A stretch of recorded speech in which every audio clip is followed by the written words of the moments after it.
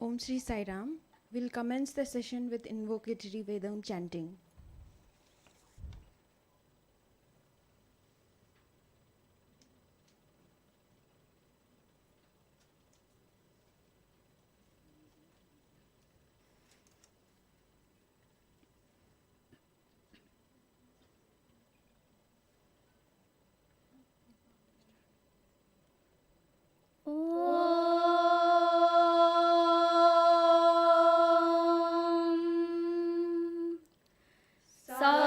साईश्वराय नमः।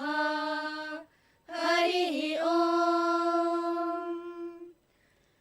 गणानां त्वा गणपतिगुं हवामहे कविं कवीनामुपमश्रवस्तमम् ज्येष्ठराजं ब्रह्मणां ब्रह्मणस्पत आनशृण्वन्नोतिभिः सीदसादनम् प्रणो देवी सरस्वती वाजेभिर्वाजिनीवती धीनामवित्रयवतु गणेशाय नमः सरस्वत्यै नमः श्रीगुरुभ्यो नमः हरिः ॐ यश्छन्दसां वृषभो विश्वरूपः छन्दोभ्योऽद्यमृतात् सम्बभूव समेन्द्रो मेधया स्पृणोतु अमृतस्य देवधारणो भूयासम् शरीरं मे विचर्षणं जिह्वा मे मधुमर्तमा कर्णाभ्यां भूरिविश्रुवं ब्रह्मणः कोशोऽसि मेधया पिहितः श्रुतं मे गोपाय मेधा देवी जुषमाना न आगा विश्वाची भद्रा सुमनस्यमाना त्वया जुष्टानुदमाना दुरुक्तान् बृहद्वदेम विदते सुवीराः त्वया जुष्ट ऋषिर्भवति देवि त्वया ब्रह्मा गतः श्रीरुतत्वया त्वया जुष्टश्चित्रं विन्दते वसुसानो जुषस्वद्रविणो न मेदे मेदां म इन्द्रो ददातु मेदां देवी सरस्वती मेदां मे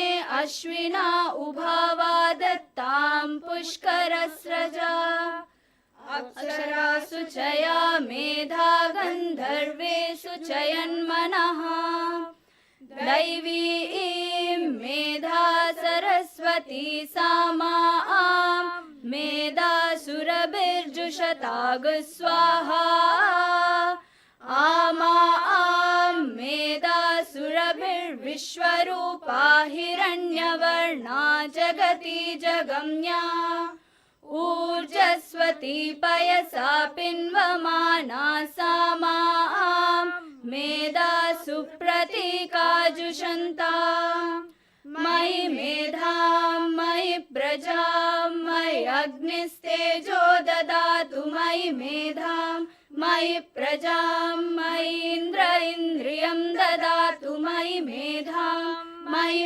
प्रजां मयि सूर्यो व्राजो ददातु हंस हंसाय विद्महे परमहंसाय धीमहि तन्नो हंसः प्रचोदयात् ॐ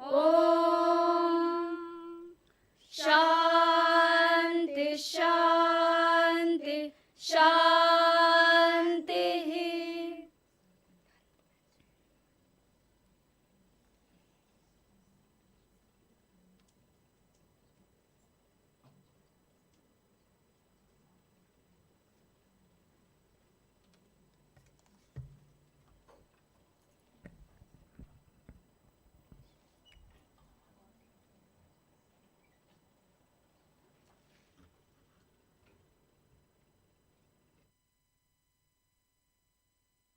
Sai Ram.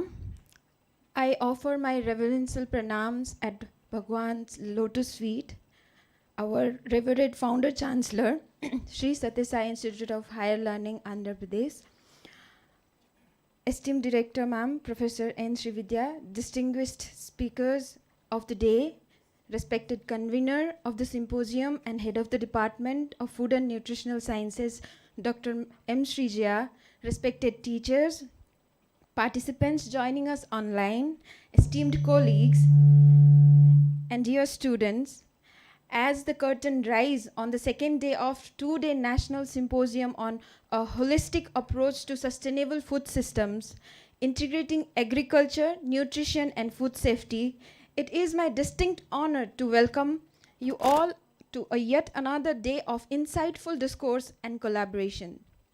Building upon the rich discussion and insights garnered from the inaugural day proceedings, where luminaries from academia and industries delve into the intricacies of sustainable agricultural practices, nutritional considerations, and food safety measures, we now stand poised to delve deeper into these crucial facets.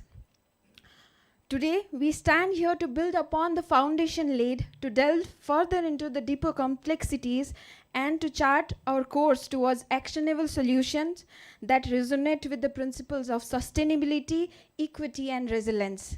As we navigate through the day's agenda, let us remain steadfast in our commitment to academic rigor, intellectual discourse, and collaborative engagement, knowing that our collective effort to hold the promise of shaping a more sustainable and equitable future for the generations to come. Let us start the session by presenting the symbols of our welcome to our invited speakers. I now request the convener of Symposium, head of the department, Dr. Mrs. M. Srijaya, to present a token of welcome to the esteemed speakers who have joined us online and in person, and also remotely joined us through online mode.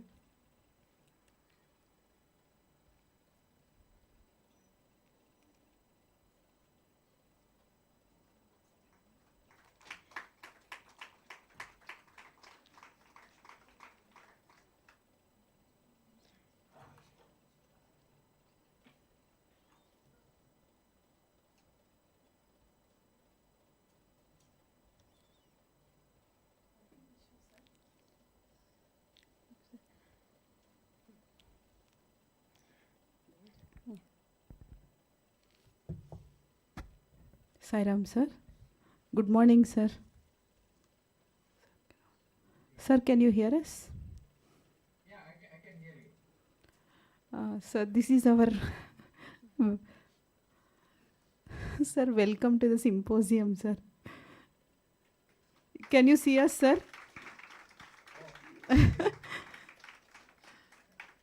So, welcome to this symposium, sir. We are waiting for your talk, sir. Okay, sir. Thank you, sir.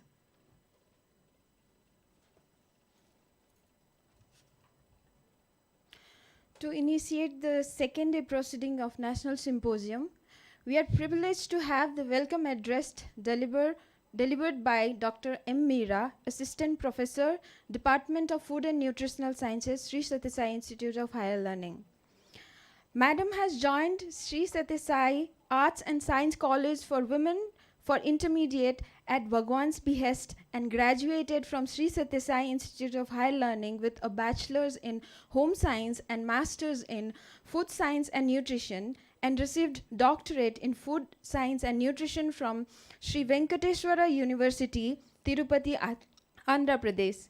She joined the Department of Food and Nutritional Sciences as a lecturer in 1996 at Bhagwan's behest.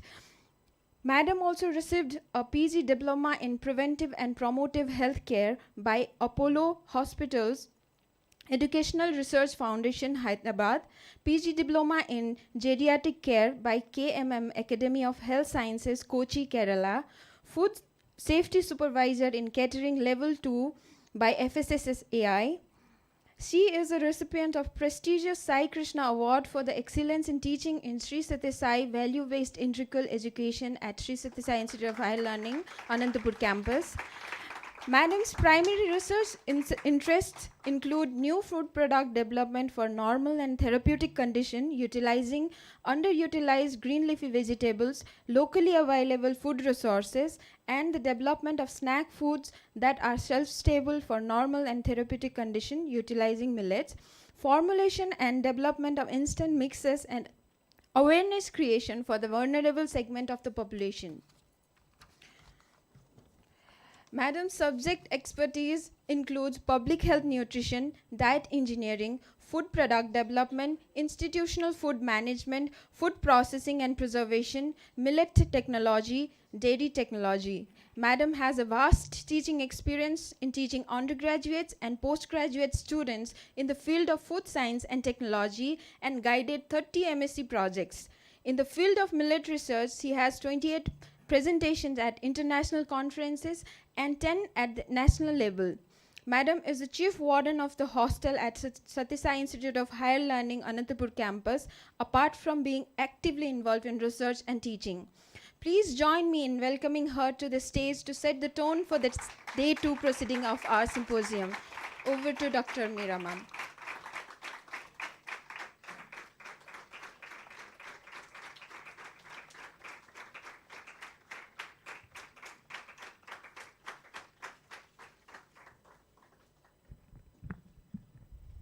Om Sri Sai Ram, offering my humble pranams at the lotus feet of our most beloved Bhagavan, Director of the campus and former HOD, Professor N. Srividya, Dr. Srijaya, Associate Professor, HOD and Convener of the Symposium, esteemed speakers for the day, Professor R. Jaganmohan Niftim, Dr. Jeevan Prasad Reddy, Senior Scientist, CSIR, CFTRI, Mysore, Professor Sarala Kumari, GKVK, Bangalore, Professor D. Vijayalakshmi, Emeritus Scientist, ICAR and GKVK, Bangalore, Dr.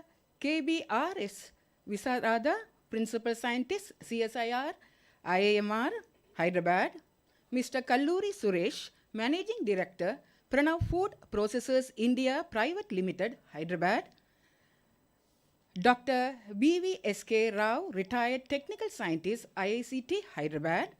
Dear colleagues, research scholars, dear students, delegates attending online, a warm morning greetings to one and all. It is my privilege to welcome you all on behalf of the Department of Food and Nutritional Sciences for the second day for the National Symposium entitled A Holistic Approach to Sustainable Food Systems, Integrating Agriculture, Nutrition and Food Safety.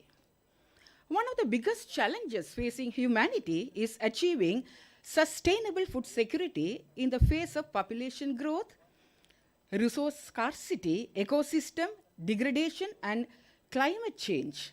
Therefore, more effort and innovation is needed in order to sustainably increase agricultural production, improve the global supply chain, decrease food losses and waste, and ensure that all those who are suffering from hunger and malnutrition have access to nutritious food. Transitioning towards sustainable food system is a most for achieving sustainable development. Food system approach starts from the realization that there are synergies and trade-offs between the different expectations we have of food system, that is food security and nutrition, livelihoods and environmental sustainability. Better understanding of food systems comprehends issues at play from farm to fork, that is production, processing, trade and distribution, and consumption. A deep knowledge and subsequent corrective actions are crucial to address the multiple challenges and dysfunctions of the current global food system, such as food insecurity, food waste, climate change, biodiversity loss, land degradation, waste depletion, deforestation, market concentration, and food heritage erosion. It is fundamental to foster transition towards sustainable and resilient food systems to achieve sustainable food and nutrition security for the present and future generations.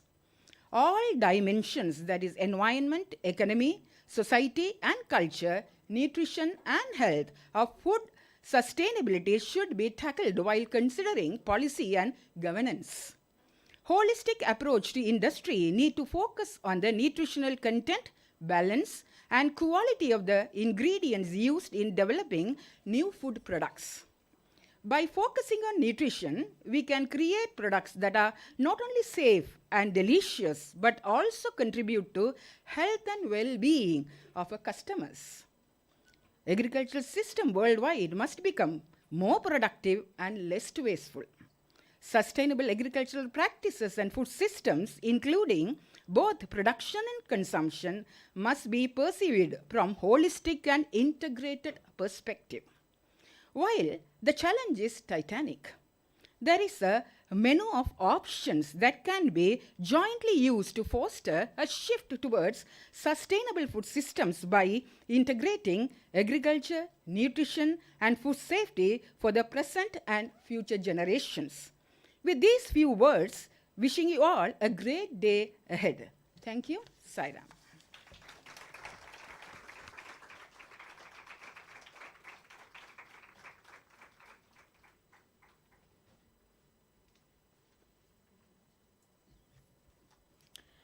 We extend our heartfelt gratitude to Dr. M. Meera for delivering a captivating and insightful welcome address that set the perfect tone for our symposium.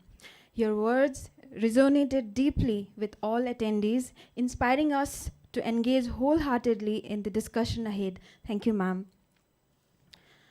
It is my distinct honor to introduce the first speaker for the second day proceeding of the National Symposium, Professor R. Jagan Mohan, Professor NIFTIM, Tanjavur.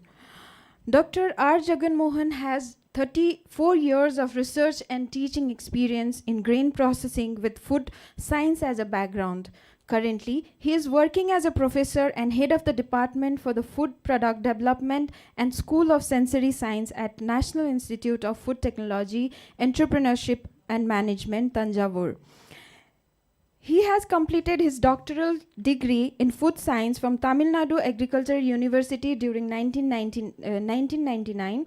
He has been associated in many projects like the development of low-friction huller, degermer for rice, and multi-purpose yard drying implement. He also worked on leading projects like natural fortification of rice with beta-carotene enriched rice vermicelli, pulse processing, and quality aspect of pulse, especially tur, black gram, and green gram. Currently, sir is focusing on novel value addition of rice and pulse milling by product through extrusion cooking and quality control, minor forest produce, sensory analysis using AI technology. To his credit, he has published more than 86 research articles in various national and international journals and written 3 book chapters in pulse food, quality and nutraceutical properties. His research and teaching interests are in area related to food science, food biochemistry, food product development, extruded products, low glycemic index foods, and ingredient quality analysis, cereal and pulse processing. He is one of the members of the Team Research Award given by the Indian Council of Agricultural Research Award for the year 2002.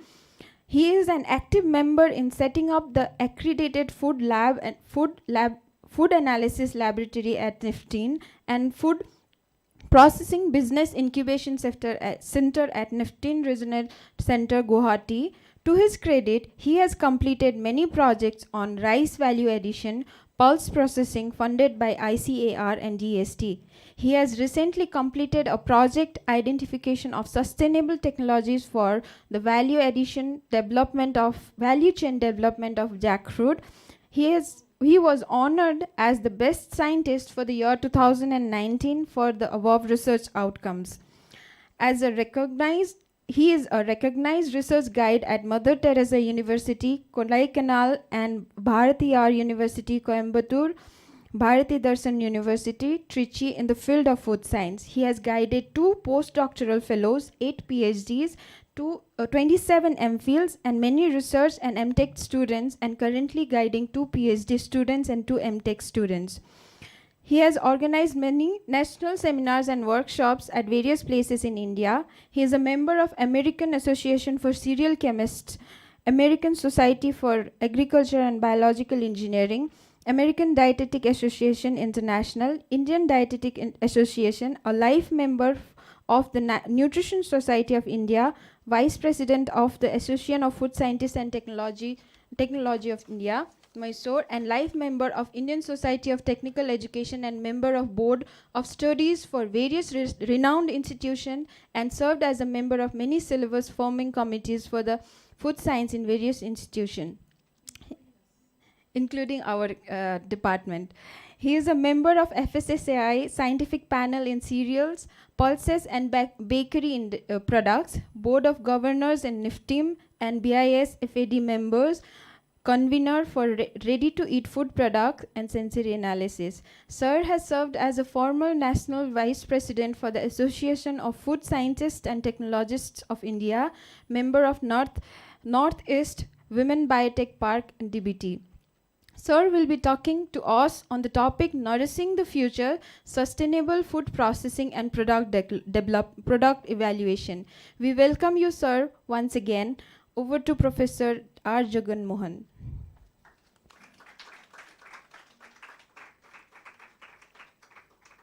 Good morning, and thank you for this opportunity. Student, my voice is clear?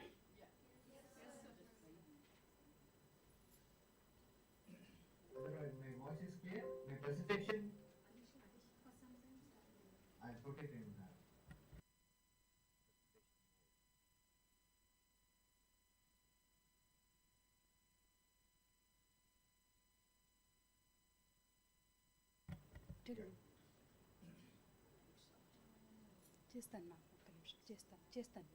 Yeah, okay. Sir, actually, presentation mode is not seen by us, sir. You are getting me. We are getting presentation mode. No, sir.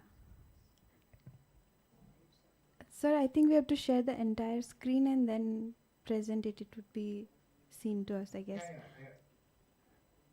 Once again, I will put it. Yes.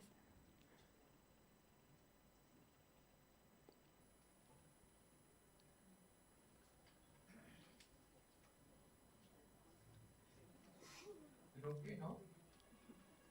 Not yet, sir. Not yet. Yeah. 1 minute.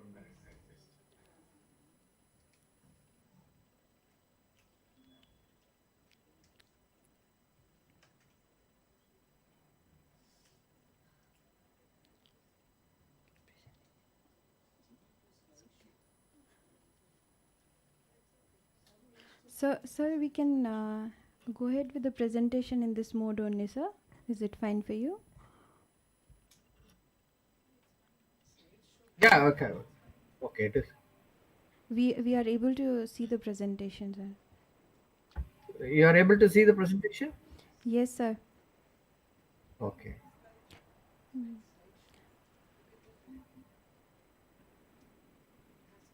Okay. Can you? Yeah. Yeah. Yeah, Yes. I'll start my presentation. Sure, sir. Okay. Okay. So thank you for the opportunity, and there are very good introduction for me. And actually, I want to start with something like parinamas of nutrition. So why we want to change certain things and what happened to us. Is the slides are changing? Yes, sir. Yes, sir. Okay. Change. Okay. So diet and life, we mainly human life diet mainly based on the animal or plant sources, and we have different levels of food at different years. When we go through the history, there is a change, profound change is 5,000 years ago, where agriculture practices started, and there is a radical change happened in 200 years because of the industrial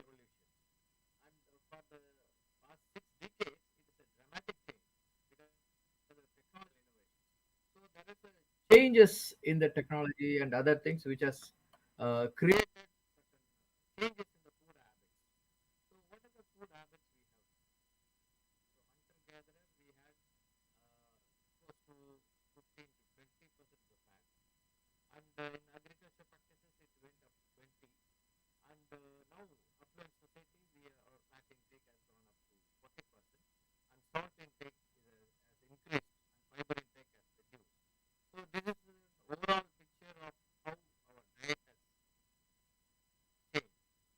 So next level is we are saying what are the agriculture technologies, industrial societies, and affluent where the nutritional changes have happened. And these are all in the basic books of nutrition. And we have seen this Market and Powell's analysis, which is I hope if we go through this Swaminathan's book of fundamentals of nutrition, these are all covered there. So most of the things which we are working on, and when we see that is an we have changed from animal source food to plant source, and then we are going for animal source, and then combining and then recombining the foods. A lot of changes have happened in the food habits, and now we are in a total confusion of basic food groups. Good for you but taste bad, bad for you but taste good. Makes you fat and ugly, eat it and die. So we have only four groups of food. So this is has happened in a long run. We talk about different nutrition and different food groups and different things, but ultimately we end up with certain things which is like this. So our institute was mainly focusing on the past 5 years. We are focusing on the mission mode projects. So what do you mean by mission mode projects is we select certain crop and where the production area is there, and we start on working on linking between the farmers, processors, consumers, and what are all the sustainable technologies we can bring in, like agriculture practices, solar energy utilization, low energy, and more utilization and consumers, and it should be a benefit win-win situation for all the stakeholders in the value chain of the food. So one of the project what we have done is Onion Mission. It's a project which mainly close to our institute. There is a place called Perambulur district, which is predominantly is a small onion, or we can call it as salad onions. So salad onion production is very high, and sometimes it goes per kg it is around 150, and sometimes it is less than 5 rupees. So when it goes down in the price, the farmers are in very critical position. So we want to save these things, and we want to balance the cost for the consumers as well as to the farmers and to the marketing area.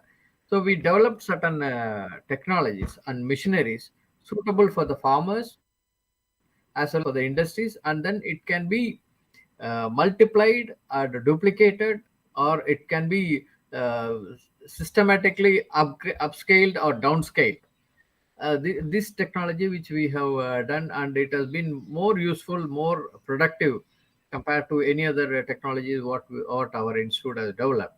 So if you see this onion paste, onion flakes, onion powder, all these things are very excellent products for it goes up to UK and all the international markets because of its curiosity in quality, and mostly it is a very delicate onion.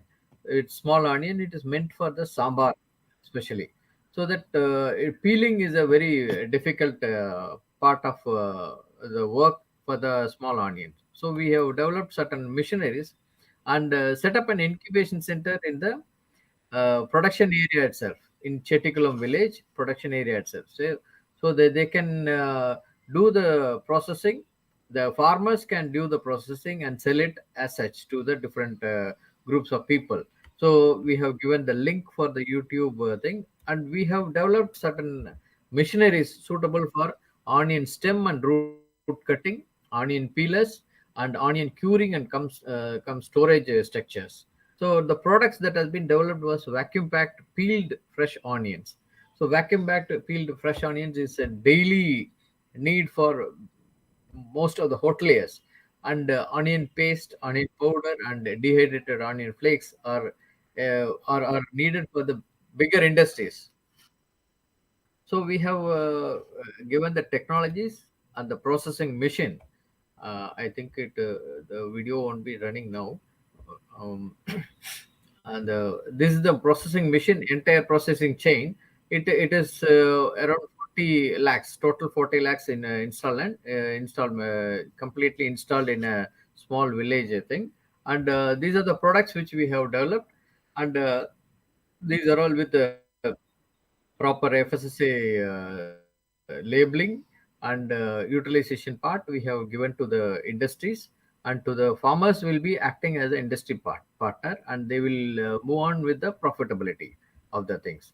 So the next aspect, what the mission mode project was the coconut processing. So in the coconut processing, major thing is the Nira extraction.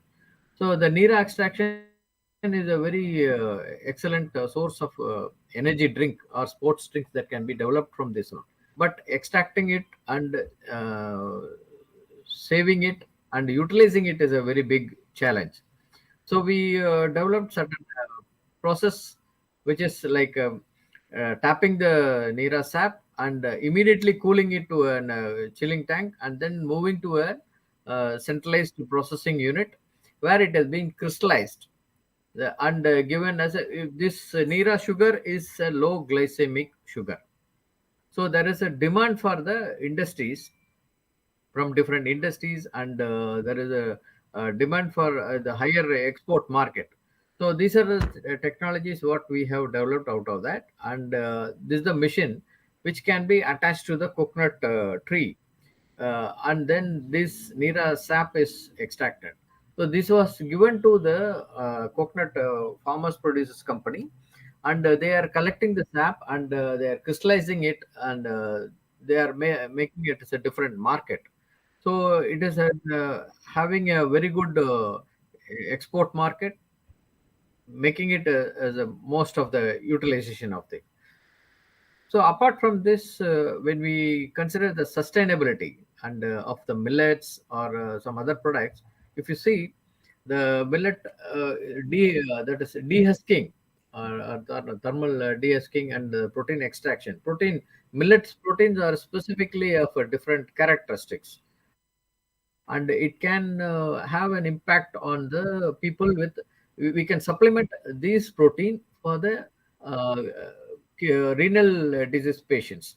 So we want to know what is the changes of this protein using different treatments like radio frequency and microwave treatments, and we have analyzed what is the changes happening with the protein and the behavior of the starch. So enzyme activity, solubility, and swelling capacity, and pasting behavior, foaming properties, and emulsion properties. So why this emulsion properties? So when we want to say foaming and emulsion properties, what are the things? Because millets, we want to replace the milk with the millets, and we have to make an ice cream.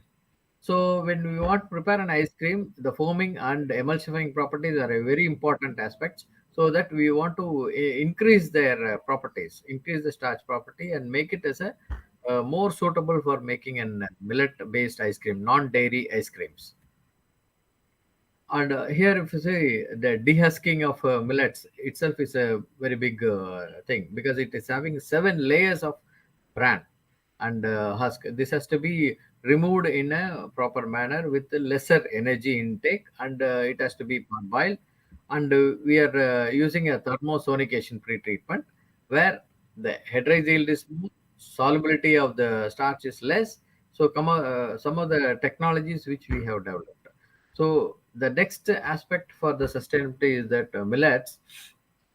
If you see, millets are very when you damage the outer skin, it becomes very lipase activity is very much increased. So we want to control the lipase activity. So without damaging the grains, and even it will be having an pre-treatment, or killing the insects already present in the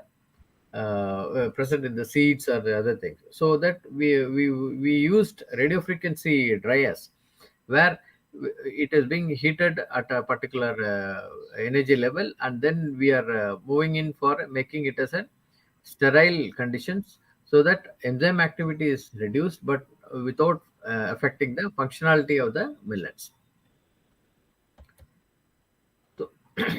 So, this is another aspect which currently some of the industries has taken up, like developing an uh, a wound healing leather type of a sheet type of things which they have developed.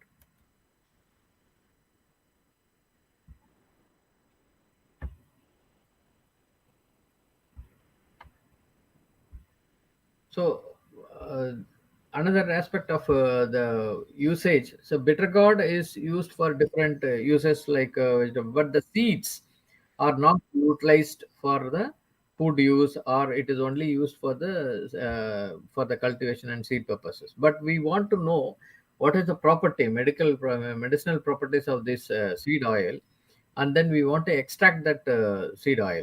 So we used radio frequency and ultrasonication different treatments, and we were able to extract the oil at a higher rate. And this oil is more useful for the medicinal purposes. So most of the technologies which we have developed are now it is coming up in a different manner. So next aspect of this is like radio frequency assisted of pectin from the jackfruit peel. So when you consider jackfruits, we used to consume only the carpels and the seed. The remaining things we are actually wasting it, throwing away it.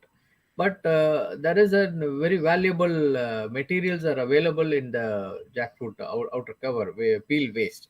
So we once again we went to for the treatment of radio frequency and other things, and we were able to extract the pectin, which is more commercially viable project, and which can be given as a it is a byproduct, it's a throwaway material, but we are extracting the pectin, and it can be utilized for different food applications.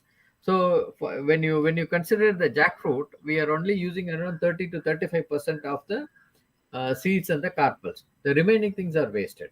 So if you extract these components from this jackfruit peel and other things, it is giving an opportunity for the farmers and for the intermediaries to improve their value chain, or improve the scope of utilization of the jackfruit, and it gives a newer dimension for the utilization of the jackfruits.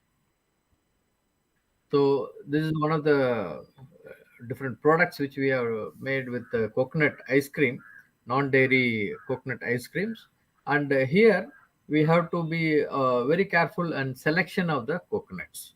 So most of the people, when we take too matured coconuts, it is not suitable for making it as an ice cream, because the oil particles and the starch particles are a very different behavior manner, and it cannot be giving a suitable emulsion properties as we expected in the ice creams.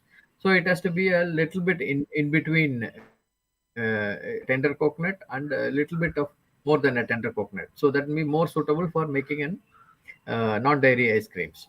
So most of the industries now in Pollachi and other areas in Tamil Nadu, they are packing around one point near about 1.5 lakhs of cans of tender coconut water, bottled and sterilized and then supplied for the different thing.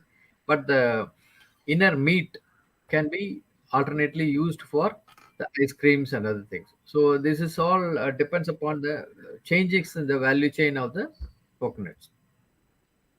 And non-dairy millet ice cream.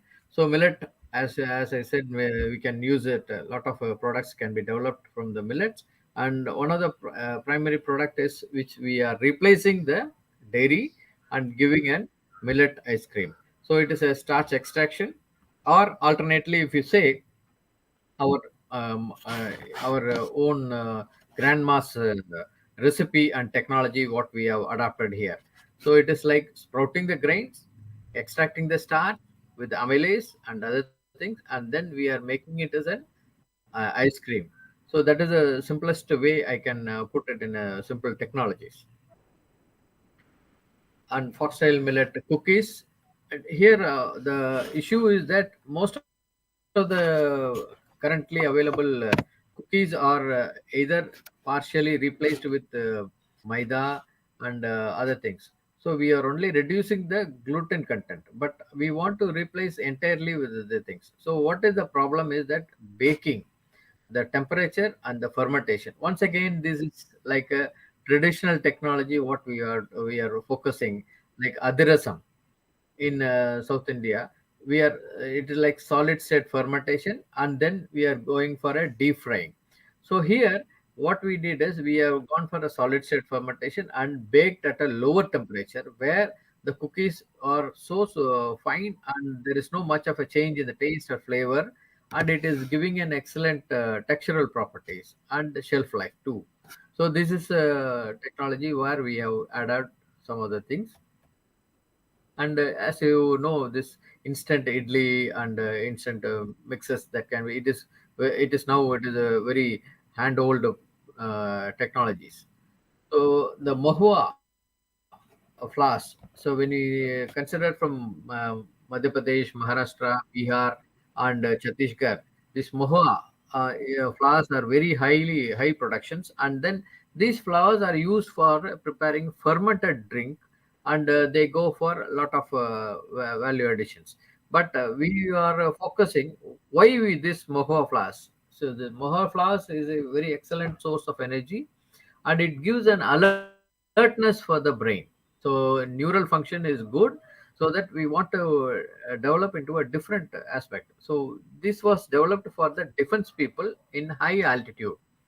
So in high altitude, they want an high energy, and then the brain function has to be in a good alertness. So we mixed with moringa leaves and chia seeds, and this one we made it as an energy bar for the defense people in the border, in high altitude people. So high altitude soldiers, we have given this one, and carbonated food drinks are there, which has been done.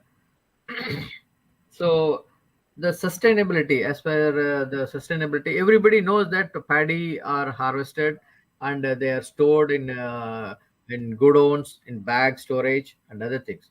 But what is happening is that uh, when there is it is being stored at a different moisture content. It has been collected from the government sources at a different moisture levels, and they are not at the uniform moisture content. So it has to be dried to a safer storage structures around 14% moisture, and then it has to be bagged and then stored. So we cannot expect all the farmers to having the facility to dry it. So what we did is the infestation is more with the high moisture. So we want to reduce that both the things, and we have to make it more safer grains. So we used an radio frequency based uh, conveyor, where the moisture is reduced as well as it is disinfected, and then this is stored in a godown, and with an sensor in it. The sensor will give if there is any changes in the moisture content, heat generated, or insect infestation is there. This all will be indicated in your mobile, so that they can immediately, the quality managers from the FCA or procuring agencies can alert, and they can make changes in the storage characteristics, or restack the packages to reduce the heat and the moisture. So this is the technology what we have developed with the one UK company. And as far as health and other things is concerned, salt and is a very critical thing. As I said, our salt intake has increased from different levels. So we want to reduce the salt. So how to reduce the salt is we are uh, making the crystal salt crystal very smaller, so that only by the touch of the thing it will you will feel the salt taste, but you are not going to consume more of the salt. So these are the few technologies. And if you say this quality control, food safety and quality control is a very important aspect. And the ripening of the fruits has to be very clearly defined.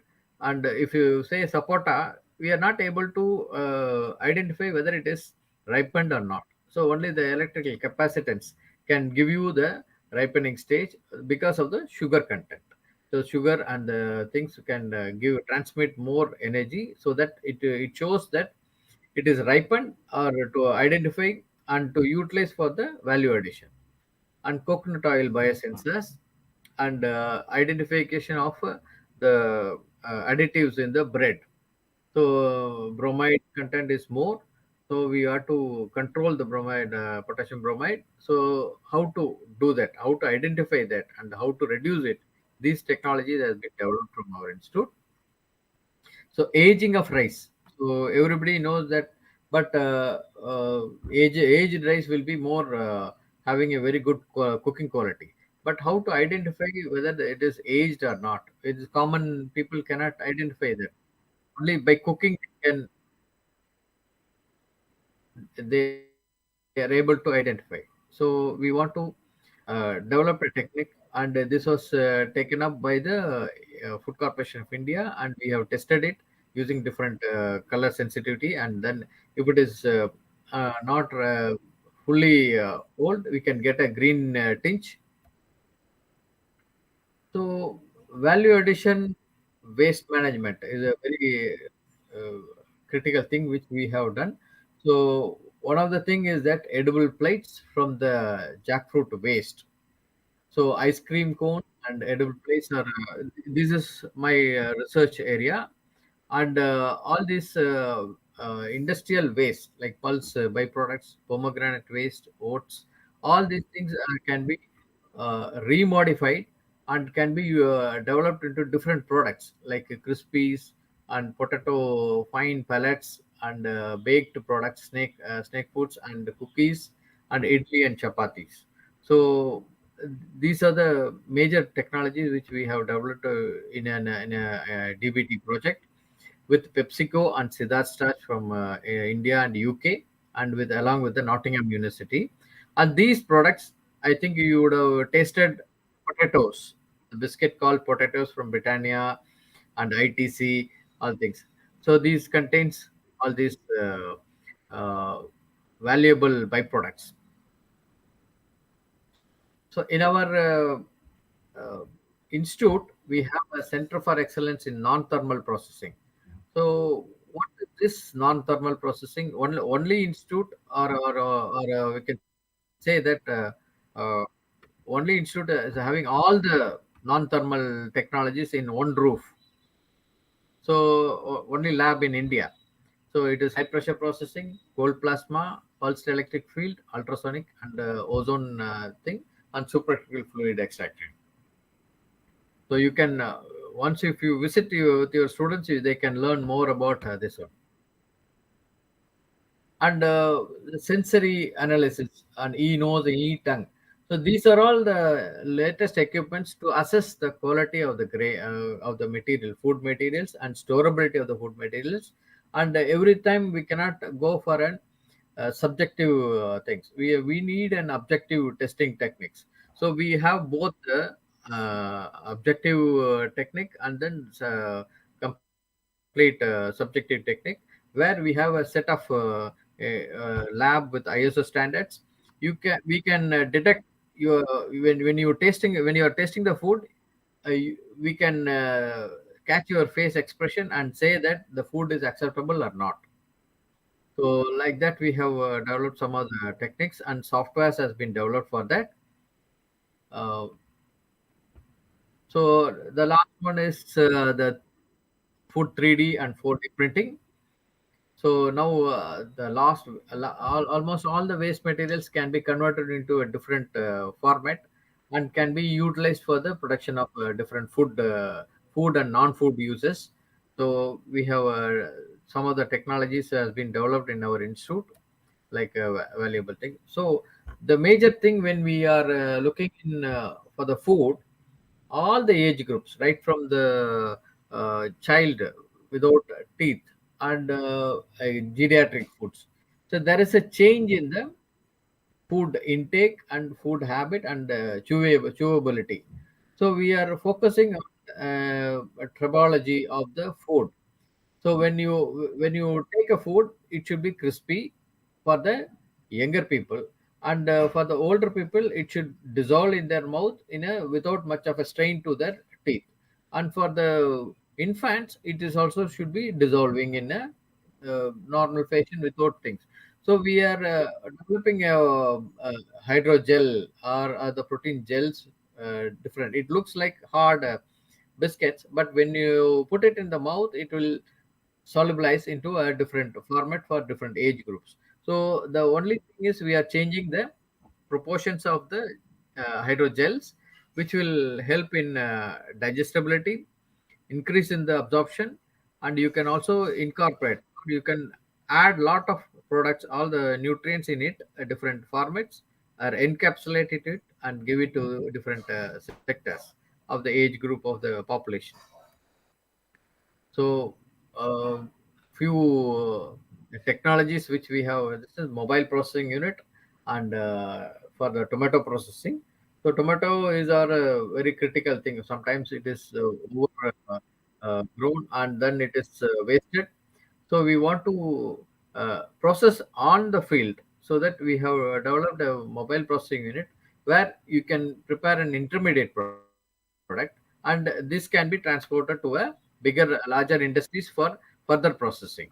So we can take a pulp on the farm itself, and then can be transported to different industries for making it as a leather or a sauce or whatever the products you want.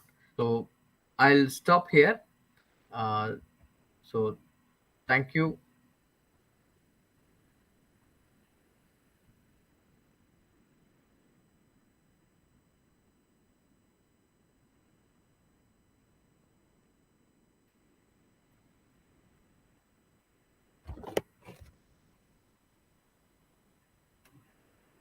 Sorry, I don't know whether you are able to hear and see the images. Sir, we are able to hear you, sir. Thank you Okay. so much, sir, for your wonderful talk. Now the forum is open for question answer. Yeah.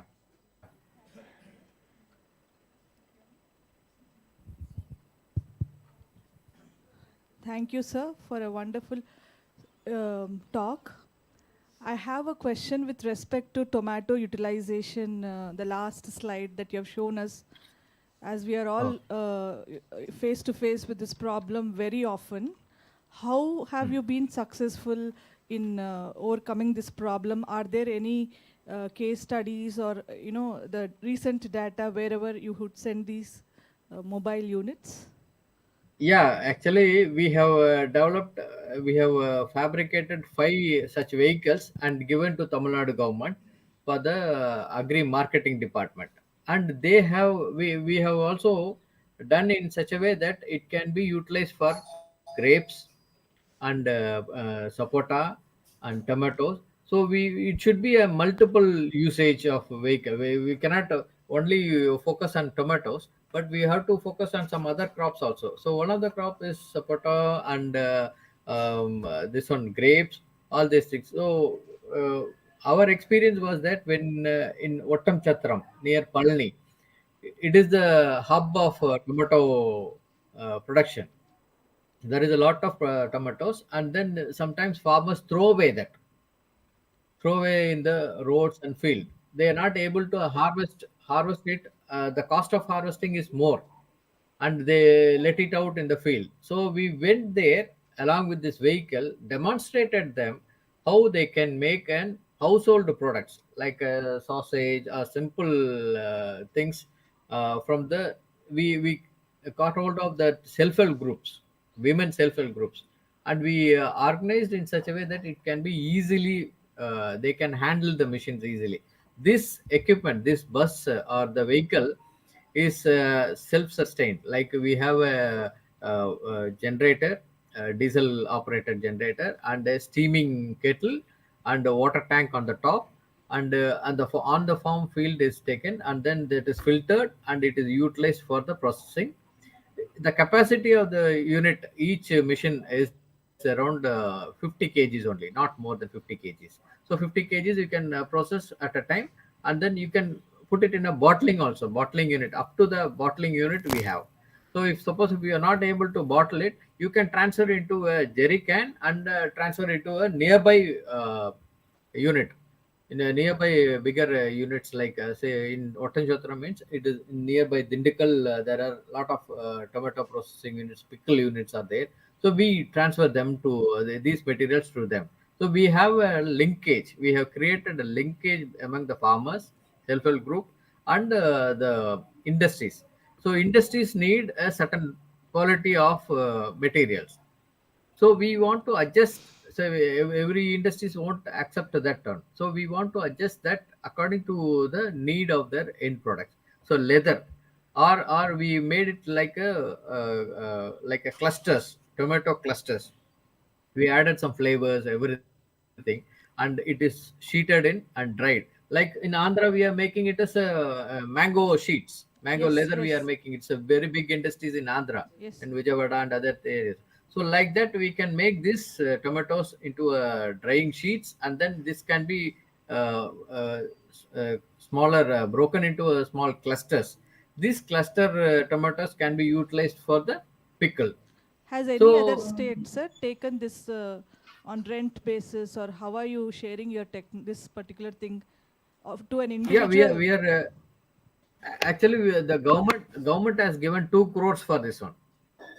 Tamil Nadu government has given 2 crores for building their design food industries, and we have given that to them, and then we are hand holding, because every person, we cannot expect all the people can be handling with the technologies or processing machines. So we there is a district resource persons. We have identified the district resource person of the PMFME scheme, and that resource persons have been trained in this aspect. Local horticulture officers and FSSA. We are linking with the FSSA people. What are the requirement, and according to that, we are giving them the trainings. So once they get into use of these things, they can easily operate it. So we want to use it in Andhra Pradesh. What is the process, sir? In I So first thing is we want to assess what is the production quality, what is the quantum of production in that particular area, and whether that is needed, because it's a big vehicle. When it should run for some alternately for some other crops also. So I want to identify whether tomatoes are there, what are the other crops are there, so that we can design inside. There is a equipments are kept, like pulpers and steam jacket kettle and bottling units. According to your crop, we have to change this pulping unit and other things, or we have to make slight modifications in the pulping units. So first thing is we have to identify what is the quantum of production there, and what type of crop is there, and according to that we can change. If there is bananas are there more, or mangoes are there more in areas, you can use this mango pulping unit. You can use it for the leather making and the intermediate. It is only, it's not a full-fledged product. It gives only an intermediate product, and you have to link up with the industries. And industries have a CSIR fund, so that they can link up with these things. They can give back to the self-help groups. Sairam sir, thank you for the wonderful Yeah. presentation. My question is, sir has mentioned about various onion products. Mainly, I want to know about different processing technologies and their specific temperatures that you have used to develop onion powder. Yeah. Which powder? Onion powder, sir. Onion. Yeah. Onion powder. See, onion is nothing but it is made up of a parenchymal cells with lot of water in it. So near about 80% is moisture. So when we are making a slightly pulping it, the moisture content is also a little bit reduced, and then you are going for a solar dry, and it dries very quickly compared to any other thing. It dries quickly, and then we have to, and it is also more of an antimicrobial activity is there, so it can easily dry, and you can make it as a powder quickly. It will be like a sheet, and you have to make it as a powder using an small uh, size reducing machines, or small flour mill we have. That one we can make it, and then you have to sieve it so that it is used for the sprinklers, for the chips.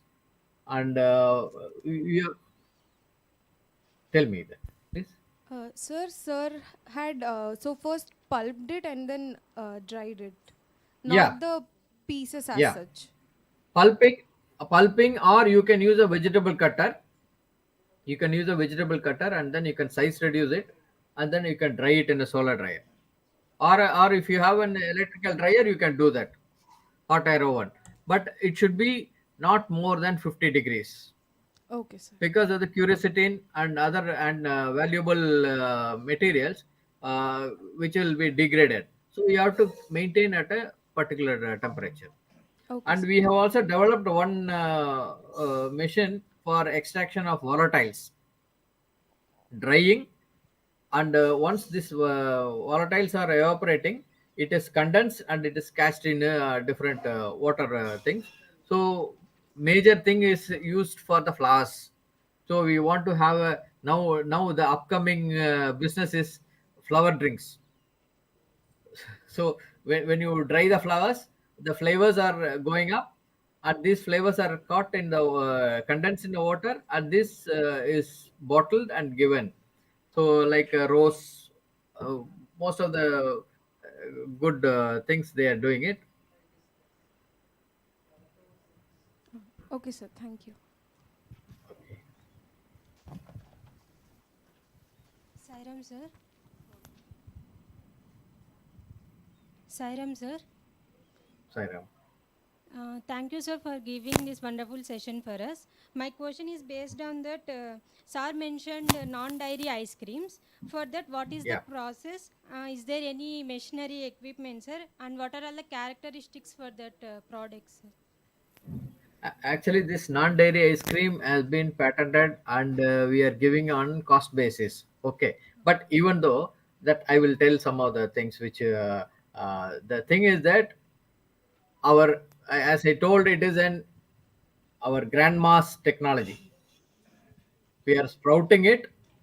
As soon as the first weaning food, what we do is we sprout the ragi, and grind it, and they extract the starch, and this starch is cooked and given to the child. So that is the first.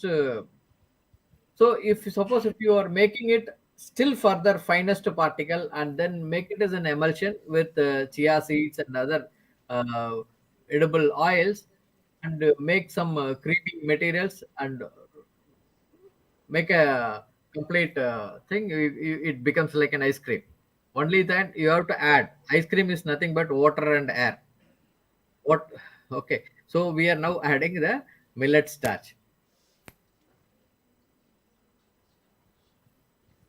Okay. Sir.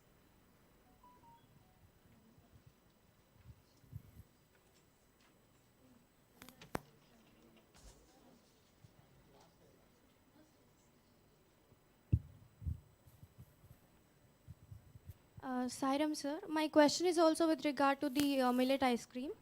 According Ah. to standards, if it has to be called as an ice cream, it has to have 10% of cream. So how was sir successful in this, sir? Like a non-dairy millet-based ice cream. Yeah, non-dairy ice cream. We can say that chia seeds, and there are certain gummy materials, natural gummy materials, which will giving in a good emulsion properties. So instead of cream, milky cream, we are using this emulsion rich materials, and you can make it as a very good flowable ice cream, or a solid. You can make it as a solid ice creams also. Sir, But But we cannot keep like a choco sticks or like that. We can put it in a machine and then uh, ice cream vending machines you can use. Okay, sir. So, sir also mentioned that sir would be incorporating millet starch in it. So, what percentage is being incorporated in it? The- Yeah, it's like a grinding, size reduction, and then extraction uh, using a 100% sterile. And we can also, if you want to enhance it, you can use an enzyme, alpha amylase or something. You can enzyme that will be giving you a more creamy characteristics. okay, sir. Thank you, sir.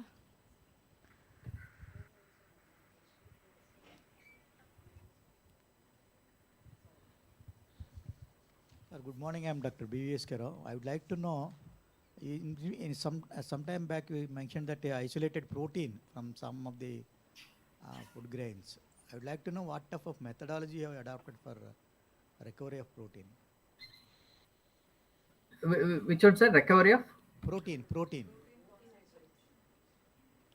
Yeah, recovery of proteins Yeah. from In between you mentioned that actually, sir, alkali extraction is there. ah, And then in the millets, if you say, we are going micronization. Very finer the particles, ah. the more the protein content will be there in the materials. Is it a mechanochemical expression technique? Sir? Is it a mechanochemical approach? Yeah, we can use it, sir. Mechanical, we can do it. So, say for example, in Canada, Ah, they are using the pulses, ah. micronizing the pulses, extracting the protein, or they are size reducing it and air classifying, and they are using for the protein, high protein sources. Like if you see that there are pea protein that in the market, it is already available in the market, like pea proteins, and these are all the techniques which you use for the micronization. Okay. Because alkali usage produces a lot of effluents, isn't it? Sir? Alkali usage produces a lot of effluents. Second. The use of alkaline extraction produces a lot of effluents, no, sir? Yeah, use of alkaline extraction, it will. Yes, sir. Use of alkali, it will be like a protein extraction will be good, but isothermal, as you said, the pollution, the wastage will be more. So the thing is that rate of extraction has to be increased with a minimum alkali Okay. Thank you. rate of extraction. So So yes, good morning, sir. This is Dr. Sarla from GKVK, Agriculture University, Bangalore. So I have a question to you related to nano salt, sir. So you're in the process of preparation of nano okay, salt or it's under progress? That's one question. And I would like to madam, know this is the percentage of sodium content in common salt is around ah, 40%. So even nano salt will ah, have same percentage of sodium, and what are the other safety measures taken, because in the advancement of nanotechnology, as a soil scientist, we have heard about nano urea, ah, nano DAP, so many issues related to hmm, utilization of those fertilizers, and the safety hazards also we ah. need to take care. So on that line, I would like you to throw some light on that. Yes, madam. Actually, the same issues, health issues are there, and FDA is still working on how to um make this more safer. Actually, this is another team which has worked on nano salt, nanotechnology, because they have only the size reduction, the crystal formation. The crystal formation itself is being managed to make it as a nano salt, and then this nano salt are just given only on few industries, and that too they are also having a lot of issues in utilization of nano salts. We have reduced the size of the crystal formation, and it is also containing around 45% of thing. But the problem is that they are not able to scale up. They are not able to scale up this process, and we are working on certain things with the industries, especially with the food industries. They are asking, the current government is telling that we have to reduce the salt. So when you want to reduce the salt, we have to, either way we have to size reduction, and then if one pinch of salt is touching the tongue, it is spreading. It gives the sensitivity of the saltness. Thank you, sir.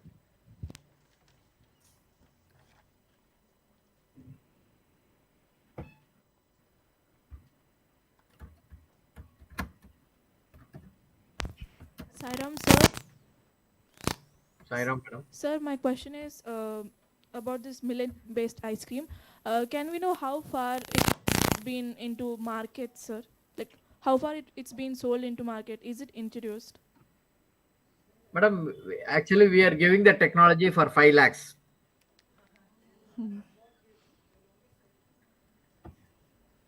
Know how, and we give the technology and we give the training for 6 months. And this has been taken up by 15 firms. One at Hyderabad itself, they have taken it, and they want to expand with the different products.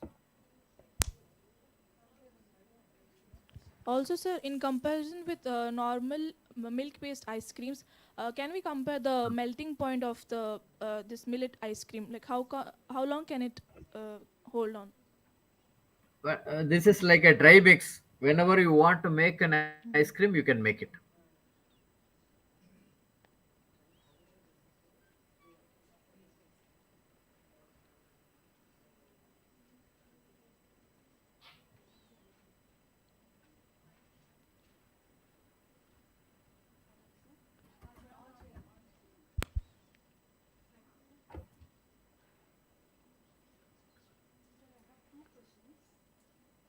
Yeah. One question is regarding rice, sir, aging of rice you had told. That kit is developed or how, sir? How will we know? Is it qualitative test? It's a qualitative test, because the why we have developed this is, uh, the Food Corporation of India is procuring, giving the paddy and procuring the rice from the millers, rice millers, hulling agents. Huh. Sometimes what is happening is, they are getting the, it is little bit of a thing. They have circulated the old rice into the system. They're selling, giving back the old rice to the FCI, and then fresh rice is go for the market. So they want to identify what is the issue there, and for that only this technology, and this is only for the Food Corporation of India we have given. Oh, not for other mills and all, no, sir. Common people.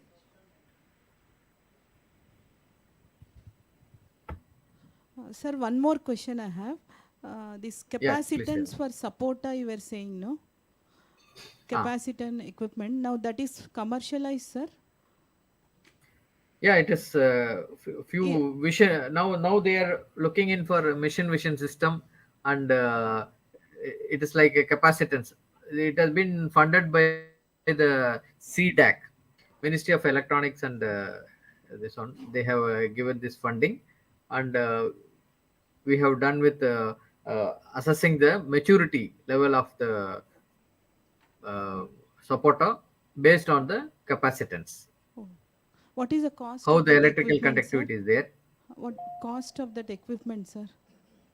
Cost, it has still has to be developed, madam. Oh, okay, sir. We have proven that technology, but it has to be given to the industries. Somebody has to take up, and then we have to further scale up these things. Okay, sir. Thank you, sir. Thank you so much, sir. Thank you. Distinguished Professor R. Jagan Mohan. Oh, sir, we have one more last question for you. Sairam, Okay. sir. Sir, my Madam. question is related to the high pressure processing unit which you have in your institute. So, Yeah. what type of food material you process there, sir? It's like liquid as well as some of the semi solid. Okay, so is it available for the outside users as well? You Like can you can use our things, but you have to write a letter to our director, on and there payment is a separate basis? wing for the people who will take care of things.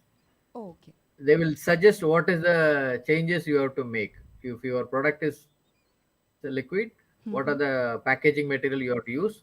If it is a solid, what type of a packaging material you have to use? And the solid materials you can use for the nuts.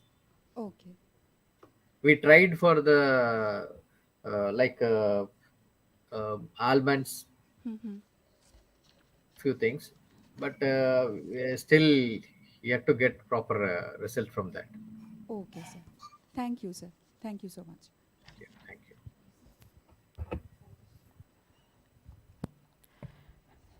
Distinguished Professor R. Jagan Mohan, on behalf of the organizing committee and all the attendees of the National Symposium, I extend our sincerest gratitude for gracing us with the your expertise and insights during your illuminating presentation on the topic Nourishing the Future, Sustainable Food Processing and Product Evaluation.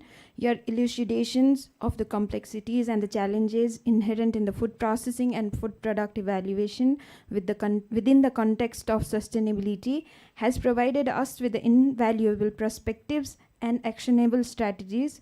Your thought-provoking discourse has not only deepened our understanding but also has inspired us to strive for innovative solution and transformative change in our respective fields. And Sir started the talk by giving us the idea about the genesis of affluent diets and adaptation of dietary changes through evolution. Sir gave us brief account on the technologies developed under the mission mode product processing that brought together farmers, industries, and academia together in one platform. The project included development of completely automated small onion processing unit, development of low glycemic coconut nira sugar crystal and coconut nira tapping machines. Sir also talk about the effect of different thermal treatment on the functional characteristics of millet with a special focus on radio frequency techniques. Sir also told about the innovative product developed by the institute, to name few, non-dairy coconut ice cream and millet ice creams. Sir also gave us the brief insights excuse me. Sir also gave us the brief insights on the grain storage technology developed using AI and radio frequency techniques. Sir highlighted the excellent work carried out by the institution in the area of food quality and safety, waste minimization and utilization, sensory studies and consumer interfacing, and food 3D printing and food 4D printing. Thank you so much, sir, for your expertise, and you have engaged us in meaningful dialogue by your talk. We are truly honored to have had the opportunity to benefit from your wisdom and expertise. We are immensely grateful for your invaluable contribution. Now I request Dr. M. Srijaya, convener of the symposium and the head of the Department of Food and Nutritional Sciences, to kindly present the token of appreciation to Professor R. Jagan Mohan.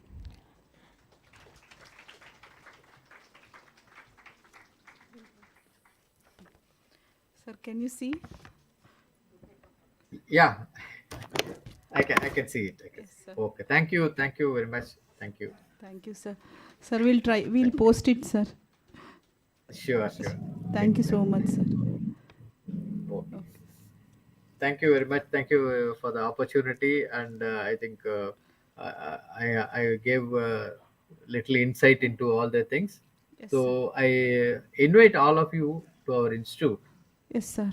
so that you can have a first-hand look. Yes, sir. So, what is the process for students joining for internship, sir? You just try in our website. We have given the format. Yes, sir. All the formats are there. You just fill it up and send it to our director. They will allot the scientists, whichever area they were like to work on. Yes, sir. Yes, sir. Sure, sir. And they have to pay amount, and we can make it or you can make one thing. All the people, you can just put it 1 month internship for different areas. One day one lecture they will be giving, and one practical hands-on training they will be giving. Okay, So sir. like that we Okay. can make. In the summer interns you can make. Yes, sir. Yes, sir. Thank you so much, sir. Okay. Okay, sir. Thank you. Thank you.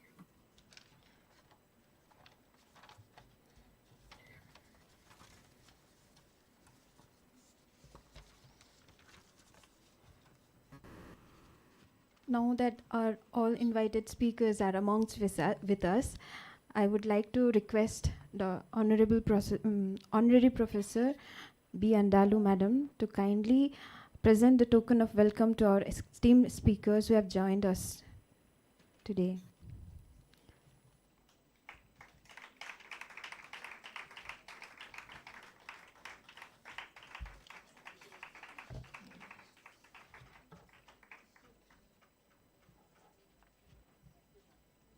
Professor D. Vijay Lakshmi Ma'am, Emeritus Scientist, ICAR UAS GKVK Bangalore.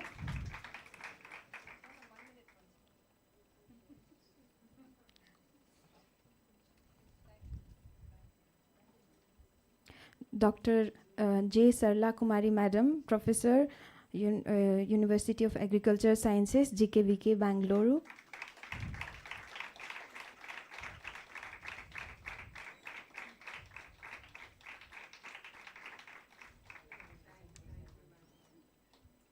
Dr. Jivan Prasad Reddy, D. Senior Scientist, CSIR CFTRI, Mysore.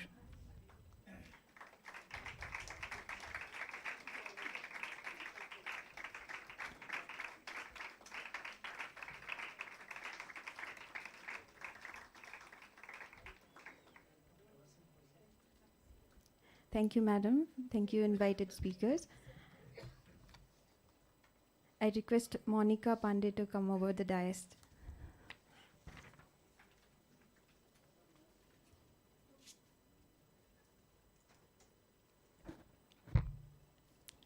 Om Shri Sai Ram. It's my honor to introduce our distinguished speaker for today's symposium, Dr. D. Jeevan Prasad Reddy sir. With a rich academic background as a PhD in polymer science from Sri Krishnadevaraya University, Anantapur, and a postdoctoral fellow from University of Guelph in Canada, sir is an innovator in the realm of sustainable food packaging technology. Currently, sir is serving as a senior scientist at CSIR CFTRI, that is Central Food Technological Research Institute. Sir's expertise spans over a decade, marked by significant contributions to his field. His journey includes pivotal roles as a research chemist at Saint Global R&D in Bangalore and research professor from Mokpo National University in South Korea. Sir's dedication to mentoring for sustainable generation is evident through his guidance of 4 PhD students, successful supervision of 8 master students, and his leadership in various research projects. His invaluable insights into the valorization of agricultural food processing waste for sustainable packaging materials have resulted in 29 peer-reviewed papers and also have paved a way for 2 research projects as a principal investigator and also contribution to 10 other projects. Today, Dr. D. Jeevan Prasad Reddy sir will share his expertise in a talk centered on the transformative potential of valorization in developing sustainable food packaging materials from the food processing waste. Please join me in welcoming Dr. Reddy sir, a distinguished scientist dedicated to shaping more sustainable future for our food systems. Over to you, sir.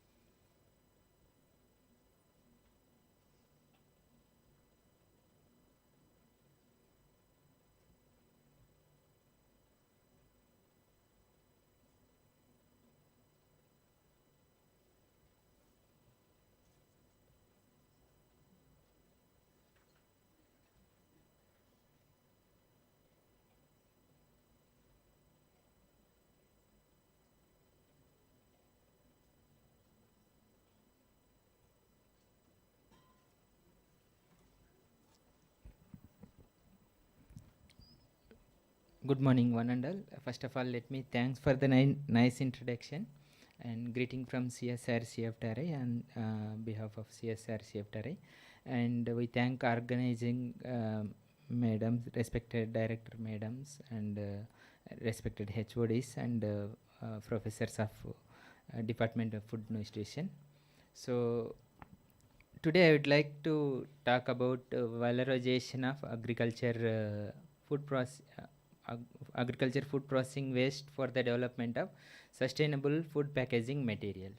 So before going to the main theme, like I would like to recollect the packaging material essential.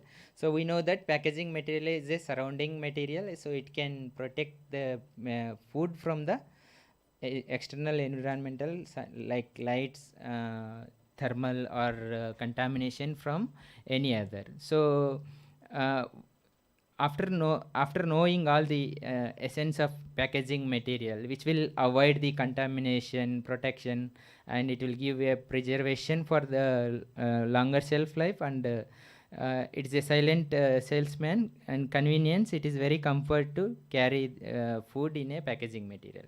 So without anything, like if we see the global scenario, the demand for food packaging increasing as if we see the urban population, popularity is more compared to this one. So we need more food processing, everything. So packaging material plays a major role. So if we look at the structure of packaging material prior to use for food packaging, so we will go through many other, but important characteristic we will go is mechanically tensile strength, bursting strength, tearing properties, and puncture resistant, their impact tear, and their barrier property like gas and water vapor transmission rate, so whether if you use that packaging material, whether shelf life increases or not. So I'm just recollecting these properties, so that we will have a better idea for the sustainable food packaging material. So the packaging material must have the property of very good mechanical strength and very good barrier property, so of water and gas, so that it will enhance the enhance the shelf life of the food. So when coming to the resistivity of any packaging material, whether it may be if we avoid glass, then metal, plastic, paper and all, so we need a protecting layer for the food. So that protecting layer is a primary contact, as we have seen. So the one of the important parameter that the packaging material should have is chemical resistance. So if you have chemical resistance, it is highly inert with your food. When you have highly inert with the food, it won't change its taste and odor for the long time. That is why we are using. So as you know, majority of you already have heard about. So the metal cans has a epoxy layer, which is coated with epoxy layer, food grade epoxy layer. So epoxy is a very high, has very good thermal stability as well as very good chemical resistance. We are using as a coating material over the metal. So that's how the packaging materials, when you are using for food, it should not discolor, it should not be softening, or it should not give any blistering, and it should not react with the food at any form, so that it will give longer shelf life. So just to keep it in mind for the type of packaging material that we are going to use. And when it comes to shelf life, so if you have high barrier moisture and oxygen, definitely that packaging material will give longer shelf life. So as we already know, majority like polypropylene, we will not use single structures, we'll use metallized one, we'll use to improve the barrier, we'll use for a high gas barrier and moisture barrier, 7 layers of BOPP, biaxially oriented polypropylene we'll use for the many application. So this is about the overview of packaging material. So any food packaging material, before it's going to use for food, so it has to undergo certain criteria. So when we use pack content, so the application of product, when we look at the stability of content, stability is also very important. And when we use any packaging material, reactivity should be very less. So then only we will have safer food material. So and it has to undergo through regulatory bodies like US FDA FSSA and Bureau of Indian Standard, all these things. So when you are having food packaging material, so it should have all these characteristics, then only it can go for further packaging applications. So as we know, primary packaging and secondary packaging and type of packaging material that we are using for food application. This is like generally I am recollecting, so that we can understand better the way for the sustainable or agriculture based plastic and all these things. Okay, so as you know that the for labeling packaging material, we should consider all these things as per the regulatory body. So then now it comes to picture about the types of packaging material. So I would like to talk like generally when we have glass packaging material. So during the transportation, there is a chance of the deformation of glass. You may get some problem in the food when we are using. So if you see that that is not good for health, then if you are using paper as such, we cannot use again. It has to be coated with either polymer or waxes or anything. So when it comes to plastic, so plastic is the major one which is having high inert in nature. That's why we are using, and it is cheaper also. And when it comes to ceramic and metal, so ceramic materials not having any such regulation. So as they are highly thermally stable materials, however, so the metal migration, some amount of metal migration also they means like mineral migration from ceramic also can be seen. And metal, when it comes to metal packaging is having very difficult, because if we are not coating properly with the metal is highly corrosive, and it due to food complex structure of various chemical nature, so the food always react with the metal. That's why we will be using different one. So even though if we are using metallized PET polyethylene, so the primary contact material polyethylene, PET layer, metallized PET layer will be the outer layer. So to attain the desired barrier property we are using. So when it comes to all kind of materials, so we know that lot of disadvantages also. So there is a chance of migration of chemicals from the packaging material into food that will give a serious concern. One best example, so bisphenol A is banned in the bisphenol A based polymers banned for the baby milk feed application bottle. So the reason is the polycarbonate bottle which is made up of one of the monomer is bisphenol A. So there is a chance of migration when you are using hot milk condition. That's why they have banned. So then there is another polymer where we are using epoxy layers for the metal coating, that also has bisphenol A monomer and epichlorohydrin to prepare epoxy polymer. So that is also one of the monomer. So that's why those two has the chance to get bisphenol A into the plastic.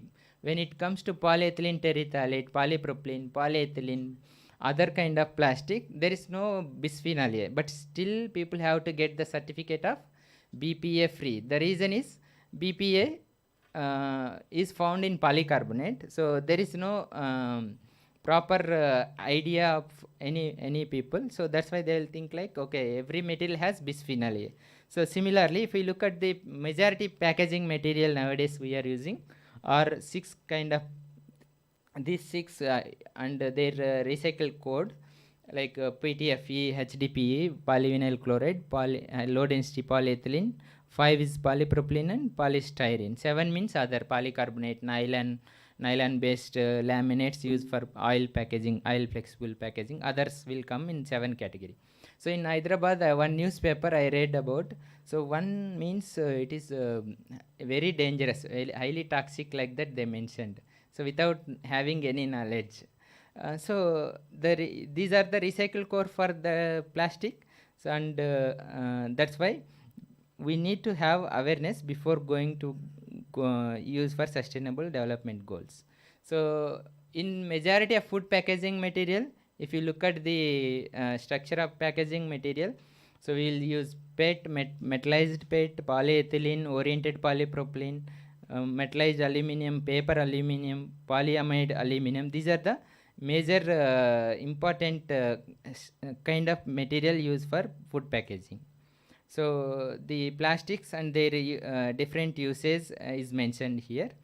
So if you look at the plastics, they are having very good advantage. For example, if you look, many people blame plastic, but if you look at the hygienity wise, so olden days like TB and all, majority they used to suffer, no? So but when you use single-use plastic, so the microbial contamination, all this will be avoided. So and plastics are cheap material, and they can be easily molded into any shape. Like you can heat it and reuse it for other purpose also.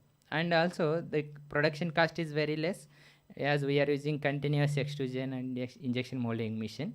So and these are the advantages of plastic material. So basically I'm a polymer scientist. I'm not favoring plastic, but plastic is also one of the very good important material.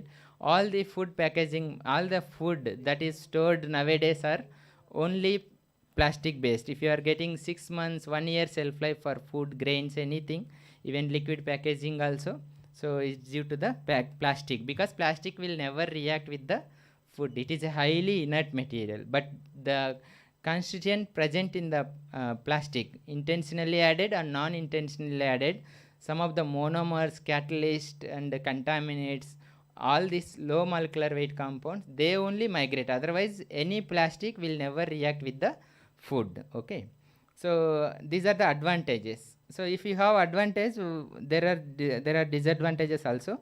So all plastics, paints, rubbers, everything will come from single feedstock, that is called crude oil. Okay, so that is the major disadvantage. If there is a dwindling of petroleum resources, then we will not get any plastic, paint, rubber, everything. So that is the disadvantage. So plastic occupy the landfills, several places in our farming lands also you can see plastic everywhere. So if plastic occupies lands, then we will not be having any fertile land. So it causes some of the greenhouse gases also it will release. And some of the disadvantages, like the creatures that they doesn't know what they are eating, but they are dying unnecessarily, unknowingly. So if you look at the structure of plastics that are used globally, so this is like little old data. Maybe it may be doubled by this time. So almost 60,000 plastic bags used every 5 seconds. Maybe it might be 1,20,000 right now. So if you look at the plastic bottle that we are using, so they are like 20 lakhs plastic bottle every 5 minutes. It's a very old data, like it will be very high.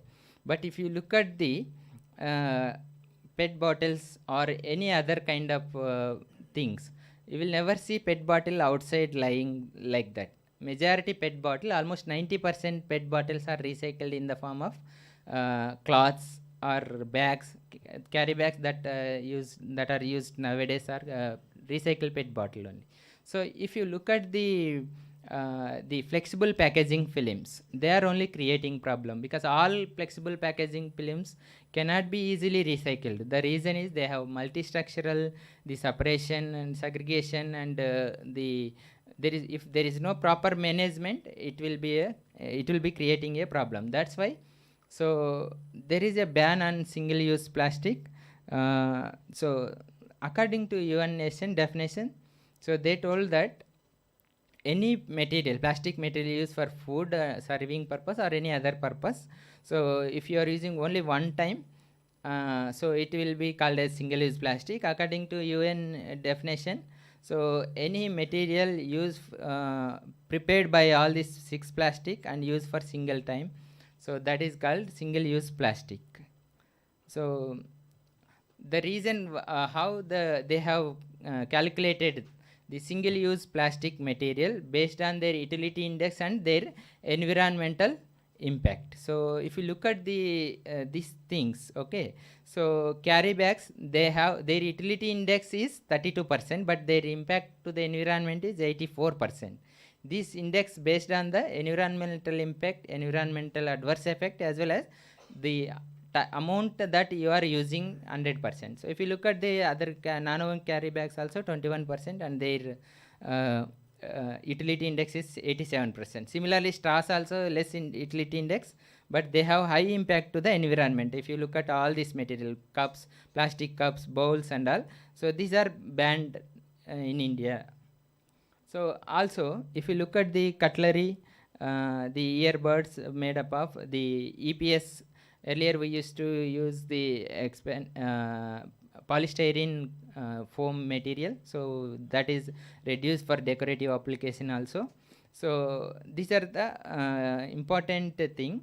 They have high environment impact. That's why there is a ban on single-use plastic. What are not banned? So cigarette filters, even though they are non-degradable, they are not banned. And plastic bottles and if you look at the laminates, if you have polyethylene PET PE film, PET PE metallized PET PE film, they are not banned. If it is polyethylene polypropylene single structure film less than 50 micrometer, then they are banned. Even they are not entertained to use them. So this is the story about why the single use plastics are banned. Otherwise we will be having no idea. The reason is their utility index and their environmental adverse effect. Based on that only single use plastics are banned. So this you can have idea. I can share after that this. So we have seen the problem with single use plastic problems, and there is another problem called microplastic. So now we cannot avoid any microplastic. So majority we may determine the we can make the methodology to determine the microplastic, whereas if you look at the stopping of this microplastic, is it possible? We can say it will never be possible. So for that we have to do so much R&D. Instead of measuring microplastic, we have to reduce the microplastic population. That will be a great impact. This is one of the serious environmental concern. And yesterday I read one article about if you boil the water, the reduction of microplastic contamination will be less. So I need to go through that one. So due to ban on single-use plastic, so we have a lot of plastic waste. We don't know what to do. There are some methods to reduce the plastic waste. Recycling. So I told PET bottles are majority PET bottles are recycled, but other plastics are not recycled. So some of them they are using for plastic for road paving applications, building application, for making concrete application. All these they are using. And some of the researchers they are using petrol from plastic. So that is also already technology is there in CSR lab. And the one of the important class of thing is utilization of renewable resource based material. So the first synthetic plastic bakelite is phenyl formaldehyde resin. So previously cellulose derivative was the majorly used one, like cellulose acetate based films. So those are very familiar in olden days. Okay. So after that, once the 1930 revolution came, polyethylene, polypropylene, all this. So there is a drastic shift after World War. So that leads to utilization of the polyethylene, polypropylene based plastics.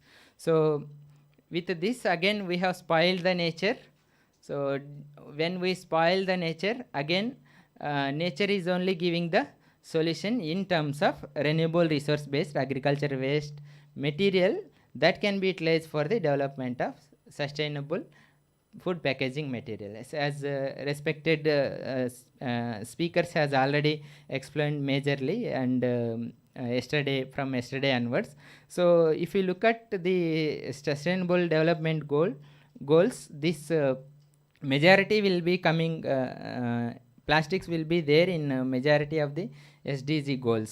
So we can say 14 and 15 is more relevant, but our and even majority are relevant, but plastic also need to be so we should look into the sustainable food packaging material. So when we have that one, we have to have motivation. So if we get biodegradable material from biopolymers, renewable resources, So, and it will be biodegradable, and if we use if we reduce the synthetic plastic material, and depending on the renewable resource based, so that the dependence on petroleum based also reduces, and the global warming causes gases also reduces, as well as when you use underutilized agriculture things, so farmers also get benefits. That is the motivation for the sustainable development. So when it comes to the biodegradation, what is biodegradation? Any material, plastics, so that is going to fragment in the form of small fragment shown as a lines in this one. So that is called degradation. This is the first step. So if those fragments are eaten by the microorganism, then it is called biodegradation. So we can measure biodegradation using aerobic and anaerobic degradation. So this is the table, how long they will take to degrade each and every material. Now, so now if we look at the type of sustainable material that we can rely, so we can classify the material. So what kind of sustainable materials are available that we can make sustainable food packaging material? So we have bio-based and biodegradable polymer. They are divided into several categories. One is renewable resource based, means completely renewable resource based.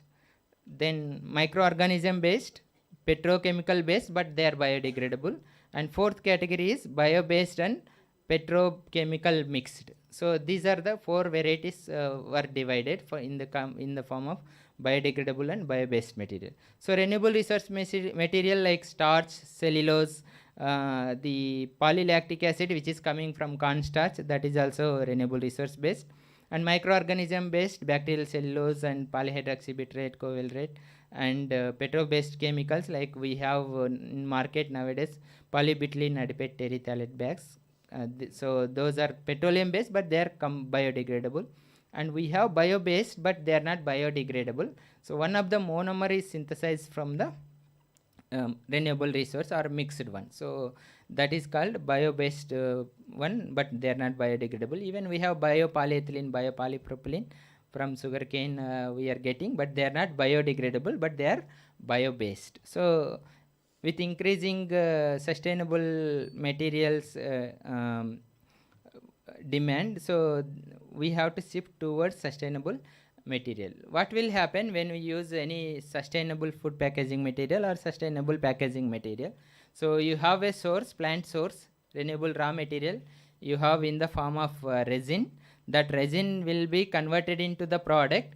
That product will be done as a compost, or if it is soil burial, it can be, or it can be industrial compost. That compost again, it will be a source for the plant. This is the life cycle assessment for sustainable food packaging material, like our bioplastic we can say.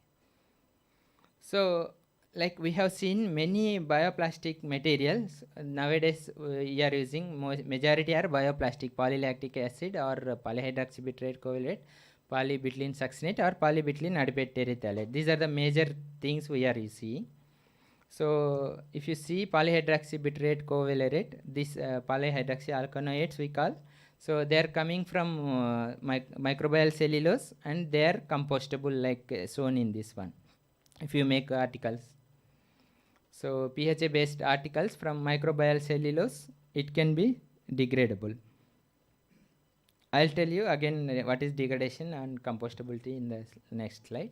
So one of the important class of polylactic acid. Polylactic acid is exactly replacement for rigid packaging. Polybutylene succinate, polybutylene adipate terephthalate nowadays used as a compostable bags. So they are exactly replacement for polyethylene, polypropylene films. So polylactic acid coming from cornstarch. So the cornstarch based resin, we will be getting plastic material like this. And this is the PBAT based. Even Tirupati Prasadam also, you have seen that bag, Tulasi is made up of polybutylene adipate terephthalate. They are called compostable one. So we can make this kind of one. Madam, this is petrochemical. Polybutylene adipate terephthalate is petrochemicals. So other than that, we still have so many other monomers can be converted into polymers. Majority research is going on. And when it comes to sustainable development, so India will come in the first picture. If you look at any other country, so we are mostly agriculture based. So we have plenty of agriculture food processing waste throughout the country, anywhere in the form of leaf, bast, everything is there. So anywhere, even fallen leaves, anywhere you can see these are the sustainable raw materials. So based on this only, so the UN announced 2009 as a natural fiber year. Okay, so India plenty of abundantly available agriculture wastes are available. So these agriculture waste can be converted into in the form of majority of this one are lignocellulosic in nature. They can be converted into several other category, extract some of the bioactive molecules is having antioxidant activity, antimicrobial activity, and reinforce them into biopolymer, because biopolymers as such we cannot use for food packaging. So all these cycles we have to understand to make sustainable food packaging material from the agricultural waste. So if you look at the very important class of this one, so we have seen sugarcane bagasse based molded fiber articles, so that can be used. This is one of the cheapest raw material and can be converted easily. But here also we are using, as sir rightly said, so the alkali effluents are the major problem when we are using sugarcane bagasse or agriculture waste in the form of cellulose and all. So however, so when compared to other one, this has very less lignin, and the white fibers we can get from the sugarcane bagasse. That is one advantage. So as I already told, international year of this one. And one small we have done one research work on onion peel. So onion peel we have extracted the anthocyanin and we have incorporated into methyl cellulose film, and we have made the film out of it, and it has intelligent function. We haven't studied the self life, but it was published. So like that, it has antioxidant activity, and it has the ability to change with the pH. That's why it can be used as a intelligent function, like when you are using one agriculture. So biofilms from the different fruit pomace and fruit waste, fruit processing waste also, so we can get for active intelligent as a pH I already covered, life cycle also. So what happened, the problem, we have sustainable sources and for the alternative, but these sustainable sources, sustainable bioplastics, sustainable cellulose lignin material, they are not having equal properties like synthetic material in terms of thermal property, in terms of mechanical property, and their light resistant property, especially in the case of bioplastic like polylactic acid and all. So their melt flow index are not that much easier when compared to synthetic one. So if you vary the temperature little bit also, there is a chance of deterioration of properties. So in order to achieve the properties equal to the synthetic material, several modification has been done. So among them like utilization of nanofillers like nanocellulose, nanoclays, and other materials the majority used. So among them nanocellulose is one of the important class of material. So where you can get from the plant. This is the one of the abundantly available biopolymer on the earth, cellulose. So from cellulose, if we convert into nanomaterial and if we mix with the biopolymer, it can enhance the mechanical and barrier property. So that is how it will be there. And when it comes to the morphology of nanocellulose, they are different with the different derivative methods. Okay, so the nanocellulose is a highly crystalline material. If you use if you reduce the amorphous nature by dissolving them, you will get a single crystal nanocellulose, so that the properties will be enhanced. This is the process for extraction of nanocellulose, and nanocellulose will be used for various kind of applications. And similarly, we have starch also. Starch can also be done nanoparticles for food packaging.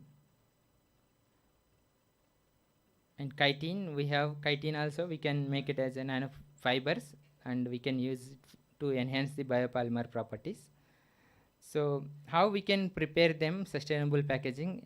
Generally, we use laboratories solution casting methods. So we take desired amount of biopolymers, desired amount of filler, which we need to enhance the properties. That will be done using this. And when you go to laboratory scale, small extrusion injection molding, we'll try to use plastic and fillers at laboratory scale and make the tensile specimens and all as per ASTM standard, then go for a large scale production. So this is how we can do. So as a result, if you reinforce, for example, the P is the polylactic acid, and remaining is 5, 10, 20, 5, 10, 20, like that, the cellulose nanoviscose. They are improving mechanical and barrier property. So similarly, cellulose nanoviscose also will enhance the biopolymer properties. So as such, we cannot use this cellulose and all. Cellulose is hydrophilic in nature, bioplastic is hydrophobic in nature. We have to modify with the certain materials. Once we modify, you will be getting very good barrier properties. So I'll be going through the application of other bioplastic used nowadays in agriculture mulching films. So when it comes to sustainable, without any chemical treatment, without any usage of any harmful chemical, even plasticizer or anything. So way back in 19, CFTR has made very good technology that is called fallen leaf of areca. They have made a leg operated machine. So this simple mechanism, you take that fallen leaf, wash it, no need to wash much also, then wash it, then once you wash it, dip it in the water, press it at 100 degrees C. So this is a sustainable technology. Here we are not using any chemical, we are not using any kind of harmful mechanism. So that's how, if you look at this one, nowadays many are exporting to Germany and other countries also. It's a very simple technology. In that name, Government of India released one stamp against this technology. So if you look at the reduction of carbon footprint, when we use sustainable material, the carbon footprint also will be reduced. So areca based one reduced carbon footprint very less, whereas the bioplastic as well as the polystyrene also, the carbon footprint is very high. So drastically reduced, it is 5,000 to 1,000. So the sustainability we should do the technology in like this only, then only we can call it sustainable. So as I already mentioned, sugarcane bagasse based one, and some fancy works also there, edible whiskey pad, edible water balls. They are like only good for normal thing, but when it comes to industrialization, it is having lot of changes. Seaweed based bottle also there, water bottle. So if you consume water, it will degrade on its own. It will sink on its own. So majority sustainable packaging, immediate alternative is paper. We have seen so much paper and paper based material in the market. So the bamboo bottles, I think many might have heard. This is also one of the sustainable technology. We don't need to use harmful chemicals. This was released by the ministry. So, and one of the challenge that, as I told, is when we are trying to make sustainable technology with the bioplastic, with the agriculture material, the problem is they are not having proper mechanical strength, barrier property, all these things.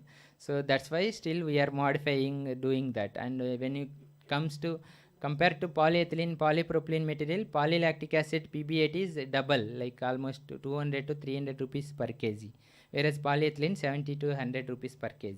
So cost wise also very high, and in terms of properties, in terms of this one, it is very difficult. So after this sustainable packaging system, if you understand, Then second thing comes the challenges. What are the challenges? Many think that we are making biodegradable. The PBAT that films we are using, if you throw it, it will not degrade easily. It will lie in the ground only. The reason is, so it is having highly hydrophobic in nature, so they cannot degrade easily. They need industrial compost mechanism, so that is how it will work. So in this case, so that's why some of the report they says people are telling biodegradable, but they are not biodegradable, still they are lying. So there we have to understand the mechanism. So mechanism means there are two kinds of materials, sustainable material. One is biodegradable, second one is compostable. So biodegradable means, so any material within 6 months it can reduce its weight by 90%, and that completely it should be compost. So whereas compostable material at the normal environmental condition, soil burial condition, so it cannot degrade due to its hydrophobic in nature, due to its that one required more temperature. So those can be gone to the industrial compost mechanism. So then only the purpose of sustainable material can be served. Otherwise, so if we are throwing everything without having any knowledge, again there is a problem of littering. That's how the news comes like this. So that's why we should aware that whether it is biodegradable, compostable. So these are very important mechanism in the sustainable packaging material. So there are some worldwide institutes and other institutes. So they will certify they will certify whether it is OK compost, whether it is home compostable, whether it is industrial compostable. So based on that only the technology should be done, and the application also should be given directly. Otherwise, many claim that bioplastics are biodegradable, but they are not biodegradable, they are compostable. All biodegradable materials are compostable, but all compostable materials are not biodegradable. Okay, so and other works like utilization of starch-based bioplastic. The same bioplastic you take and mix with starch, and you will be getting this kind of carry bags and all for this one.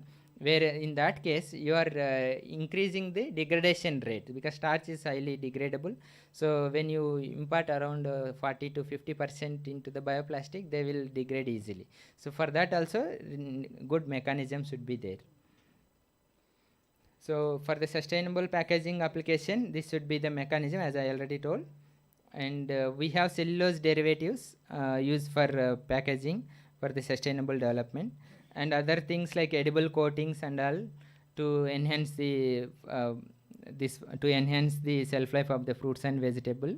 So that I'm not going to do touch more. So here these are the global market players. They are producing the sustainable packaging materials. So and their type of bioplastic they are producing. And in India, so these are the companies, they are producing the bioplastic based sustainable packaging material. So they are already in the market. So if we look at the scenario, the alternative for the single-use plastics, you can see reusable bag, compostable straws and spoons and all, compostable takeaway material, even biodegradable materials. So all these material also should possess the safety regulation as per European 2011. So many people think that okay, at least if we use paper also as a packaging material, but we are also having lot of problems. If you look at all the scenario, if you want to make sustainable material, so that should come from edible or edible material. And if you do green pulping method for paper and for bioplastic, as well as green manufacturing as per green chemistry principles, then only sustainable food contact material can be named. Otherwise, we can, even here also, if it is edible coating, again there is a chance of microbial contamination. So that also need to be taken care. To avoid that one, again we need to add antimicrobial compound. If we can get all like green manufacturing as per green principle one, we can make sustainable food contact materials.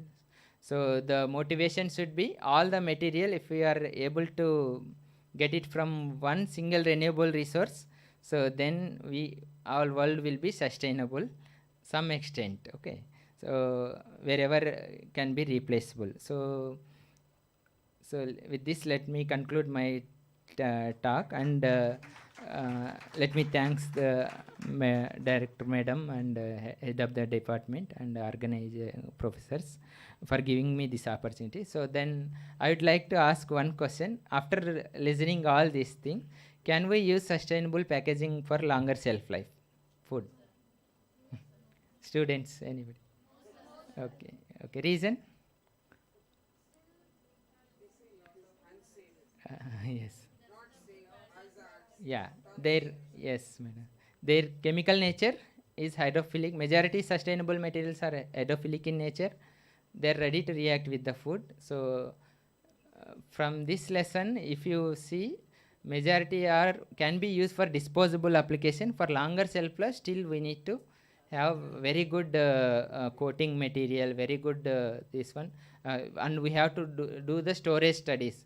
So we need to have 3 months shelf life, means at least this packaging material should have at least 6 to 1 year shelf life storage condition. Even if you keep outside also, so it should not degrade. So as per degradation definition, it should degrade within 90 days, within 180 days it should reduce its weight by 90%. So that's why the challenge on sustainable food packaging is, that is the reason. So long term shelf life we have to be very careful. For short term it can be easily applicable. Many edible plates, edible spoons, majority all pulp based one are available. So with this, let me thanks, and the session is open for questions. Thank you.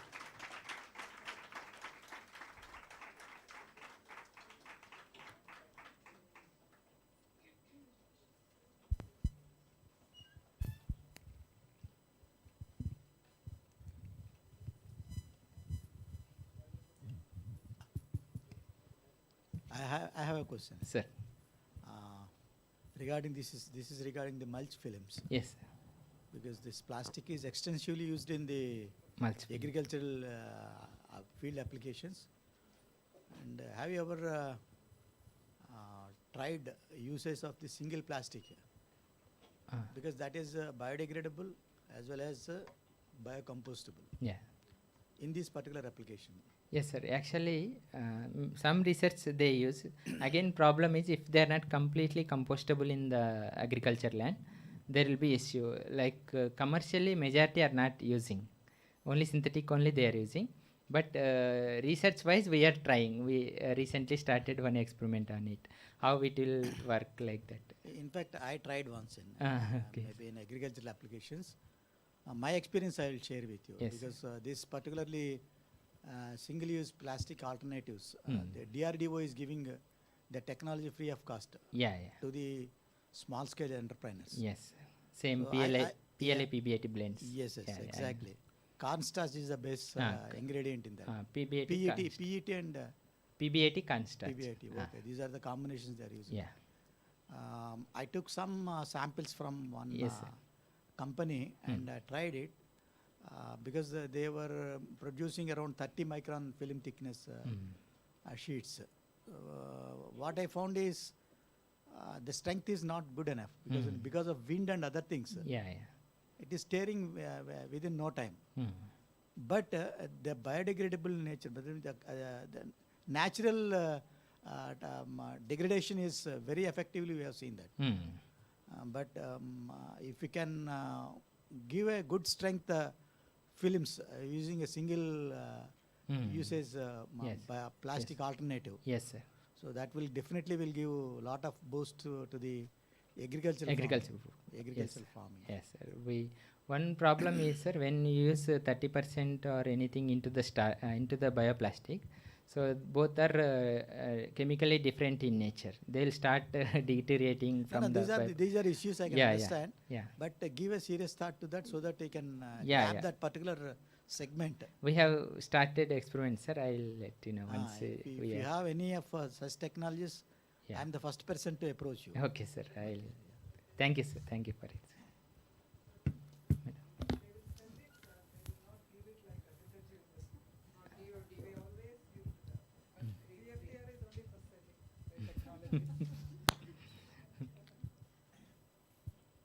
Sir, Yes. Sairam sir, Uh, thank you for the presentation, sir. okay. Sir, I have a doubt regarding.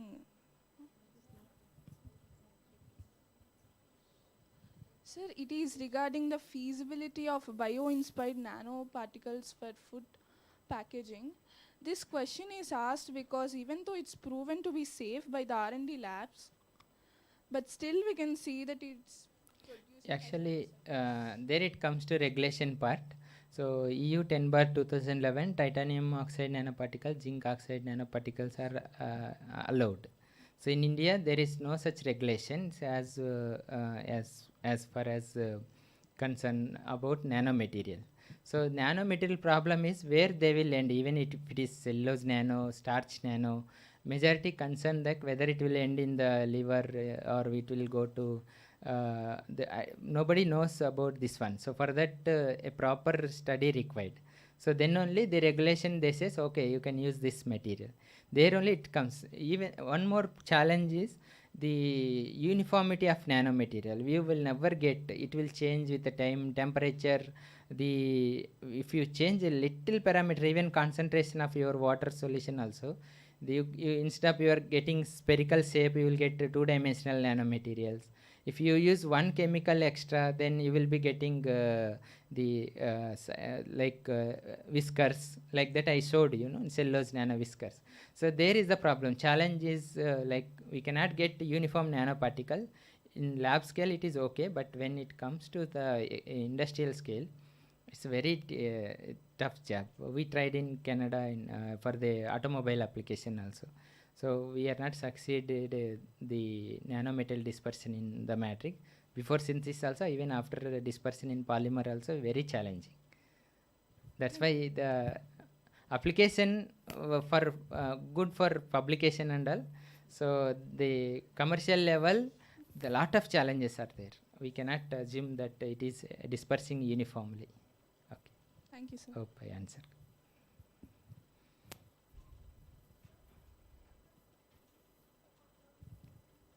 Sairam sir, thank you for the Morning. information. Sir, you spoke about bioplastics. So, sir, nowadays some food products are being packed in some plastic bags and they're soluble in water. Ah.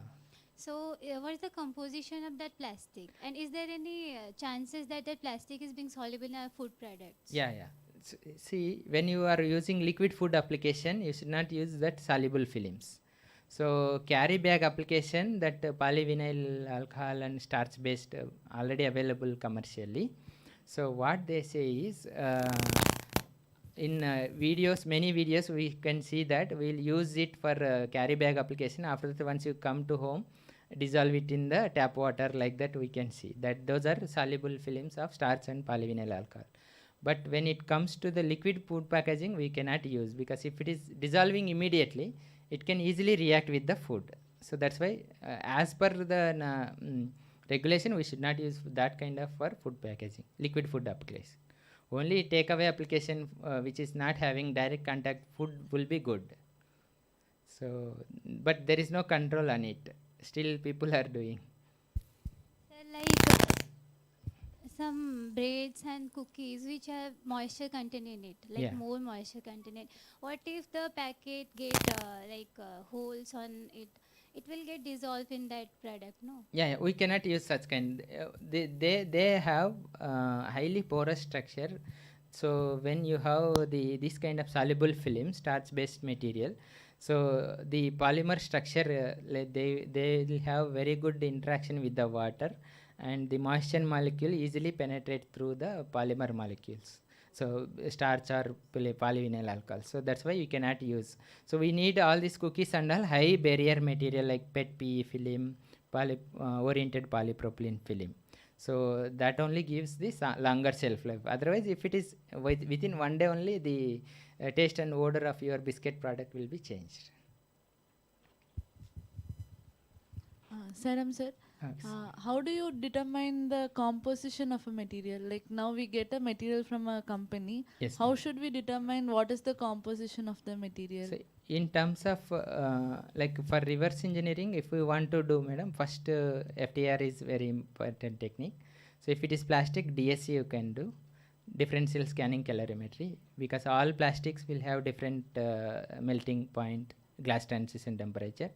Another important thing is flammability for this material, and like paper coating and all, especially the paper coating like waxes and all, maybe again we need to do extraction process, all these things, then only we can do, or micro digestion we can do, and then we can subject to metals as well as GCMS analysis for the different, if it is a new kind of material. If it is really nearby known material like plastic and all, so we can easily do FTIR, XRD. Oh, That is enough. okay. Thank you, sir.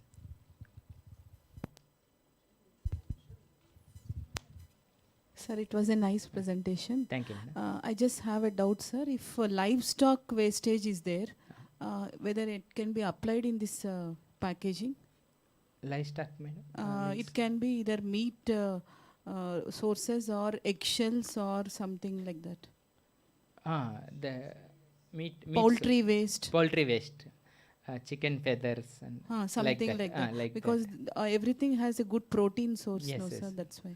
Another problem, madam, that can be extracted, like how they are doing for chitin extraction. Chitin. So if you have proper extraction process only, then only it can be possible.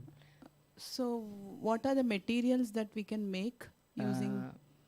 Generally, Because starch based we know. Yes. Same way protein based also we should like know. my PhD work on soya protein isolate films, Yes, madam. sir. Like we made a protein, any protein, if it has ability to form films. So chicken feathers based protein films are already available in literature, madam. Chicken feathers and any yes, like chitosan, chitin and all similar thing only. So even there, yeah. But uniform property is very important, madam. There. We can't combine starch and protein based. Easily, madam. Then the barrier property will increase, madam. Okay. Definitely will increase protein. Okay. Thank you, sir. Thank you, madam. Sairam sir, Yes. sir had told that PBAT based materials are hydrophobic in nature. Yeah. So wouldn't these materials be helpful to increase the shelf life of the food products? Yeah. Majority nowadays they are using for even that is mixed with PLA and all. They are using majority that compostable for the laddu prasadam and all. So they'll use either completely PBAT based or mixed with starch or mixed with any other bioplastic. So they are using for shelf life. Another thing is their shelf life analysis were not extensively studied. We are doing it. Not studied, and the cost is very high. Nobody wants to buy that much cost material. So then if we can, then there also problem is product stability. Like now you are making next year also, after 2 years also you can use polyethylene for that kind of packaging application. Whereas PLA PBAT, if you prepare today and after 2 years if you want to use that film, means all the properties will get deteriorate. After 6 months it its deterioration of properties. There is a challenge, but still people are using. So you can go through net, people are using for bioplastic based this one only, bread packing and all. They're trying, they're selling also online, India Mart. Yes. There is the problem, madam. We have made all edible millet based one. There the problem is if you keep it in the box after 2-3 months, up to 2-3 months it's okay. After that there is chance of fungus and their properties are deteriorating. So there it comes the challenge for the edible based cutlery and all.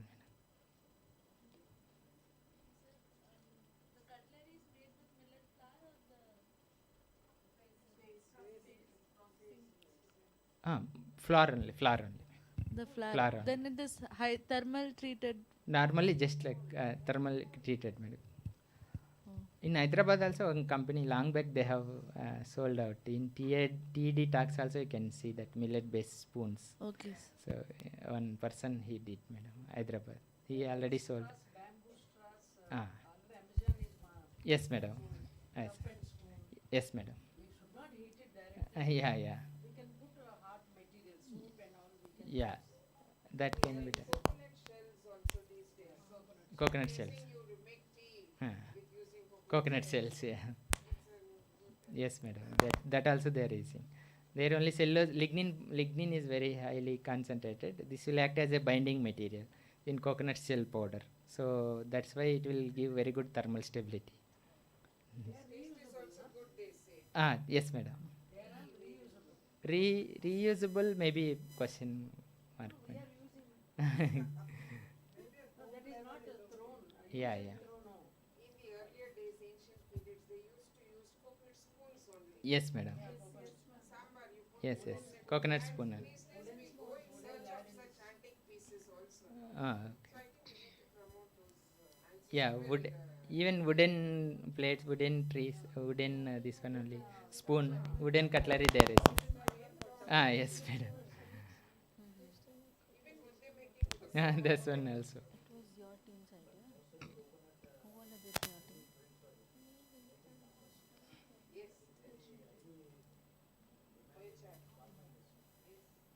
I'm going to add you all for merit.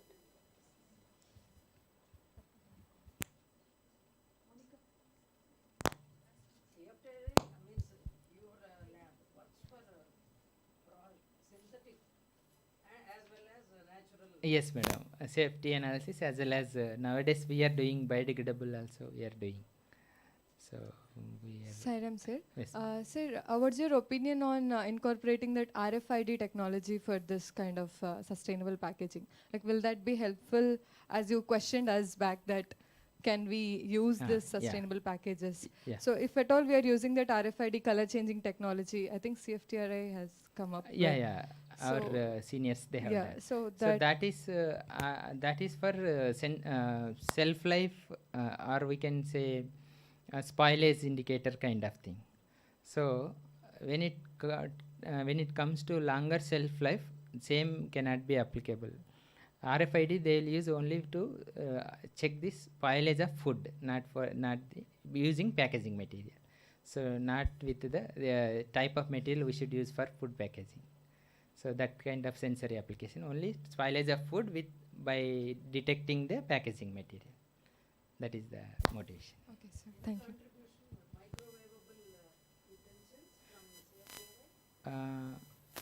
Mean,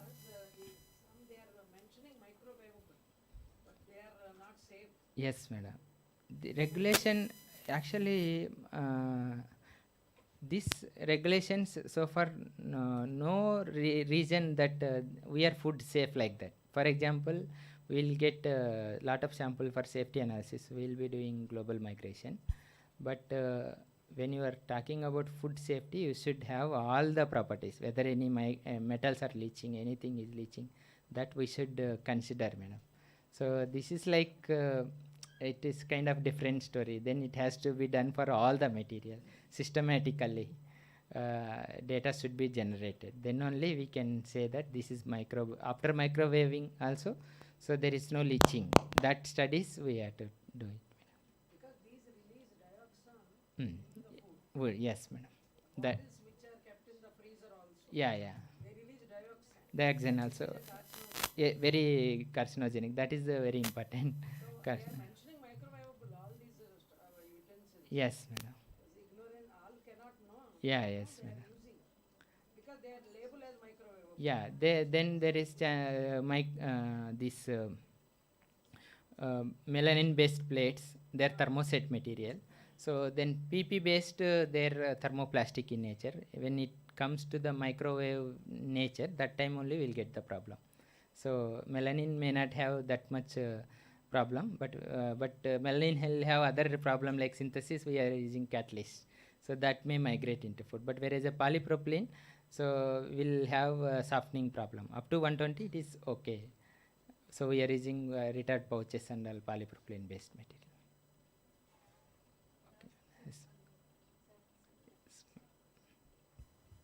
Sairam sir. Madam. Sir, thank you for the very good presentation.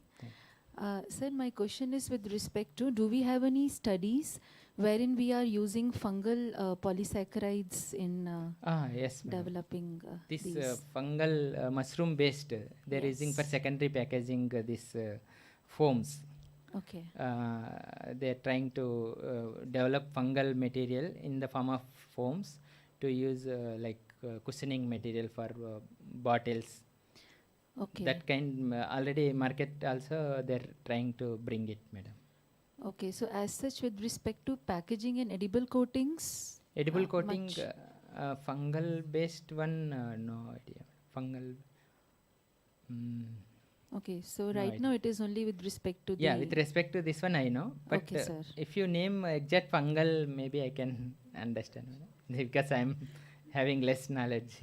Sir, as you mentioned edible source, sir, mushrooms. Mushroom. My area of interest is that, so Okay, I madam. was little Like curious to know one about that. thermal major already market also available. Still people are trying to get very good Come up with structures. it. Okay. After 4 days, 5 days, fungal growth. What is the compressive strength? How Mhm. can you improve? You can we can have a very good research area in that one. Maybe project also it will be very good. Thank you, sir. Yes. Okay.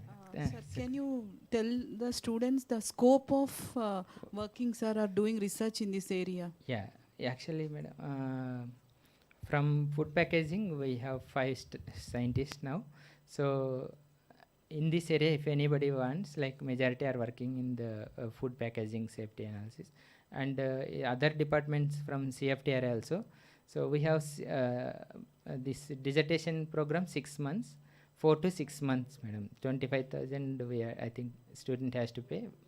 So then 2 months internship program also there. So we're around 11,000 or something. That some concession also there. I don't know exactly.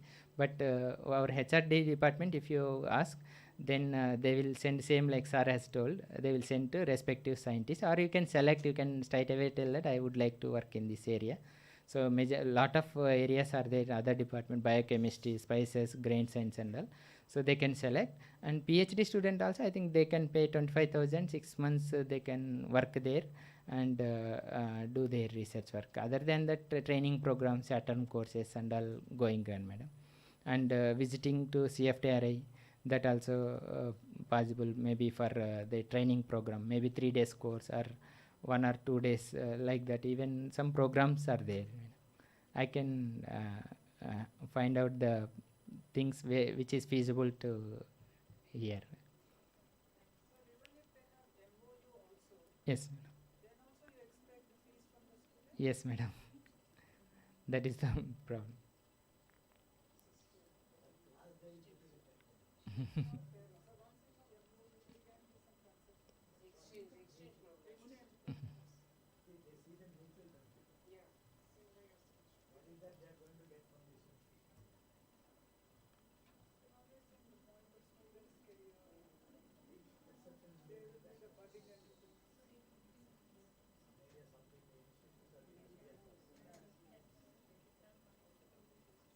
Okay.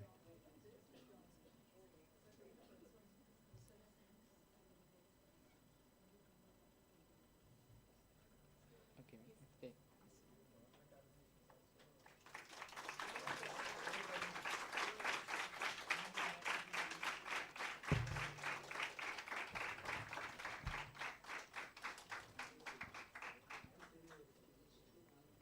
A heartfelt thank you for your enlightening session on microplastics, single-use plastics, raising awareness on recycling plastics, and emphasizing the significance of biopolymer and bio-based polymers derived from the agricultural waste and biofilms. Your expertise has left an influential mark on our understanding of sustainable packaging materials and also has inspired our students to take it up as their research perspectives. We express our gratitude for interactive question and answer session, which added immense value to the symposium. Your insights have ignited a thoughtful discourse and fostering a deeper understanding for eco-friendly solutions in packaging. Thank you, sir. I kindly request Professor B. Andalu Madam to present a token of love and appreciation to Dr. D. Jeevan Prasad Reddy, sir, for his insightful and sustainable contribution to the symposium.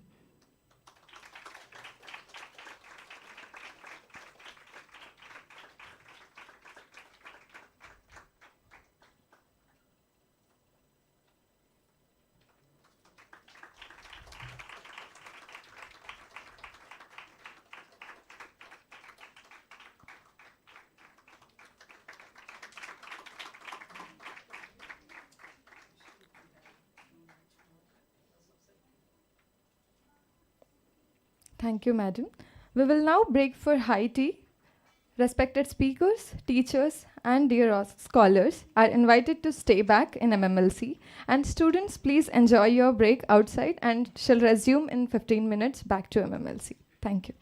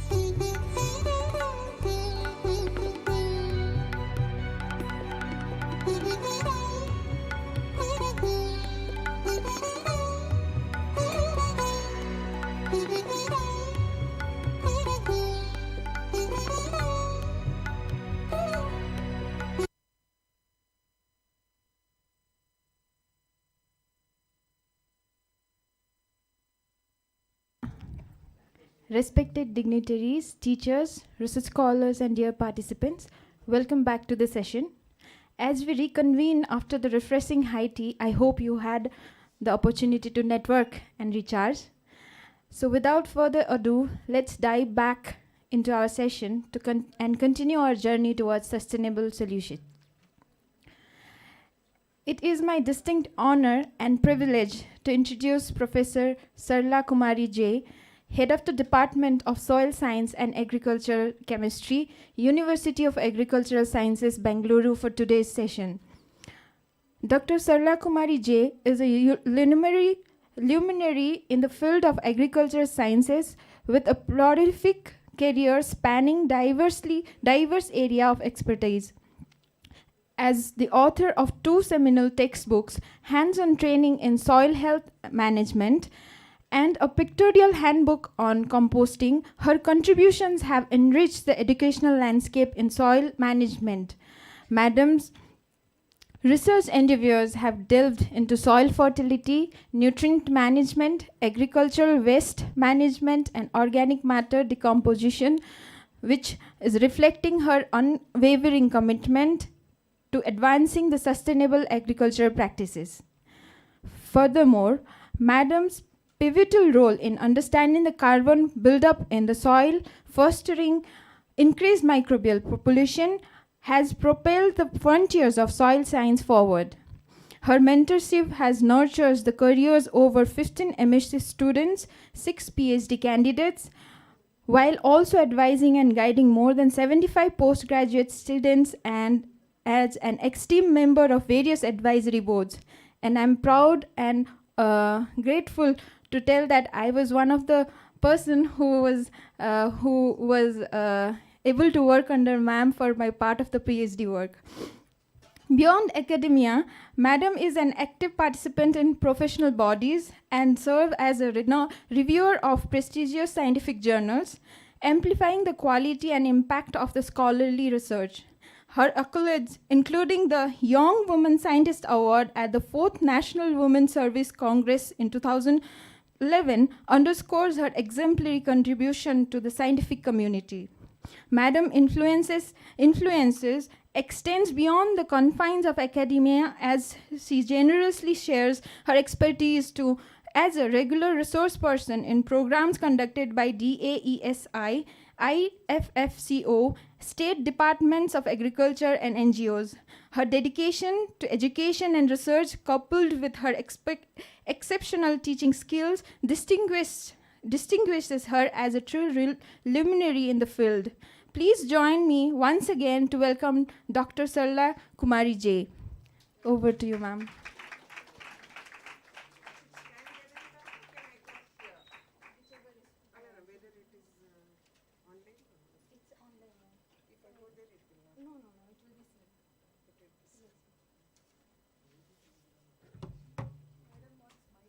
Yeah, I feel free.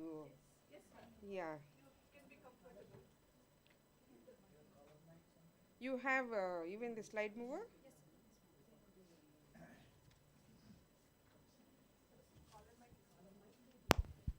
No problem, I'll use this. Because it's difficult for me to stand in one place. We are used to teaching in. Yeah, yeah.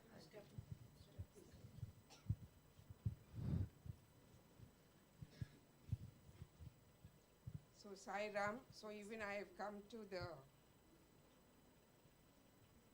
place of a divine temple of learning. So thank you, Sathya Sai Institute of Higher Learning, to have been inviting me to deliver a lecture or a talk related to a very important topic which is indispensable. Without soil, no one is present on the earth. To start with, the topic given to me is integrating traditional agriculture knowledge and modern science for soil health and bioavailability of nutrients in food. Yes, I think since yesterday, my voice without microphone is fine, I think. Okay. So I think since yesterday, you've been hearing of food sustainable development goals, then sustaining food security, nutrition security, the quality of food, and the morning sessions, what we heard from the director as well as the safety RI scientist related to packaging of food and other things. But all these happens only if you get the products.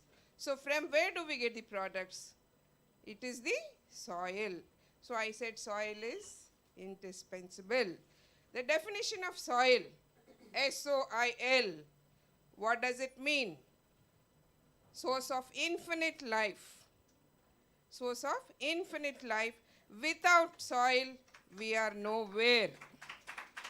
And soil is also one of the Panchabhutas. We say soil, air, water, fire, space. So coming to soil, generally soil is composed of all these Panchabhutas. So I'll be concentrating on soil as a source of nutrients, linking soil health to human health through nutrition. So coming to the slide here. Which one is this? Right side? Okay. So I said, how many of you agree to me soil is alive? Yeah, good. So, soil is alive. The plastic person who was talking from CFTRI said packaging materials. Sorry if I'm saying a plastic scientist, but he said biodegradable, compostable. Or the food what we eat, morning we had dosas and pongal served to us. And they said, madam, in the hostel, we daily prepare 3-4 varieties. Good. But how much of nutrients from that food is absorbed by all of you? How much of nutrients is bioavailable for various parts of the body for you to function? So, I'll be linking the bioavailability also related to soil and plant health. So, I start with saying soils for nutrition, it is the state of the art, because food, fiber, shelter, roads, livings, everything starts with soil. So the quality of soil will predict the health of the plant, animal, as well as humans. So we know that soil is made up of 45% minerals, 25% water, 5% organic matter, 25% air. So the food what we eat has nutrients. The same 16 nutrients or 17 nutrients or 21 sometimes is essential for plant growth, microbes, human beings, animals too. We always think of humans, everything should happen to humans. Only we exploit all the resources, only thinking of humans. But we forget about the animals too. Animals also feed fiber. The animals also need to have good quality of nutrients to give us the quality milk or the products which we derive from the animals too.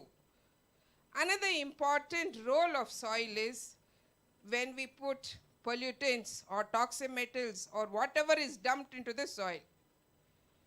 We are saying it is not degrading, it is not composting. Recently we have heard a talk.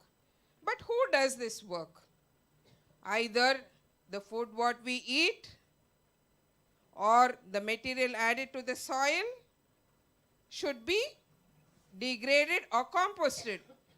Who does that work? It is the microbes. We are forgetting the role of microbes in the soil, which is mainly responsible for mineralizing the nutrients for the crop uptake, or it also assists us in digestion with respect to human beings. So the gut health is very important when we talk about human food consumption. So when we look into the soil, a teaspoon of healthy soil contains more organisms than there are people on the earth. Right or wrong? Yes. So it is that microbes, which is just 5% of the soil composition, that is organic matter, which has a very prominent role in the physiological or metabolic function of the living system. So that much important soil is to all of us today, because we have born from the soil, will be going back to the soil too. So the topic given to me was comparison between traditional agriculture and modern science of agriculture, and how we can improve the bioavailability of nutrients in food. What is happening? Are the nutrients not available to all of us, which we have grown? So let us look at the farming practices which were grown earlier and at the present condition too. So when we look at this picture, the person who is plowing using oxen and comparing with the tractor or the modern equipment used for plowing. So what comes to our mind when we look at this picture? Here, oxen walking, the man is walking. He is using the traditional wooden plow, which he himself has made from the wood available from his field. And during plowing also, there is not that much pressure on the surface of the soil to cause compactness. So there is aeration also available, and easy germination occurs. Moisture is also good in such soils, as well as when the animals are moving around the field, their dung also falls into the soil, which helps in manuring the soil. That is how soil is said to be healthy, because that manure contributes to a higher content of organic carbon in the soil. Organic carbon is considered as the heart of the soil. If organic carbon is lacking in the soil, no life in the soil. Because carbon is the source of energy for the microbes. Carbohydrates are made from the carbon which is present in the soil, taken up by the plants, again falls back. So that microbe attacks, gets its energy as food. So that is how the ancient system of farming is considered even divine today, where soil health is maintained. Coming to the modern agriculture, where, yes, India's economy is increasing.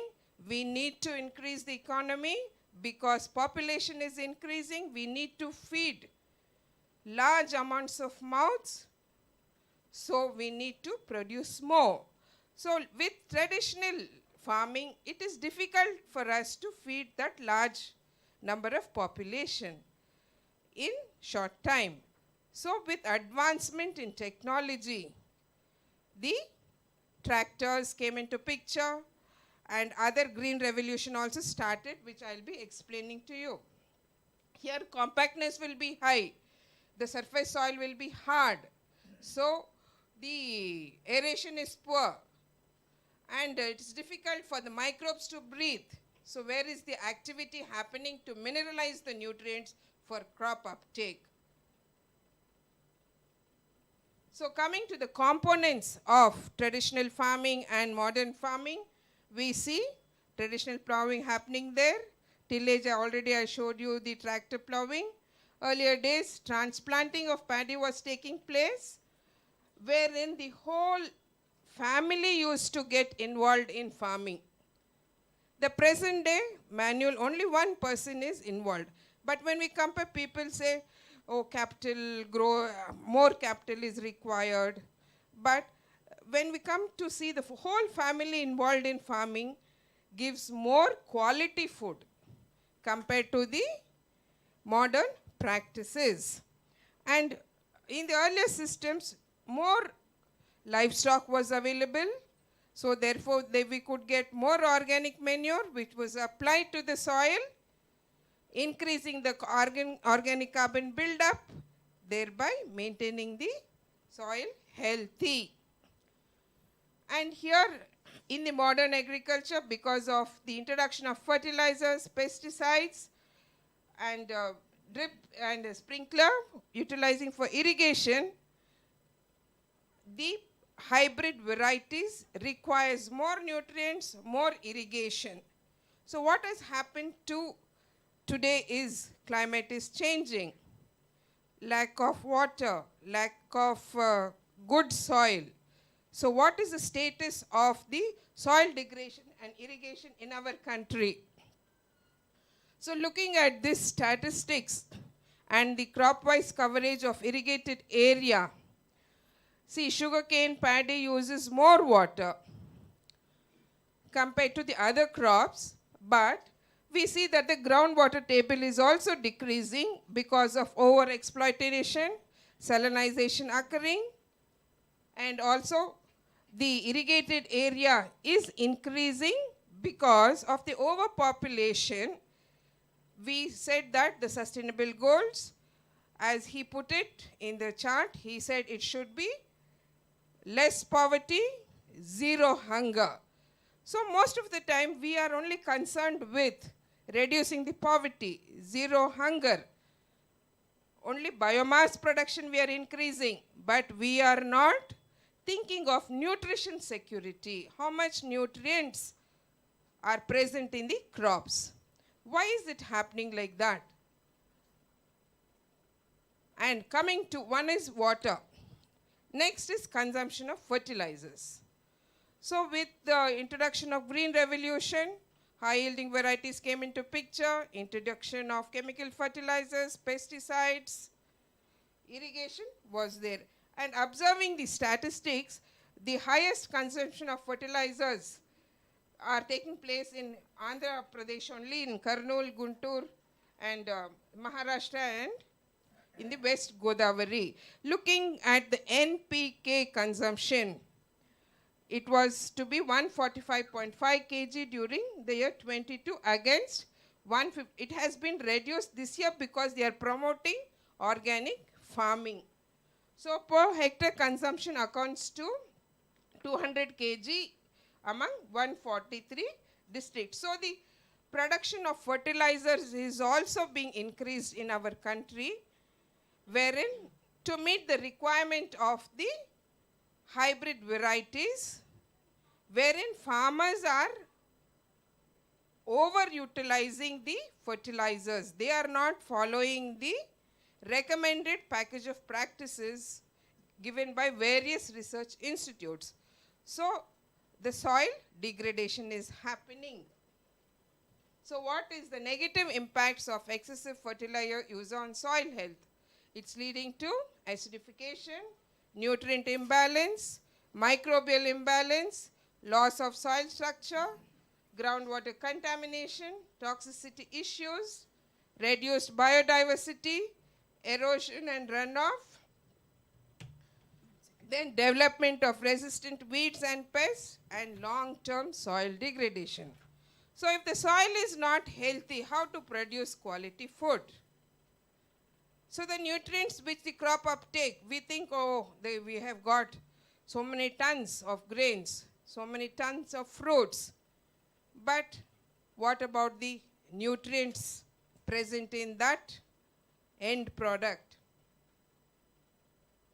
So the soil health issues of India, as observed, the land degradation is happening due to the topsoil erosion, due to these various factors like wind erosion, soil salinity, soil acidity.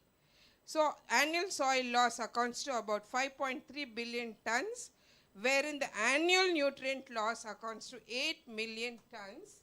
So average soil loss is 16.4 tons per hectare per year, And the physical constraints like structure, aggregate stability, bulk density, water holding capacity, aeration, all that is observed in about 89.5 million hectares of soil. So comparing the traditional and modern agriculture practices. So earlier, compared to yield, yes, traditional agriculture yield is low. We know that modern agriculture yield is high. Crop variety, we used to use traditional varieties. Modern agriculture, many hybrid varieties have come into picture. Then earlier coming to fertilizer, more organic methods were used. Modern agriculture synthetics have been used. Irrigation practices, the traditional varieties, for them natural rainfall is sufficient. Whereas modern agriculture, the crops require more water, so mechanized, manual labor intensive, highly mechanized. Land utilization, usually subsistence farming, smaller plots are there in traditional agriculture. Larger or more organized agriculture fields observed in modern agriculture. Crop rotation and diversification was followed during the traditional system of farming compared to the systematic crop rotation and diverse planting in modern agriculture. The environmental impact, it had low ecological footprint, whereas the modern agriculture, it has higher environmental impact due to chemical inputs. Knowledge and education is passed through our generations. This is very important. We have lost our grandparents, we have lost our so many people who was a library or full of knowledge who could transform or transfer those traditional practices to the present generation, and in the next future also, definitely we will be telling them only about technology. We will say use drone, use mobile. We will not tell them use FIM, we will not tell them plow they will not know what is a plow also, a moldboard plow. But the traditional practice need to come back. We need to integrate with the modern practices. So knowledge and education passed through generations. This requires modern agriculture education training. Risk management depends on the traditional knowledge. Here it is data driven. A IT person comes to the department. Madam, just I finished IT. I've come returned from US. I am fed up of my IT work. I have purchased land. So kindly guide me how to go about that. They see the YouTubes. They see Google out, how to do farming. They'll see how is the ragi plant. They don't know how a ragi plant looks like. Or even children, from where do you get food? From DMart. They do not know that it is grown in the soil. Where do you get water? Bisleri bottle. Such answers we need to avoid in the future. At least such seminars, symposiums need to create awareness among the younger generations too. Time efficiency, traditional agriculture, it is time consuming. It's okay, but you enjoy doing farming. So there you get fresh air, fresh everything. You till the land, you do everything, and you feel satisfaction. Whereas here, it's a shorter period. And shorter period, good. Everything is, we are in express. We are trying to reach some place so fast. For example, we want to go to Hyderabad, we will take the flight and go. What we see in the flight, we don't see anything. Instead, take a train journey, a bus journey, look out of the window. You see the landscape, you see the different type of soils, the culture, the cultivation practices. So it's, even if it takes a long time, it doesn't matter. At least for our consumption, we need to keep some amount of land to follow traditional farming. But if you want to earn money, you can go for commercial farming. Yes, as I said, the markets are becoming bigger. We are getting higher grain yields. Supermarket staples have been getting bigger. juicer, and more appealing. When you go to Care Market in Bangalore, you see huge farmers. Early morning you should go to the market. There you should see huge fruits. I've just put up oranges here. Similar cases, you see mangoes, you see vegetables, you see potatoes in the market there. Okay, yeah. Wait, what happened?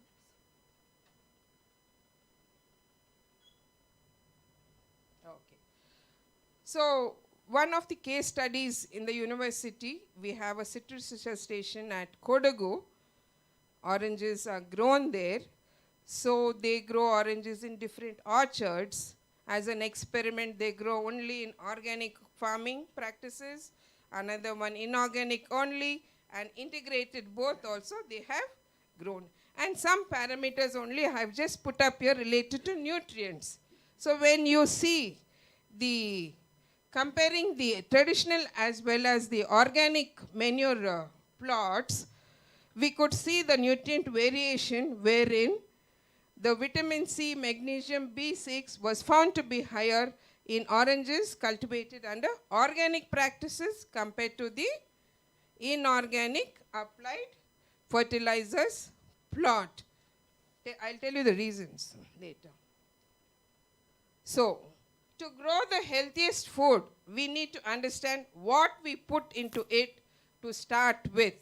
So we should know light should be available, carbon dioxide is required for photosynthesis, water is required for dissolving the nutrients as well as transporting the nutrients to various parts of the plant.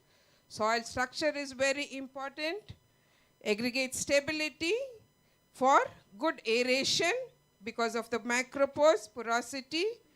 Then all the nutrients required by all the living on the planet are same. Nitrogen, whatever. This has to be transformed into biomolecules for us as carbohydrates, proteins, lipids, fats, etc. But these elements are the basic building blocks of those biomolecules required for our functioning or any living organism on the earth. So see, sometimes students keep talking, even school children, we have heard them talking. They see carrots, they see so many vegetables. And what comes to the mind? Looks like a carrot, it tastes like a carrot. But is it as good for us as it was once? No. The nutritional values of some popular vegetables, including asparagus to spinach, have dropped significantly since 1950. So there's a decreasing trend in the nutrient content of the vegetables, fruits, or whatever cultivated these days. So another case study in the US as well as India have observed that some of the garden crops, the calcium, iron, and phosphorus content declined by 16%, 15%, 9%, including the vitamins, riboflavin, ascorbic acid, as well as protein levels have decreased in the end products. What's happening? What may be the reason for the decrease in the nutrient levels in the end product? Yes, earlier, during the famine after the Second World War, it was noticed that there was population growth. To meet the food shortages during that period,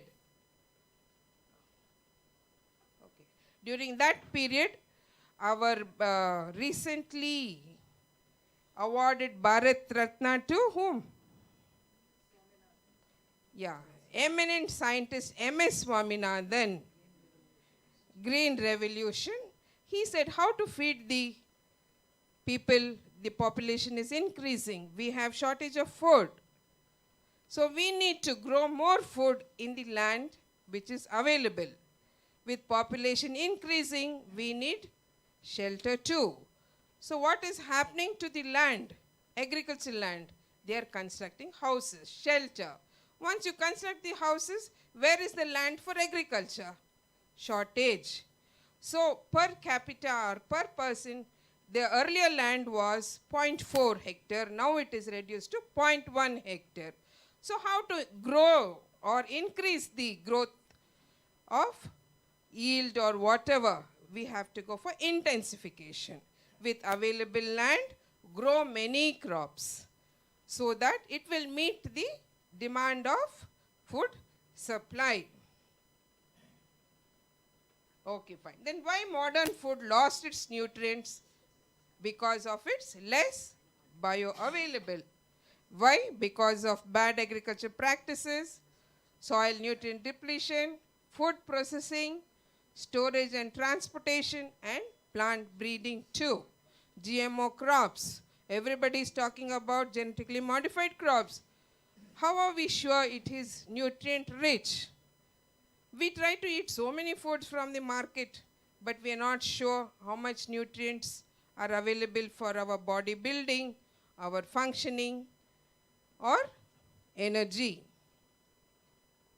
Yeah, I told you. He quoted saying that the future belongs to nations who have grains, not guns. We all have to concentrate on giving more food than the wars happening in the world. So during his period only, he was the person who brought into high-yielding varieties of crops, dwarf varieties, coupled with improvements in irrigation. So during that period, the average cereal yield increased from 175% from 1961 to 2014. If we remember, seniors remember, I don't know about you youngsters, I also was born during 60s. During my school days, the schools used to give some wheat products for us. They used to give us. Because that time only we used to eat millets those days. But wheat was introduced during that period and they found malnutrition happening. So many diseases came that time. So how to increase the protein content? So in the schools they started increasing wheat products, which was introduced by Dr. M.S. Swaminathan during that period only. High yielding varieties, first wheat variety came to India.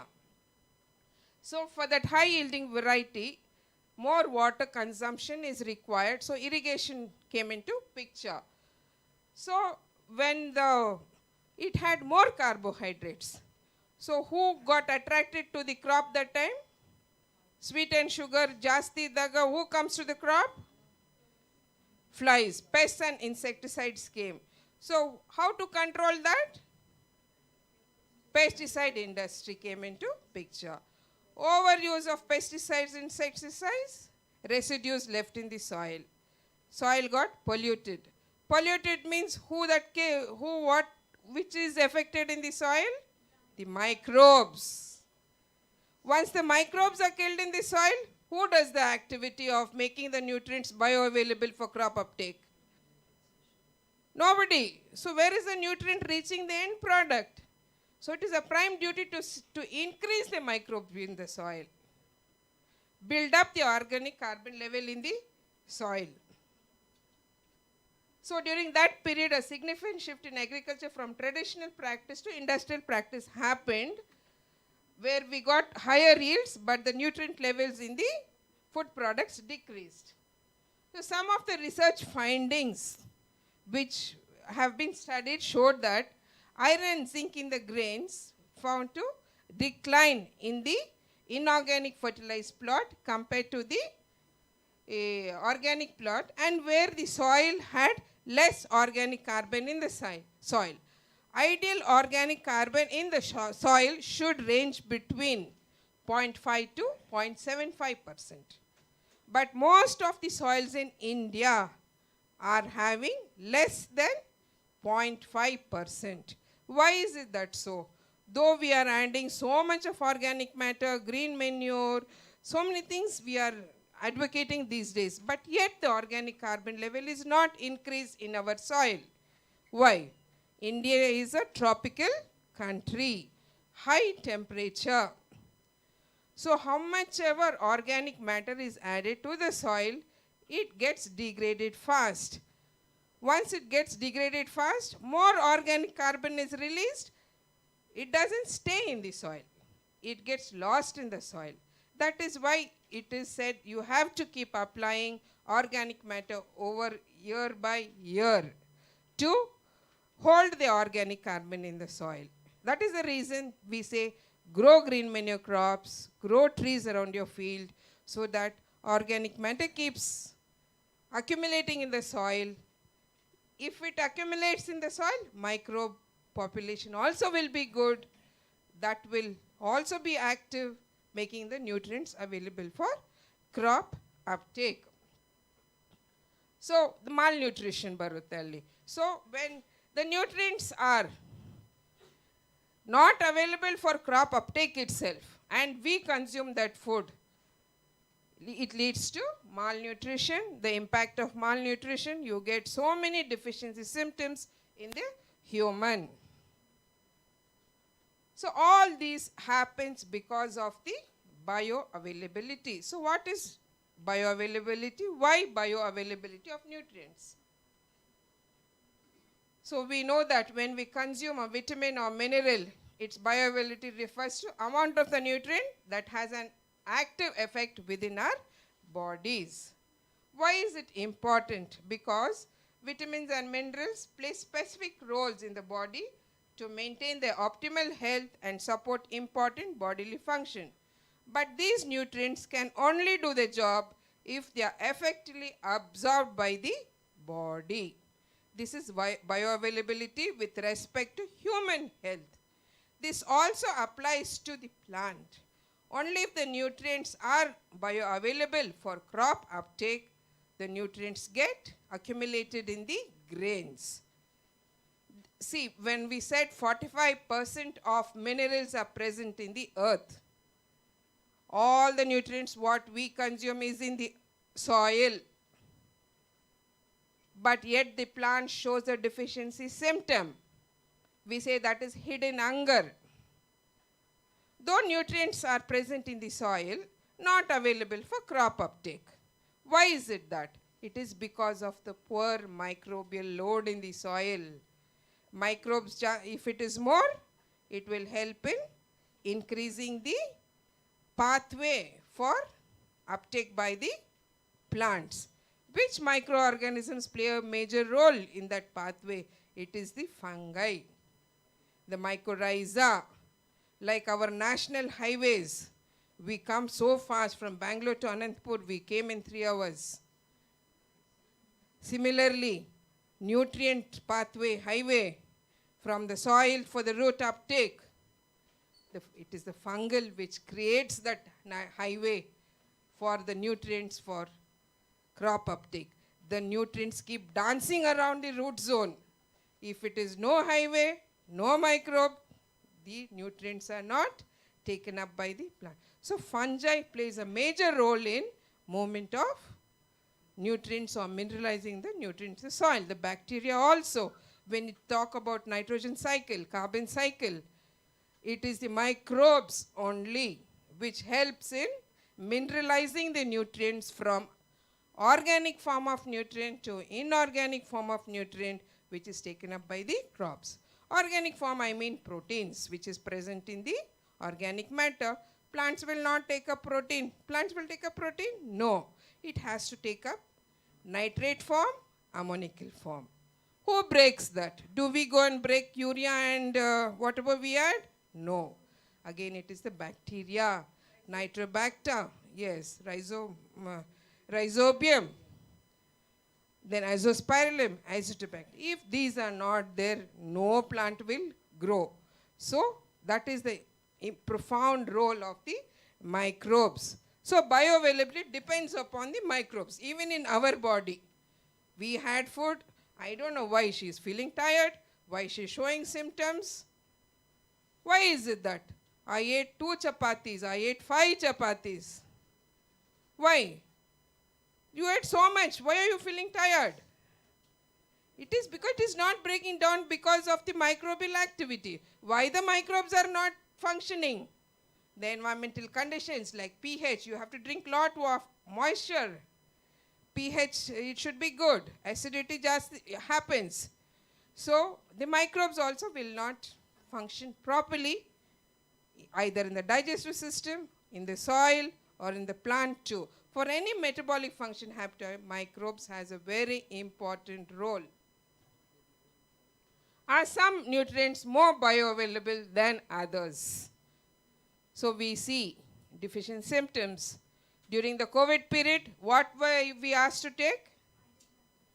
Which tablets we were asked to take? Which one? Okay, Zincovit. Only Zincovit? It has some 3 combinations, no? Something zinc, calcium, and vitamin D. Vitamin D, all the 3. Why were we asked to take? If our food had so much of zinc and calcium and vitamin D, there was no need for us to take those supplements. Immunity we would have built up because it is lacked in the soil, it is not taken up by the plants. Our food also is lacking those nutrients. For example, comparing the iron, these days we say folic acid, iron tablets, ferritin enzyme. So many tests have been done in the blood testing reports. So there are 2 types of iron, heme iron and non-heme iron. From where do we get this heme iron? Plants. And the non-heme iron? From animal source. So which is faster bioavailable?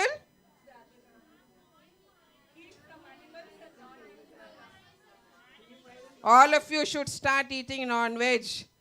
So to get all the iron deficiency people, eat non-veg so that faster iron is available.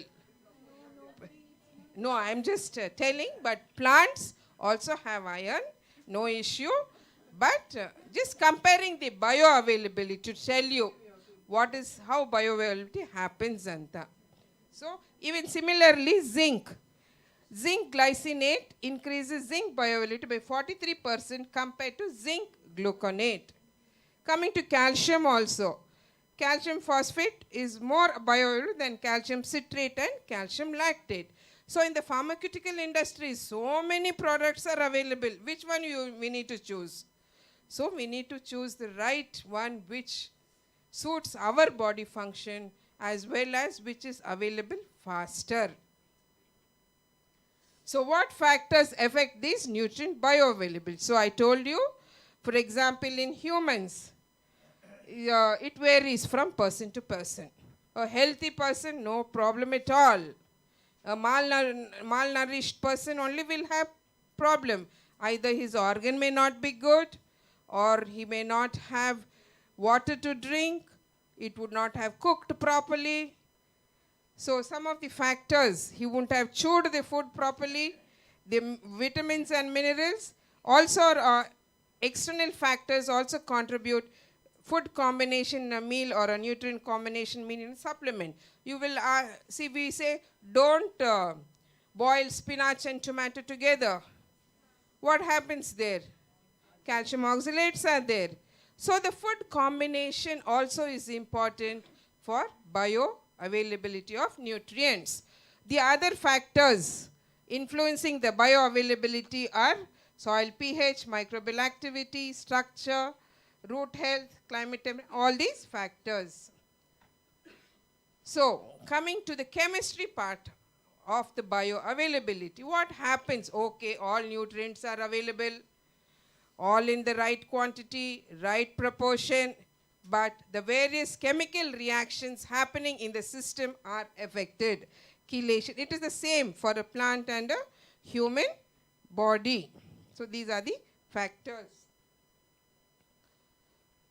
So similar reactions, chelation happen here, enzymes are required there, the nutrient exchange takes place similarly in both systems, ion exchange, the acidity governs the exchange mechanism, then the oxidation reductions also are taking place in both the systems, then there is competition as well as antagonism happening, and with respect to humans, the excretory system is also important for food consumption. If your excretory system is not functioning properly, go on eating, go on adding, what happens to the body system? It gets repaired or damaged. So we need to maintain all these factors of for making the nutrients efficiently used by the body. Means we need to follow and these principles of consumption of food also. Eat the right cooked food, drink lot of water, chew well. All those are principles which a mother tells us children so that it will be absorbed by the body. So only where these nutrients, if the soil is healthy, only our human health is good. So soil health and human health are linked with each other.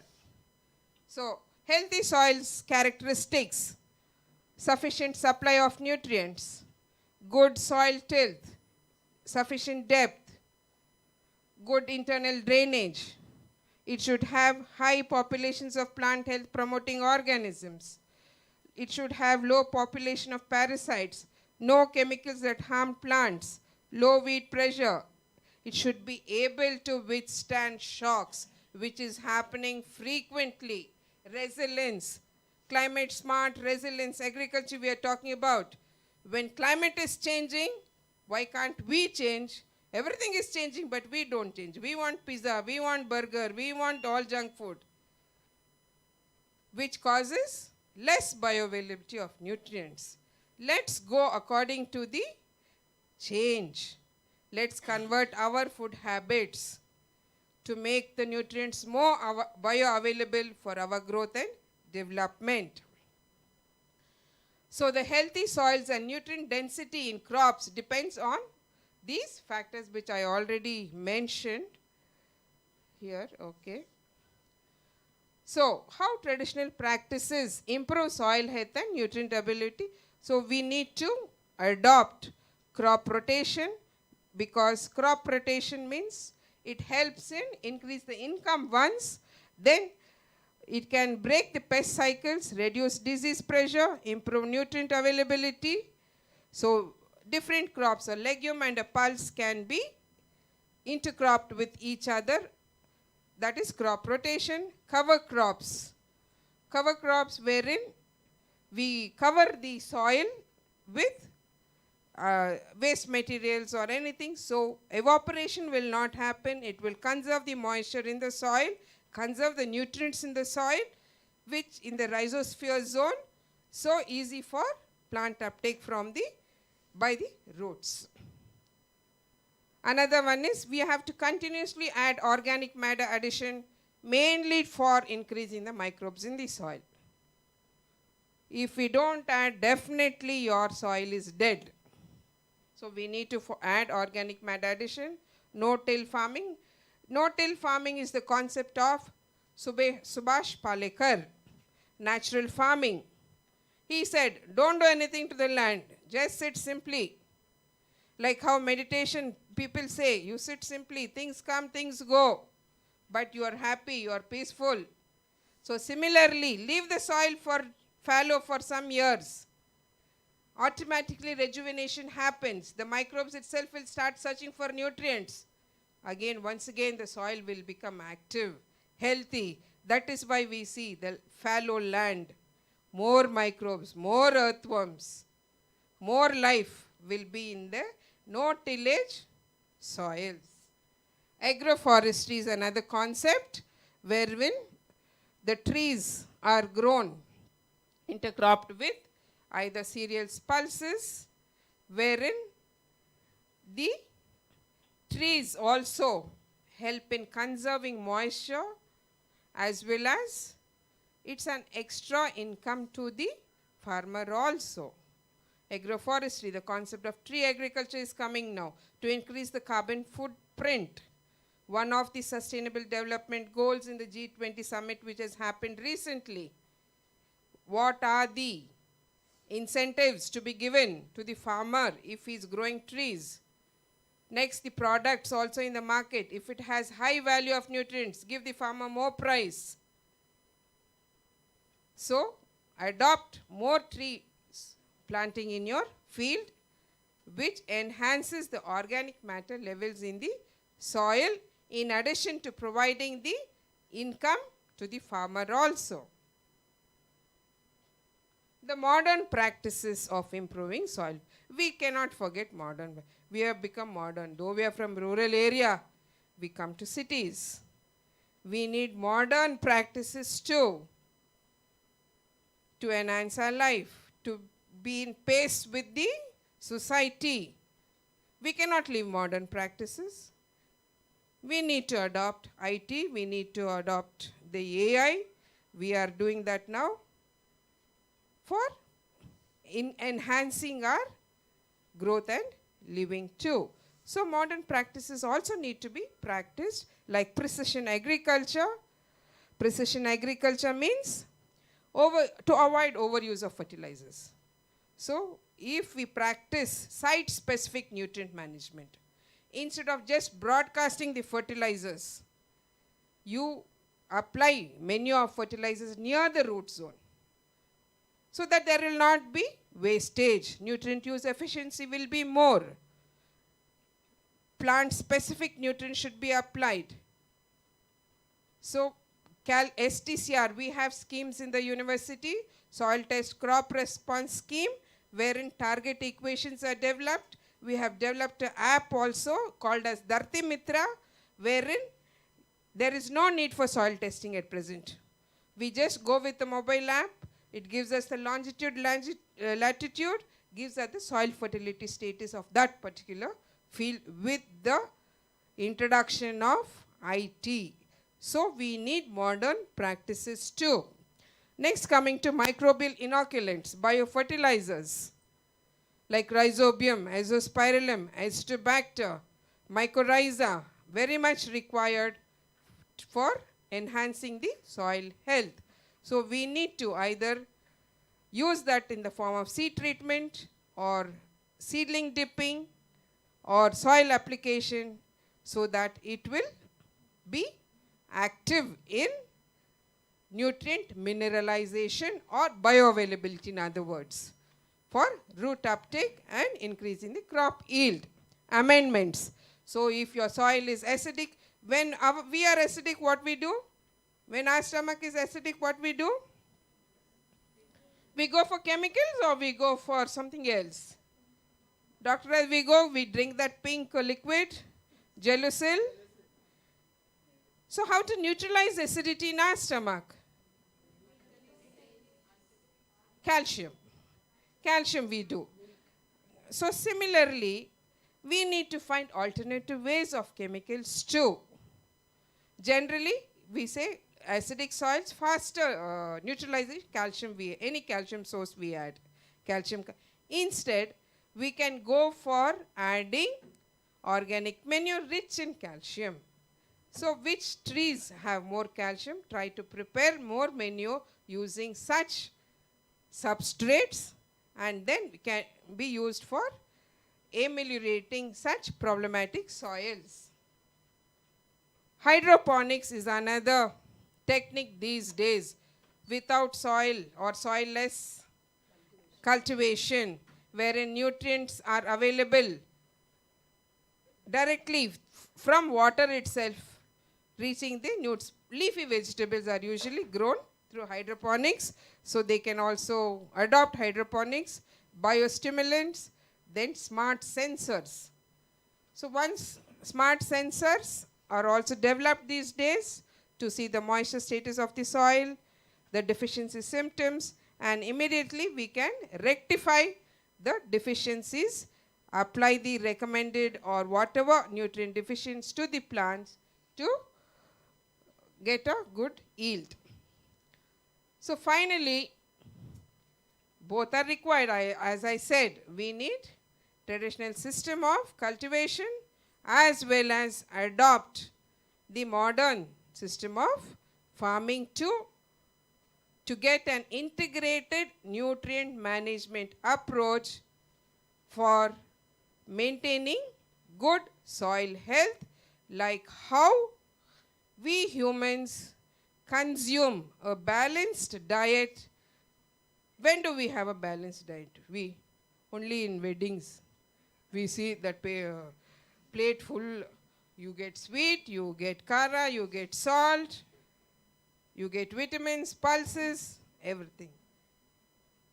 Eat daily little area. So we need to consume a balanced diet for a human growth and development. Similarly, for soil also, a balanced nutrient application through our ancient wisdom as well as modern system helps in maintaining the soil health, ultimately human health. So finally, I would conclude saying that, like how Modi says, Vasudhaiva Kutumbam, one nation, one family, one health on the planet. It may be plant health, it may be animal health, it may be human health. Who is governing all that health there? Soil alien. What is in the soil? The microbial loop. So we need to increase the microbes. You food and nutrition, yes, that food, this food. Since morning I am listening. But nobody is talking about the bioavailability. Microbes also require energy for their living and for making our nutrients bioavailable. So thank you one and all for providing me an opportunity to present on this topic.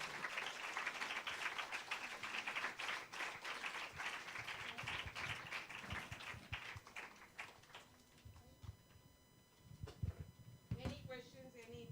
You can ask.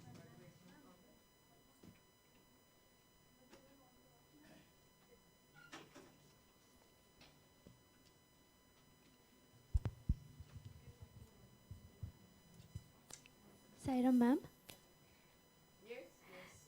thank you for a very informative presentation, ma'am. It was really engaging.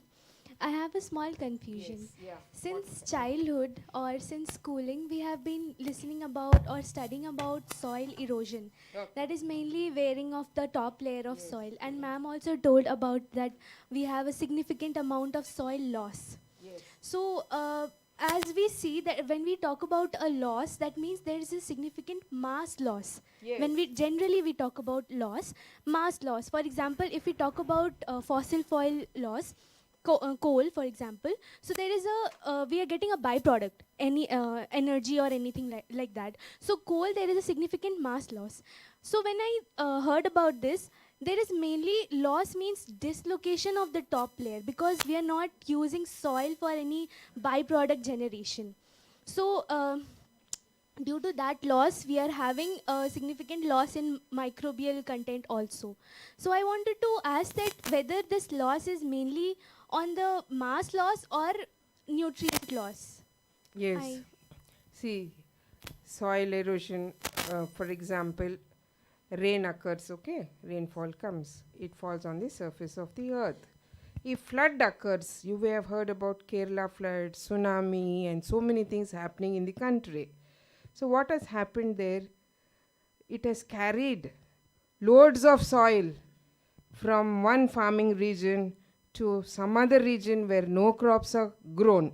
So it is the whole soil mass which is getting lost along with the fertility of the soil. The nutrients are lost, the microbes are lost, leaving the soil bare on a desertification where nothing can be grown. So it is the whole mass which gets lost. Yes. Yeah. Have I answered your question? Yes, ma'am. Thank you so much, ma'am. What I understood is Yeah. like where it is used, it's not there. And it's dislocated to where it cannot be used. Yes. Okay. Uh, Okay. Thank you, ma'am. yes, definitely it happens like that.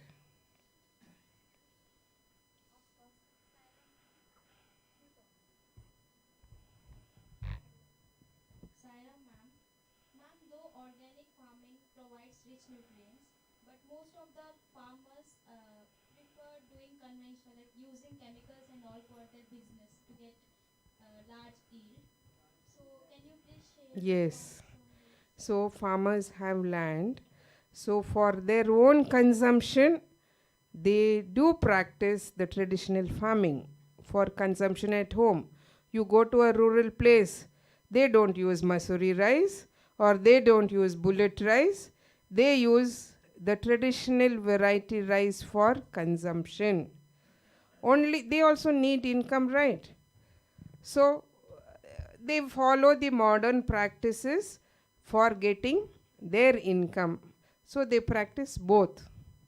And small scale farmers only usually will practice organic farming. So they will have a pair of cows, so there is no problem for the manure. So they grow such crops. The present millet crop, which is the rich man's food now. Earlier day, millets were considered as poor man's food. See how transformation is happening.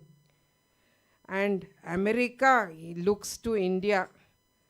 It is adopting all the traditional wisdom of India, practicing there, selling the same practice to India. We are going to Western culturalization, they are coming to us. It's better before we lose our practices, we need to conserve and sustain our method of farming for our human health. But for getting our money, and we need money for our education because it is costly. So some amount of farming can be practiced the modern way. So you all also try to eat traditional food wherever available, whenever available, to keep ourselves healthy. Let's not go dump our earned money to the hospitals. Most of the time we see more population in the hospitals than in the farming or home. It is because of the food consumption patterns.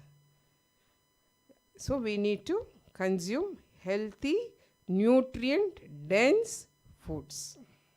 Yeah. I'm happy to tell you that once upon a time here, while we crossed this walk this path towards the college, we had a great farm here. Okay. And those days we used to have a lot of grape, yield, and used to give it to Bhagavan in Puttaparthi. No. Secondly, I have a question. Yes. We have vast campus here. Yes, yes. Land is available. Yes. Can you suggest some trees which will retain the water in the soil? Tree plantation. This is a drought area. Yeah. So are there any, because we find in some lands, they have grown some trees there instead Yes. of farming.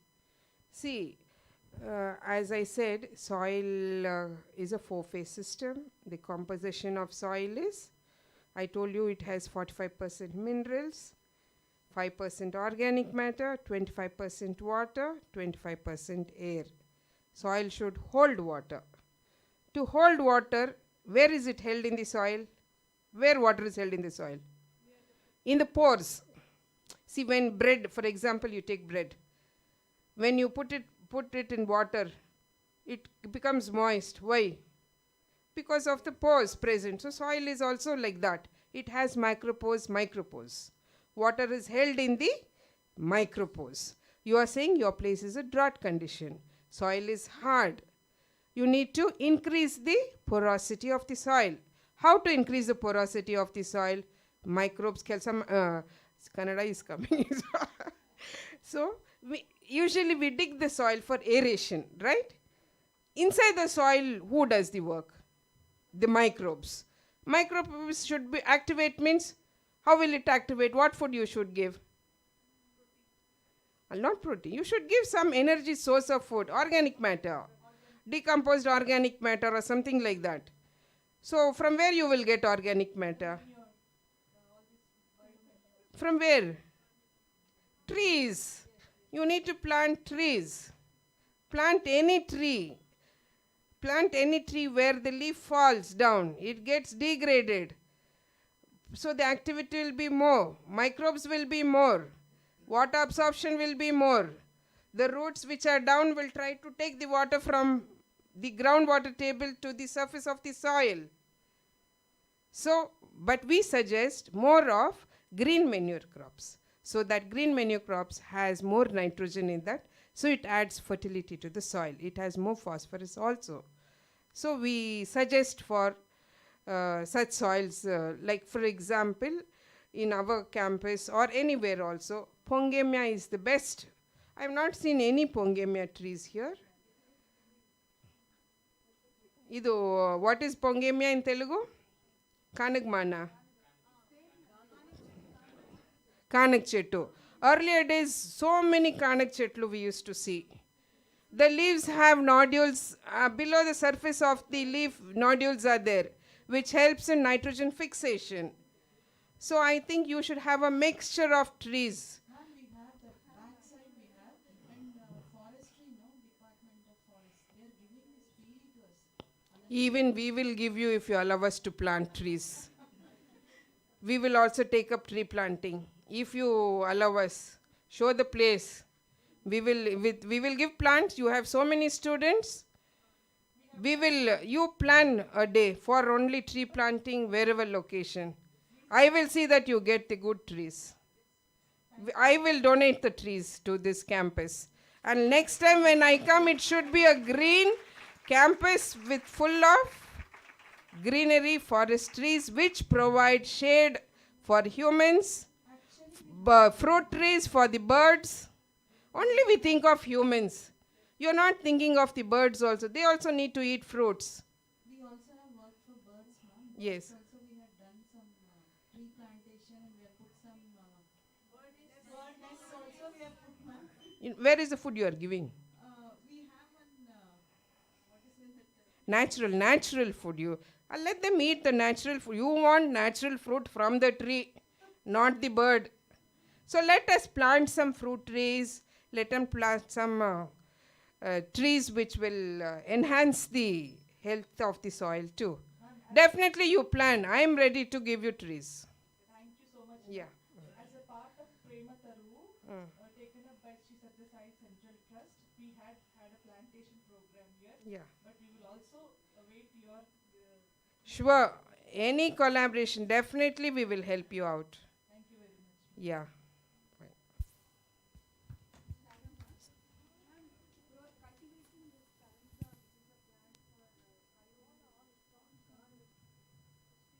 Yes? Yes.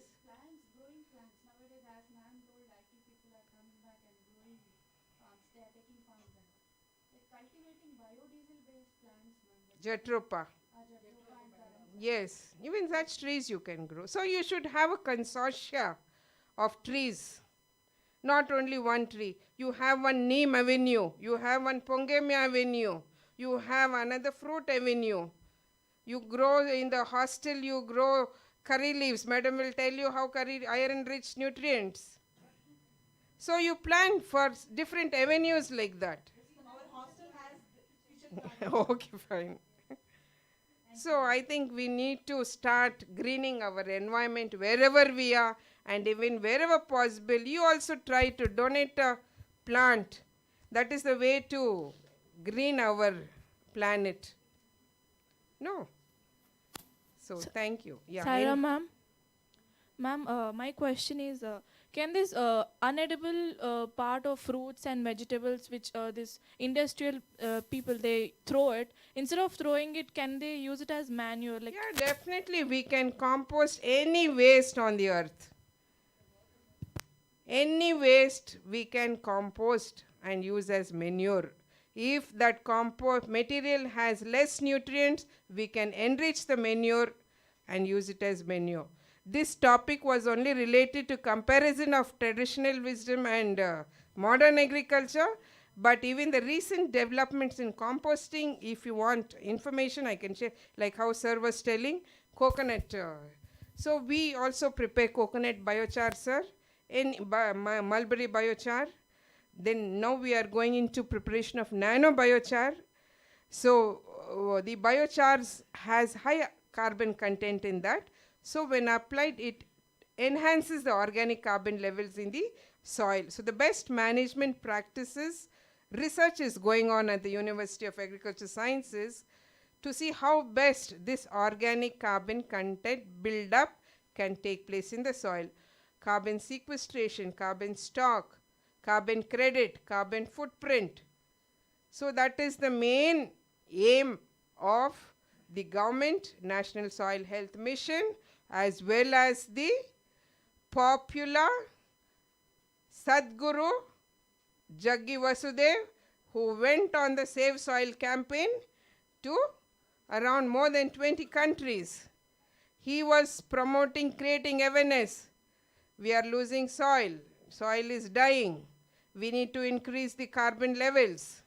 So how to increase the carbon levels? He has taken up a big Green Hands project at Isha Foundation, wherein every student admitted to the school or college plants one plant at least in the campus. So similar concept can be thought of in your campus too. Okay, fine. Okay. So agroforestry, we need to do the planting. Yes. So our health is completely dependent on farmers' practices now. True, on the soil. Yes. So what do you recommend, ma'am? Now farmers, means we don't know what we are eating. Yes. Then how can we recommend? Like for what? For consumption or for whether it is organic food we should eat or conventional food we should eat? Integrated. Both we should eat. Like how you do you take Ayurvedic tablets or you take English medicine tablets for any illness? Okay, so completely organic also. See, even finally these doctors tell us, they go, I have seen so many hospitals because even at home we had some issues like that. So some of the patients whom I spoke to in the hospitals, I have taken only Ayurvedic food and medicines all these days, but finally ended up in an allopathic hospital, English medicine hospital. Why is that? Bioavailability. So it all depends upon the bioavailability and that food. But try eating more of hygiene food, nutrient rich food, natural food, seasonal foods. Don't eat packed foods. Don't eat ready-made chapatis. These days you get even chapatis from the DMart. Go and put it on the tawa. You get chapatis. But I should not say that because Food and Nutrition is doing that. Sorry. Because you are doing into the you are trying to do the packaging and all. But at least let's consume fresh food. Even there's a saying like, see, dwarf varieties came. The plant was big earlier days. Swaminathan made the plant short. Dwarf varieties. What happened to the nutrients? See, when it was long, nutrients slowly it moved into phloem. See, I should not go, it will take time actually. For phloem, it goes, neatly it will go. When you go slow for a walking, you enjoy the walking and come back. Faster, dwarf means the nutrients all reaches the grains. And more of carbohydrates are concentrated in the grains compared to the proteins and vitamins. So most of our grains are having starch, sugar content. That is why when we consume those, we are all becoming diabetic. The dwarf varieties, we are reducing the pathway. We are trying to see only cosmetics, how it looks, the design. Our Sona Masuri, elongated, so white. When we cook rice, so white, we feel that is good. No. Our traditional red rice, Bairodal Bhimo, they say, no. Red Annapurna. The royal kings used to eat Rajmudi, which is palatable, aroma, nice. Simply we are eating all food which is not having nutrients at all. And all that is because of bioavailability only.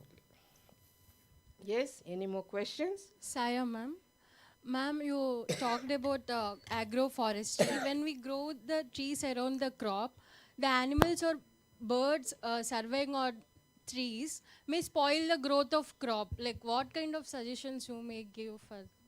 So you should grow trees where such that those will not, we should select the combination of trees and plants wherein the birds will not eat this product but only that product. Even while pesticide control, what we do, for example, tomato crop, the pest attacking the tomato can be avoided by growing marigold crop, trap crop. We say trap crop. So the pests and insects will sit on the flower crop rather than coming to tomato crop. So like that we need to select trees like the trap trees which avoid the menace of the main crop. I have another question. You have talked about cover crop. Yes. What kind of materials can we use for cover crop, like soil, to soil? Straw. Straw of anything, no? Straw, dry leaves, hay, paddy. After harvesting, whatever you get that straw, no? Or any waste materials. We should not say nothing is waste in the farm. We should not say that is waste and throw it away. You just put it around the soil. Like it kind of produce some kind of odor smell to the. So what? Good, no? What smell? Like bad smell. If you're telling about the. What bad smell? See, you should not say decomposition is bad smell. It's good for the microbes. Only if it decomposes, it means to say that it is decomposing well. Microbes are attacking the waste materials, getting a good humus, which is good for us to get applied to the soil. No waste, no bad smell. It is you who are creating everything. Thank you, ma'am. Sorry, ma'am. Yeah.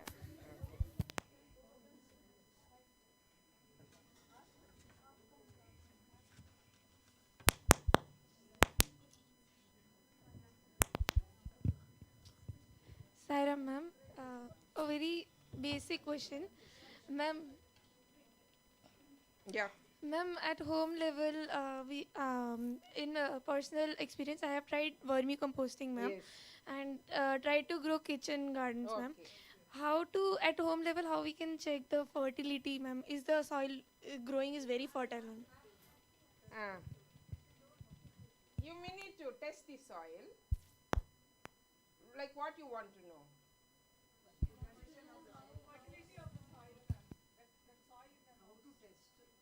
You have to, okay, if you're not well, how do you test at home? Suppose I am not well, where do I go? To doctor. Who is the soil doctor?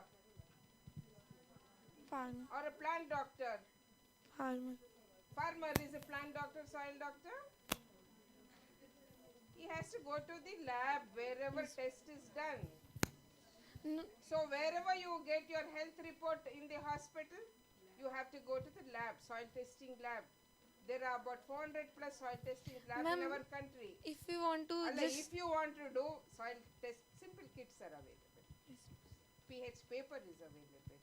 So it will give you the pH paper. Small kits are available for you to know just accurate.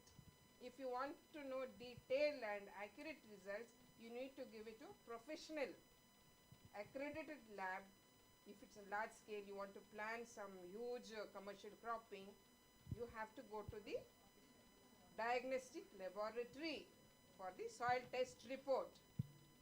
And that is going in a big way. National Soil Health Mission, which is initiated by our Honorable Prime Minister, wants every farmer in the rural place to have the soil health card. Similar to, see, all of us have PAN card, yes? What all cards we are having?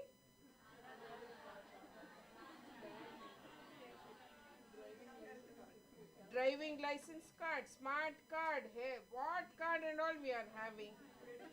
Credit card. The farmer also will have all the cards except soil health card. So that is why every farmer needs to have a soil health card. In the future, he will also begin incentive if the organic carbon levels are increased in farm, so that his products will be having good nutrients. He will be given the highest price for that product. So that is, so you also should tell every farmer to get his soil tested. 3 years once, he has to get the soil tested. So all the 16 nutrients we will test.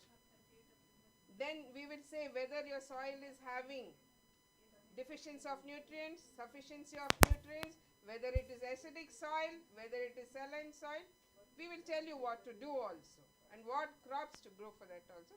So based on soil test report, we can suggest land use planning or cropping systems. Yeah. Yes.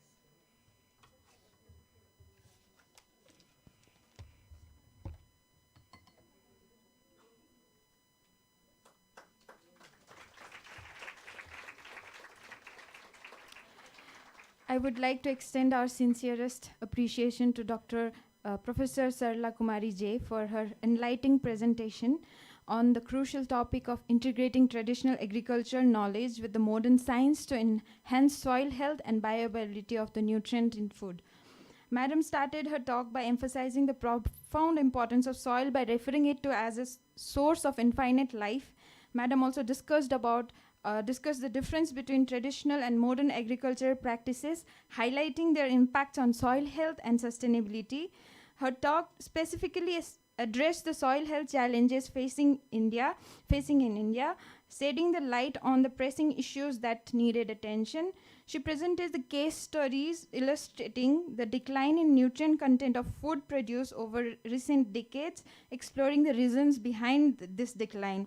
Ma'am also stressed on the significance of nutrient bioavailability of the plant uptake and its reflection in the nutritional quality of food, while also discussing the factors influencing it. Ma'am also elaborated on the crucial role of microbes in facilitating nutrient uptake in plants, highlighting their importance in soil health and fertility. Ma'am also discussed the chemical dynamics of nutrient bioavailability in both plants and humans, emphasizing their interconnectedness, and underscored the link between the soil health and human health, emphasizing how soil health directly impacts the nutritional quality of the food and consequently human well-being. Madam also discussed the various traditional and modern approaches to enhancing soil health and increasing nutrient bioavailability in the agricultural system.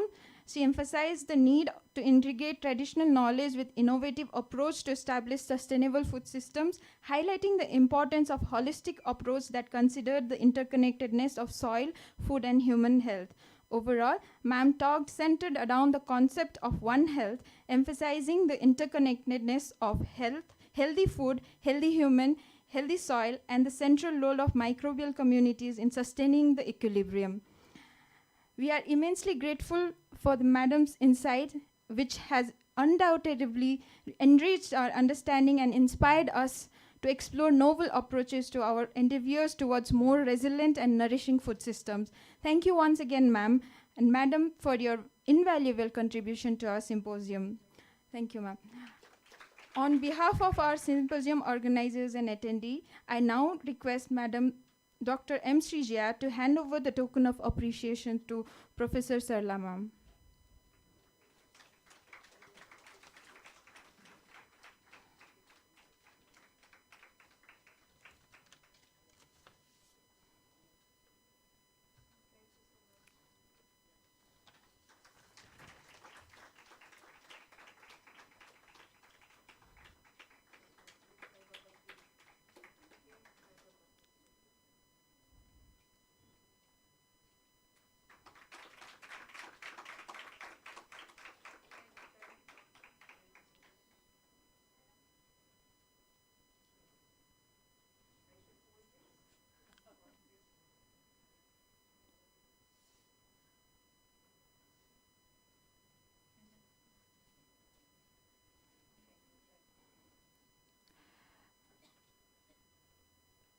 Now, amidst us, we have our two invited speakers who have joined just now. So I request Professor Andalu ma'am to kindly give over the token of welcome to the teachers, to the invited speakers. First, I request Dr. KBRS Visharada madam, Visharada, Principal Scientist, CSIR, Indian Institute of Millet Research. Yes, sir.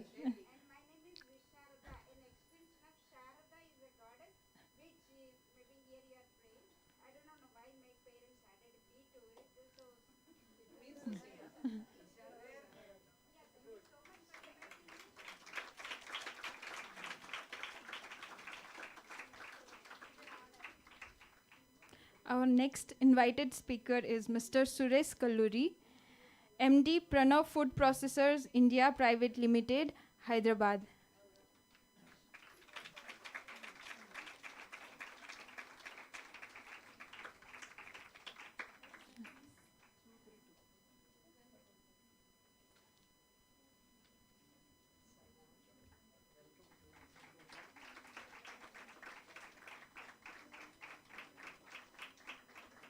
Thank you, ma'am, and hearty welcome to the invited speakers.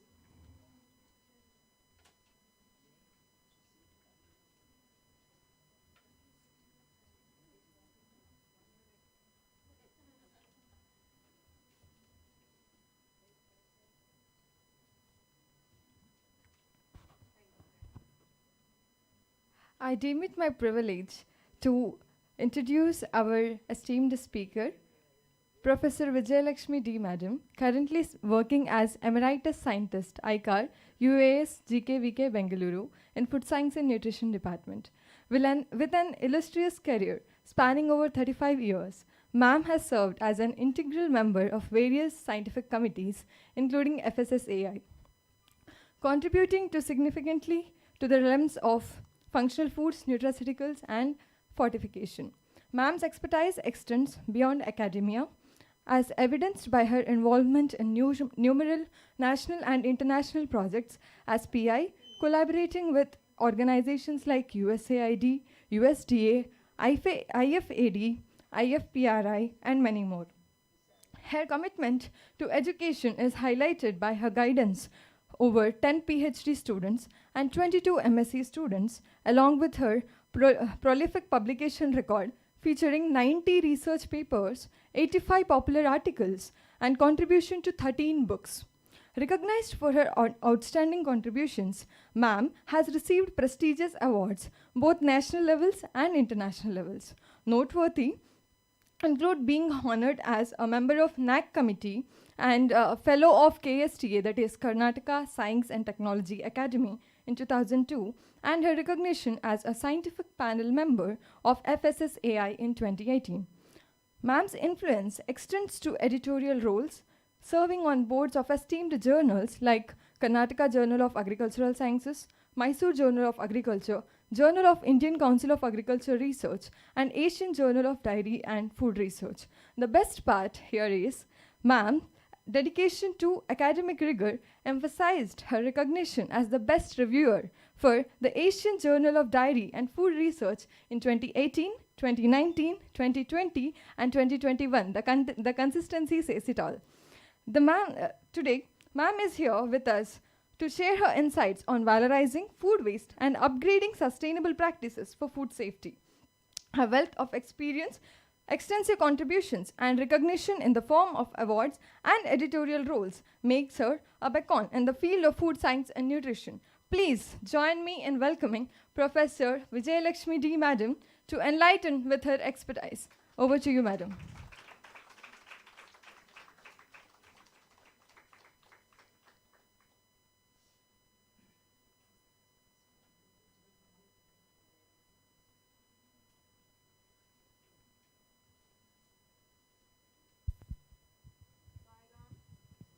Afternoon to all. Thank you for the nice presentation of my CV. What's your good name, please? Monica Pandey. Okay, Monica. Actually, at this time, this is a crucial time for all of us. I know, as a student, even now also, when myself, Sarla, we all sit and one person comes at 1 and 1:15, we'll see each other's face, "Utta kya go do." Isn't it? Human nature, suddenly we'll see the watch and say, what a timing, yeah, for a lecture. But I'll just see to it that, because your HOD also has warned me, ma'am, make it more interesting for the students. So with the interaction, and also I'll see my level best to make it more interesting. Is it okay? Okay. So, the topic is valorization of food waste and upgrading safe, sustainable practices for food safety. There are 3 keywords here. One is food waste. All of you know what it is. Second one is safe, sustainable practices. And the third keyword is food safety, which are very, very important.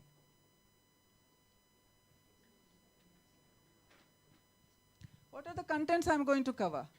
Because I'm going to cover whatever the research we have carried out in our university, in our lab, okay, along with the collaborations of many industries and also different international countries like labs in the UK, Spain, as well as the Italy. So the small, whatever the experiences we have faced from the industrial waste, that I'll be sharing.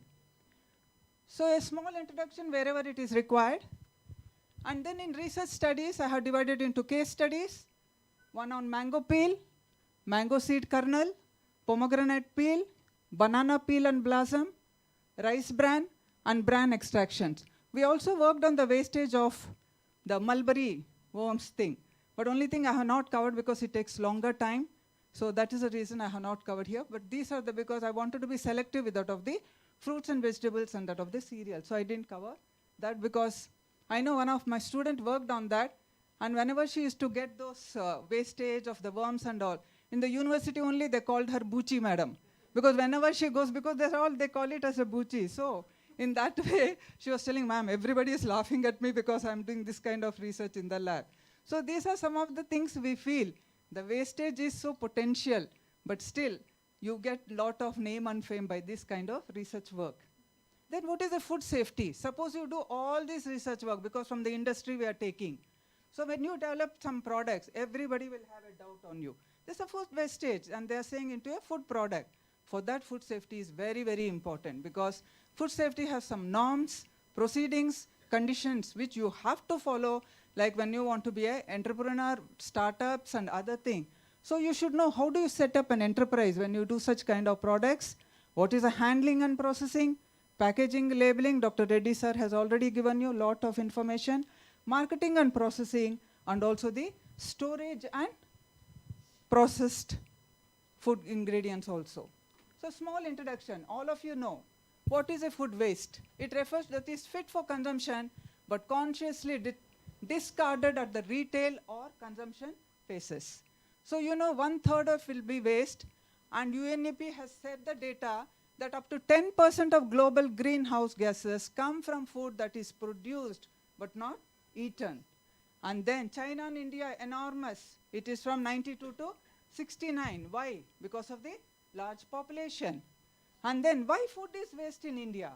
The thing is from farm to bin.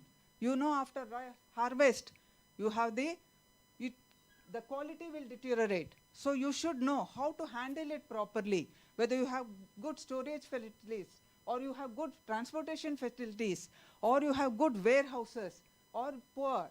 So all these factors have to be taken care. What are the stages of food losses? All of us know about it. Production, handling and storage, processing and packaging, distribution, marketing, and consumption.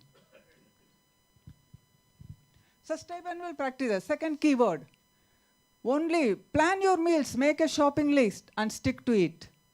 Don't let labels fool you. Okay, packaging may be very attractive, but labels are also very equally important. Limit your plastic, recycle paper, plastic, glass, and aluminum. Store food wisely. You love your leftover food so that you can heat it and consume it. Make plant food. What is food safety? Why do you need it? To avoid foodborne illness. Build and increase trust to the consumers. Avoid wastage and food hazards. Better usage of resources. And also now, convenience foods. Because of urbanization, we need more and more. And then budding entrepreneurs. They don't want to work in government sectors or any sector. They want to be on their own. So startups are very important and very popular. So when you start any kind of research, you should know We have the basic technology, but what exactly happens is we all belong to government institutes. We don't have much funds. Government institutes, they give you salary, and then you all study in it. But if you want your department to come up or grow or have a name and fame with a good mark, what you should do is you should have new advances in our research. How do you get new advances? Without new equipments or the technologies, you cannot have good labs, isn't it? So you have to try to do a good research in your PG programs or PhD programs, and also the staff and the students. When you join an industry, your aim should be to put a project so that you get a lot of budget so that you can upgrade your laboratory into. So you need new advances in the integrated management. You alone, food and nutrition department cannot do anything. It should be intercollaborative projects so that everybody is involved into it and the best quality will come out.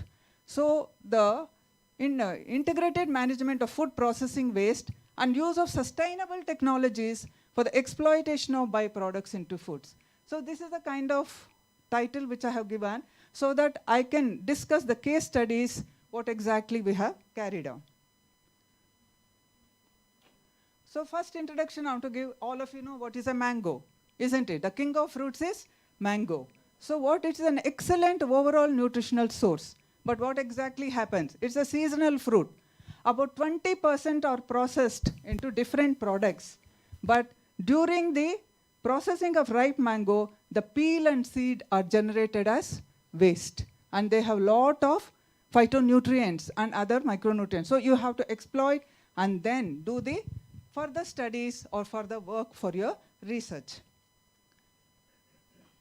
So what is the production? This is a pie chart which gives. We are highest with banana, followed by mango, citrus, guava, then papaya, apple, and other fruits. Case study 1. This is the mango peel work. This was in collaboration with that of the Spain and Italy. We did the work with the international projects, which is also called as Namaste project. So the procurement of the sample was given from the food industries we got, whatever the mango industries. And then different batches of the waste were procured from the industries and they were stabilized. Usually we know we do the blanching methods for stabilization. And the mango peel powder and the paste, they were analyzed. The most important here is it's a waste. So we have to see, to be very careful, whether there is pesticides, heavy metals, as well as the microbial analysis. This has to be done, then only you can go again. Sometimes there will be treatment for debittering, isn't it? Some will have astringent effect on the tongue. So you have to know the protocols, what you have to do debittering. And then we had extracted polyphenols, pectins, and dietary fiber from mango peel, and then introduced into the products. So this was the pre-treatment which were given from the mango peel, autoclaving, and then drying, and then powdering. So this is a blanching procedure. There are different procedures. From the industry, we have taken this. That is dipping in boiling water, 50 degrees centigrade, drying, and then milling, and then storage. Whatever analysis you want to do, further you can do for the development of the products. So this mango peel powder, from the industry, whatever you get, you have to be very careful how much is the thing. So finally I will do the SWOT analysis for you to tell. So for 1000 grams, that is 1 kg. So please see, the recovery is 20%. Okay? So that will be the powder recovery. And then, why is it? It is a nutrient source. We have to remember, it has got lot of good nutrients. Please see here. The beta carotene is good, energy is good, it has got good amount of iron and a fair amount of zinc. So these properties can be good for us to go further for the research work. That is the MPP, that is mango peel powder. So what is the percent recovery? We want to do the extraction. So what was the percent recovery? Here you can see 69% total dietary fiber, and then total polyphenols 4.5, and it has an antioxidant of 76. And this was the protocol which we followed after the mango peel, the extractions of stabilized mango peel powder, 80% acetone for 4 hours, then filtration, vacuum drying, and then it was crude polyphenol. So then we tried out into many beverages. We tried different fruits, but the best fruit which was accepted was watermelon because the color itself was so appealing. So this was very well. So we tried out from 0.1% to 0.5% of total polyphenol. The best accepted was 0.25%. Best scoring.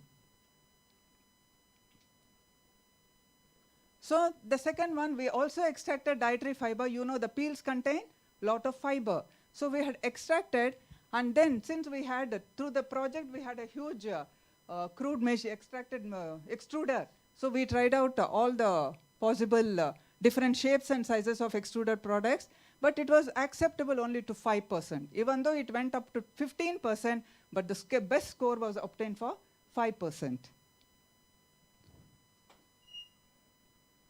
So this is the extruded machine which we could purchase.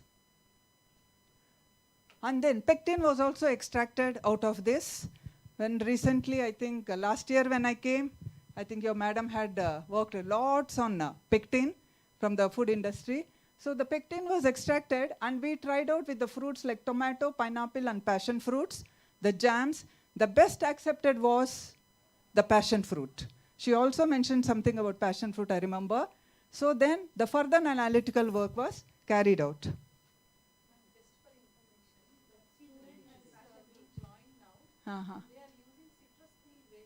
Yeah, yeah. The Spain people who worked with us, we worked on mango peel and mango seeds and other pomegranate. They worked on citrus as well as orange peel. And they prepared pasta products and others. We had prepared extruded products. So finally, I can conclude in this mango peel, you have the mango peel powder where the polyphenols can be extracted, pectins can be extracted, dietary fiber can be extracted, and here whatever the products we have done, but you can do many more of the value-added products because 0.25 to 5% to pectin to 1.25% it can be incorporated to enhance the nutritional aspects. Case study 2. That was mango seed. I'm sure what is mango seed? We don't use it for any cooking purpose. We just eat it and throw it as a wastage. So what are mango kernels? Kernels are wasted at 8.04% in processing, and they are direct byproduct resources of starch, fiber, and phenolic compounds. So this is a percent distribution in usually mango fruit. You have the pulp 68%, peel 17%, seed coat 5.9, kernel is 9%. So this is a processing method of mango seed in order to make it into kernel flour. So there's the byproduct which we got from the industry. It was dried for 60 degrees centigrade for 3 to 4 hours, manual separation, soaking it for 6 to 7 hours, chopping it to small pieces, blanching for 1 to 2 minutes, and then drying, and then milling, as well as the storage. So what are the recovery from this? We should see the recovery. So for half a kg, your recovery after sieving, that is 40 mesh, because it has to be very fine powder, it was 80% was the recovery. Because different methods were tried, soaking, drying, and milling, and the loss was 6%. So what is the nutrient composition? Okay, when you're doing so much of work, what is the nutrients present in this seed flour? See, the proteins are good, 7.53. It has got fat. We could not extract the fat here, but our partners in the Spain extracted the fat, and they made it as like how you get peanut butter. Have you tasted peanut butter? So in a similar way, they had done the mango kernel butter, and it was very good in taste.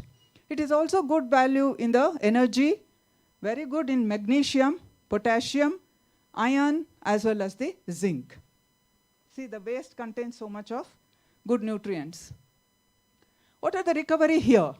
The recovery also 50% for the starch, polyphenols, both the peel as well as the seed has got 4.4%, And total dietary fiber, here what we took is the residue. After extracting everything, the residue, whatever was taken, the leftover, that was utilized. So this is the one, mango kernel flour. This is the starch. This is the dietary fiber, total polyphenols. Total polyphenols was introduced into all the squashes with fruits. From the color itself, you can say different products were developed. These are the 4 products with kernel flour crackers, that is the thin biscuits which you get, and then soup mix, soup sticks, and squash.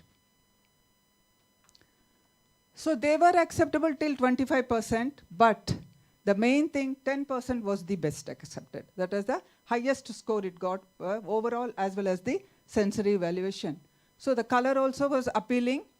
Even 25% what exactly happened is the color was little dark in shade. So people did not accept, the consumers as well as the panel. In the similar way, till 100% you can use this starch extract for the instant soup mixes. But the best one was 50%. So you can make any kind of convenient and instant mixes with the starch.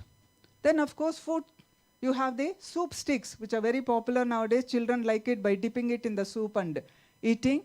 So we had developed for that. 10 to 15%, both the values were very good accepted, because actually in 15% it was little hard. But since you dip it and eat it, it was good. But actually overall I liked 10% was the best.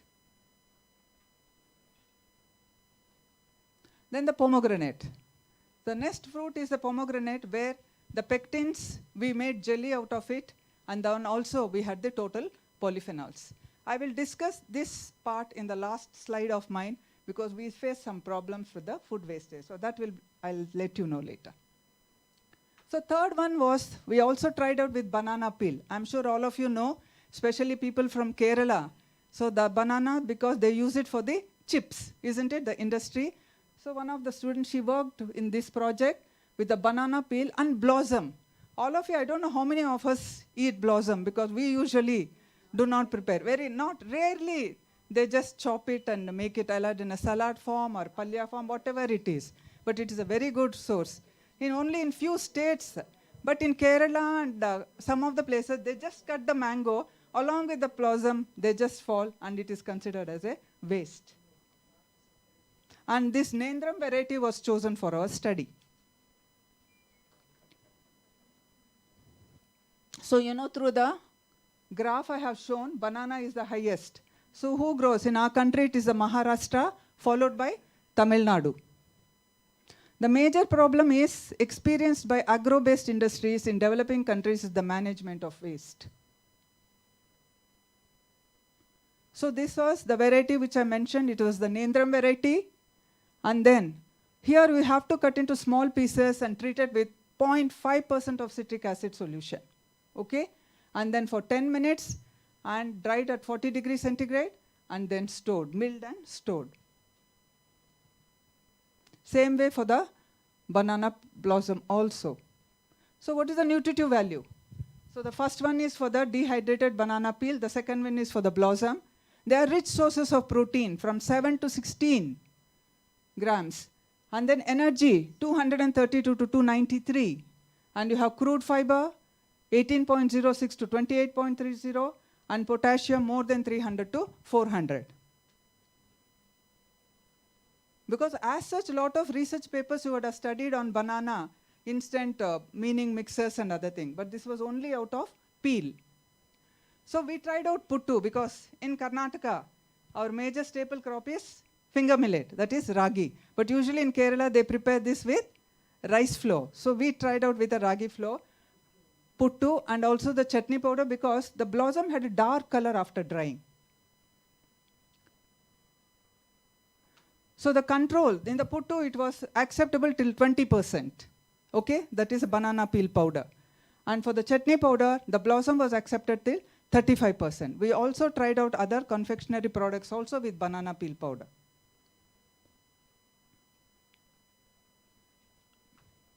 So the next case study was 6, that is rice bran. Somebody had mentioned, Dr. Sarla, how rice bran is wasted. Of course, CFTR has got the technology, rice bran oil, okay, from the bran oil. Sir has bran oil. But as an agriculturist and nutritionist, which oil do you think is the best, from the seed or bran? Correct. No? So, sir, we all agree with the seed, then the bran. Okay? So, anytime when we recommend, the oil should be from a seed. Bran is also good. They have done a lot of research. Let us respect them also. But the rice bran, we had worked on this. So why do you think? Because rice is a staple crop and lot of bran comes, isn't it? So they have some. The only drawback is the storage facilities. One, you have to be very careful that it has got lot of nutritious value, but only little is known about it. So you can say the weight of the whole grain and contains most of the nutrients. It has got phytochemicals, it has got vitamins and minerals and fiber. So but why can't we exploit? Because from the industry it will be a waste. So let us utilize into products. So our partner here was NEIST, N-E-I-S-T.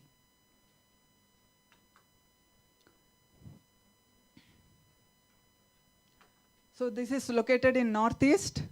It is called as Northeast Institute for Science and Technology. So we had gone to their lab, which is located in Jorhat, Assam, state of Assam. Okay, anybody from Assam? Nobody, okay. So here when we went to their lab or the institute, first we tried out the brand for microbial and heavy metals. That has to be done because it's a waste. And the second one is processing of rice bran. Since we had the partner of biochemist as well as a microbial person, they wanted to patent, so they wanted a probiotic treatment. So we worked along with them, and the stabilization, rice bran always has to be stabilized because it is too rough. So we did the stabilization as well as the probiotic treatment with lactobacillus, okay? So then, of course, nutritional properties were done, product development. We were curious in order to see the glycemic index, like any nutrition person with more of the fiber. So we tried out on the normal subjects with the GI factor. So the different methods which they follow in the institutes were 3: autoclaving, microwave heating, and heating in a pressure. So the best one was microwave heating for 3 minutes was the standard procedure which is accepted. And then we oven dried it, cooled it, and then kept the sample. So that's what we say. Here, the free fatty acids. What is the free fatty acid level, students, you should have in a product or in a FFA? What should be the FSSI level? Earlier, that is what I said. Always, in food safety, I'll tell you, always see, earlier when we started research also it was 1%. Now go to the website and see 0.5%. So all these factors you have to remember when you try to do research work. You have to review a lot before you conduct a research. So the rice bran, it was moistened, it was with 10 ml of water, and then microwave heating, drying, cooling, and storing. This is the procedure because I thought the students might ask question on that. That is why I put the flow charts. And then I told you lyophilization. For that, after the rice bran is treated, you have to inoculate this powder for 1%. You have to do fermentation, lyophilization, and then only it is the storing. After probiotic treatment, the flavor and the color was excellent for the rice bran. And it was mixed into many of the products. In fact, we tried out chocolates also with this. So what are the nutrients? We are talking so much about the waste. What are the nutrients? It has got 17 to 19% of protein. Okay? And then it contains total dietary fiber 23 and then 14. And then you have energy 392 to 426. And you have iron. It's very good, 28 to 30 milligram. Of course, you also have the anti-nutrients which has to be taken care. So here also we tried out with the extruded products. It was best accepted till 10%.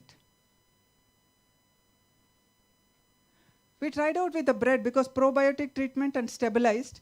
In the probiotic to 10% it was accepted because the mix was very fine, whereas for the stabilized rice bran it was accepted only to 5%. And also we tried out muffins. To the muffins, the probiotic was accepted to 15%. The color and the taste also was very good. But for stabilized, it was only 10%. So bakery industry can really take up this for the value added. So we tried out with the chocolates. That's what I said, because they wanted to patent this probiotic treatment. So they asked us to do bakery and confectionery. We tried out the chocolates. The dark chocolates were much better than that of the white chocolates. Because on the white chocolates, once the bran was added, you could see the different color filament. So the dark chocolate was best accepted. For 5 to 10%. 10% probiotic, 5% to stabilized. Then shelf life also was. Then this was the chapati, because we wanted to try out for the glycemic index. But it is just moderate, it is not low. So the glycemic index of stabilized chapati was 68 and probiotic treated was 64 when compared to that of the bread and that of the controlled chapati. So you can say it is the medium level, neither the high nor the low, but it can definitely be taken up. So next one, what we had taken was anthocyanins extract. Anybody from Manipur? No? Nobody from Manipur. Okay. Manipur, they have a rice which is called as, it's a very beautiful rice. It's a dark, it looks like black, but it's a purple color. And rich source of, if purple is there, what is it? Anthocyanins. So Manipuri black rice variety, it is a good source of vitamin B, niacin, vitamin A, calcium, magnesium, iron and zinc. Okay? And because of the pigment, it is rich source of anthocyanin, which acts as a colorant as well as antioxidant. And the recovery is from that bran, 8 milligram of anthocyanins can be extracted. And the storage, like what madam asked, in the refrigerator, because it is not a powdered form. Later on, we try to do a powder form also. But in the refrigerator condition, it can stay more than 3 to 6 months, but not on the room temperatures.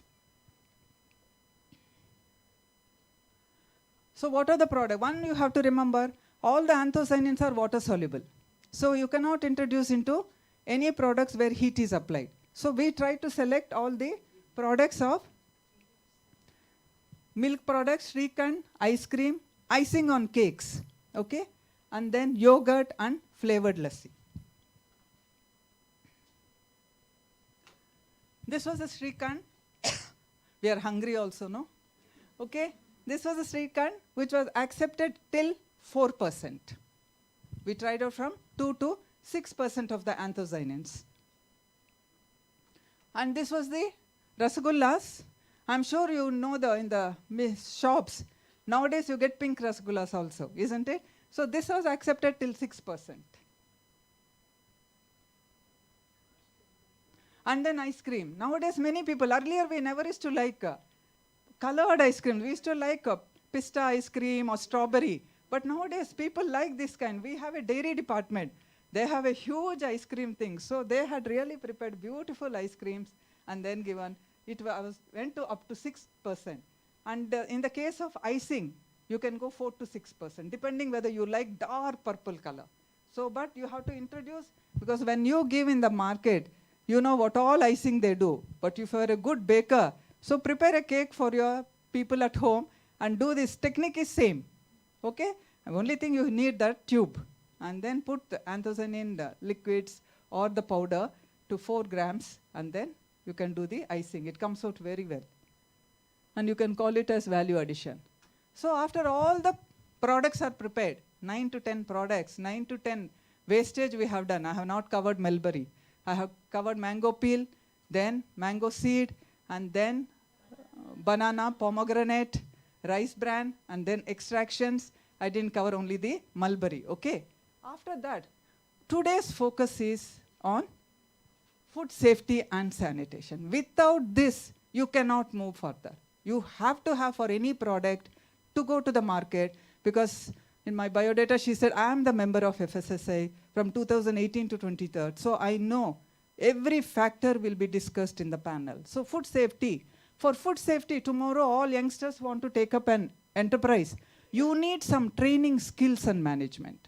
Until unless you have the skill development technique, no industry will take you. So that is why, and your product you want to. We have 3 methods in our university. One, we call it as transfer of technology. Whatever we develop, that is transfer from lab to land. That is called transfer of technology. Second one, we say POP, package of practices. The third one, we say commercialization, because any industry can come forward and buy your product. The fourth one, we say patent. Okay, the patent was done through the NIST for the probiotic treatment as well as anthocyanins. That is why I cannot give lot of information on that, because the institute will not like it also, because to get more about it, we have to follow some ethics there. So food safety, I'm just going to highlight what is food safety, why we talk so much about food safety.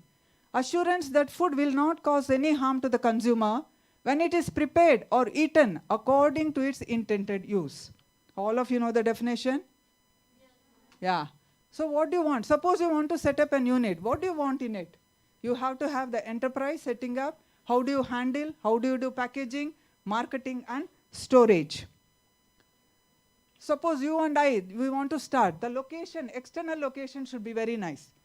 Isn't it? The externally, it should be very clean. There should not be any breeding ground, and drinking water should be safe, appropriate sewage, garbage bins, all this. Equally, internal is also very important. You should have clean surface area, isn't it? And then you should have proper space, washroom facilities, and hygiene facilities, well-designed storage spaces. This is an example, because suppose if there are any cracks, you have to fill it, otherwise the insects will come. While food handling, FSSAI has the guidelines, isn't it? So you have to follow food personal hygiene while handling foods. So you can see all the websites what they give you, because for that, when you are preparing and formulating products, you have to have FSSAI, FDA, and Codex, depending on what product you are preparing, isn't it? And then you have good manufacturing practices, then you have good hygiene practices, HACCP, VASCP, and also you have the TACCP. So all these are given in the website which you can go, and tomorrow you want to commercialize your product or take over, so you have to follow all the rules and regulations which are given for the food safety. Then of course, even a nursery child knows because of corona what is hand washing technique. All of us become expert. You take a child, it will run immediately and wash. How many seconds also it will tell you, because my teacher told. So that is the saying they do. So this is the technique by FSSAI. And then designing. This is very important. Suppose you want to try out any small entrepreneur, because we tried out some of the things with our SHG women and farm women. So some flows should be there. That is called as flow patterns to set up an enterprise. There is an I flow, L flow, S flow, U flow, and O flow. So what exactly here you can see? The first one is the I flow, where you have the separating for receiving and shipping area. The second one is it is straight line for to be accommodated whatever the receiving and ending and processing. The most popular is U flow, because here at one side you have the entry, at the other side, and whatever you want to do here, you can set up your machinery or nutrient analysis lab. Then you have the D flow or the S flow when the production line is too long, depends upon what exactly it is. And zigzagging on the production floor is required, if it is a cereal grains or brands. Then O flow, when it is desired to terminate the flow near where it is obtained. So depending on whatever the product you are preparing, the flow patterns have to be selected for food safety and hygiene. What does it give you? It avoids cross-contamination. It promotes safe and hygienic food processing. Easy in move out throughout the setup. And time. Time is saved. You can save lot of time. Packaging and labeling, I will not elaborate, but only thing I liked one of the packaging material which I would like to share. So as soon as you see the packaging, you have to get tempted, isn't it? Because nowadays it will be very colorful.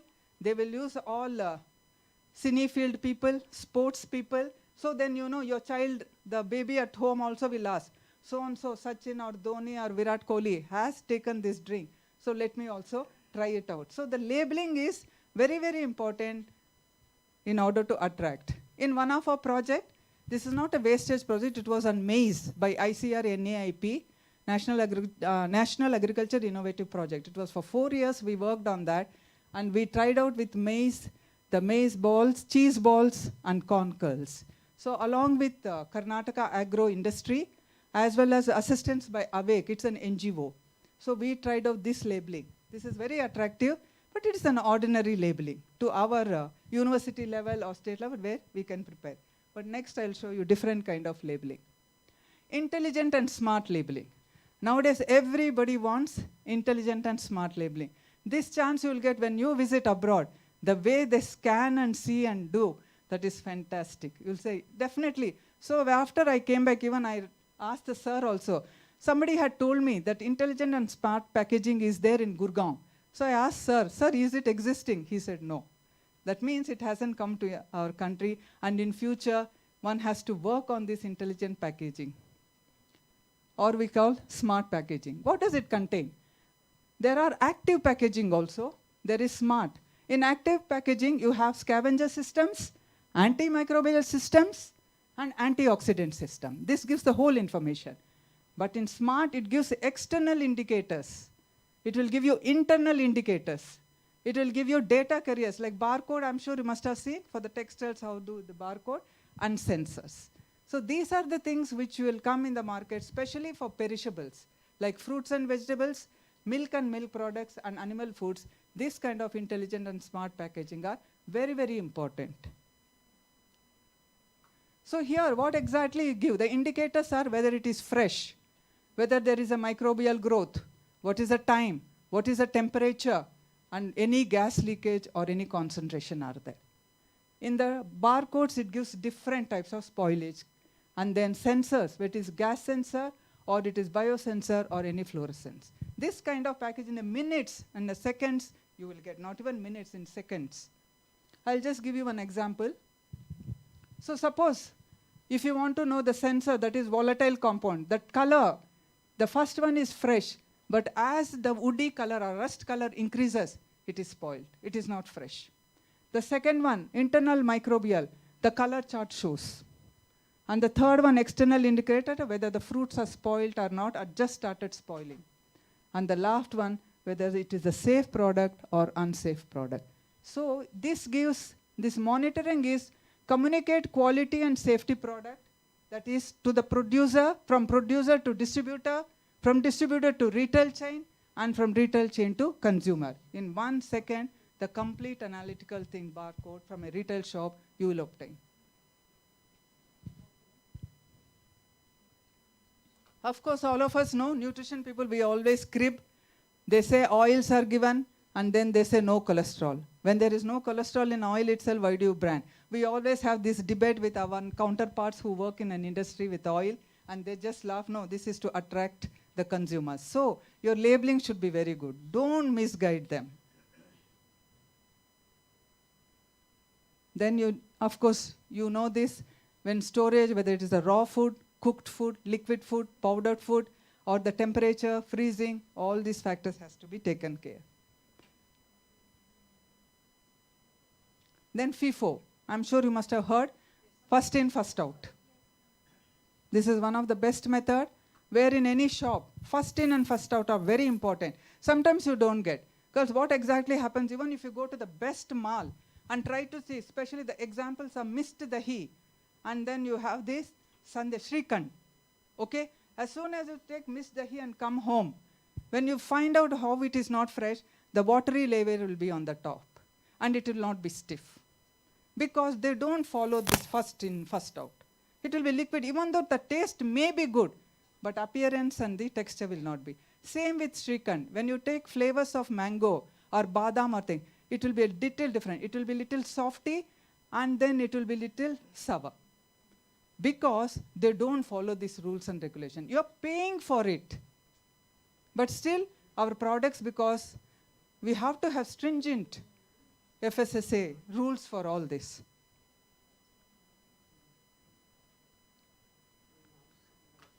Okay, so now I finished with the waste, the industrialization, and then the whatever is the food safety. Any time the researchers, especially the students, when you have done your research work, you want to go for transfer of technology, commercialization, patent, please sit and do SWOT analysis. What is a SWOT analysis? What are your strengths? What was your opportunities? What is a weakness? What is a threat? If you do this with your guide, you will know you will be the best speaker. Then the next step will be with the committee. Okay? Then the next step will be the authority, your university authority, if you want to commercialize. Okay? So what is example I'll give you for SWOT analysis? I told you about pomegranate. I'll discuss in the last. Okay.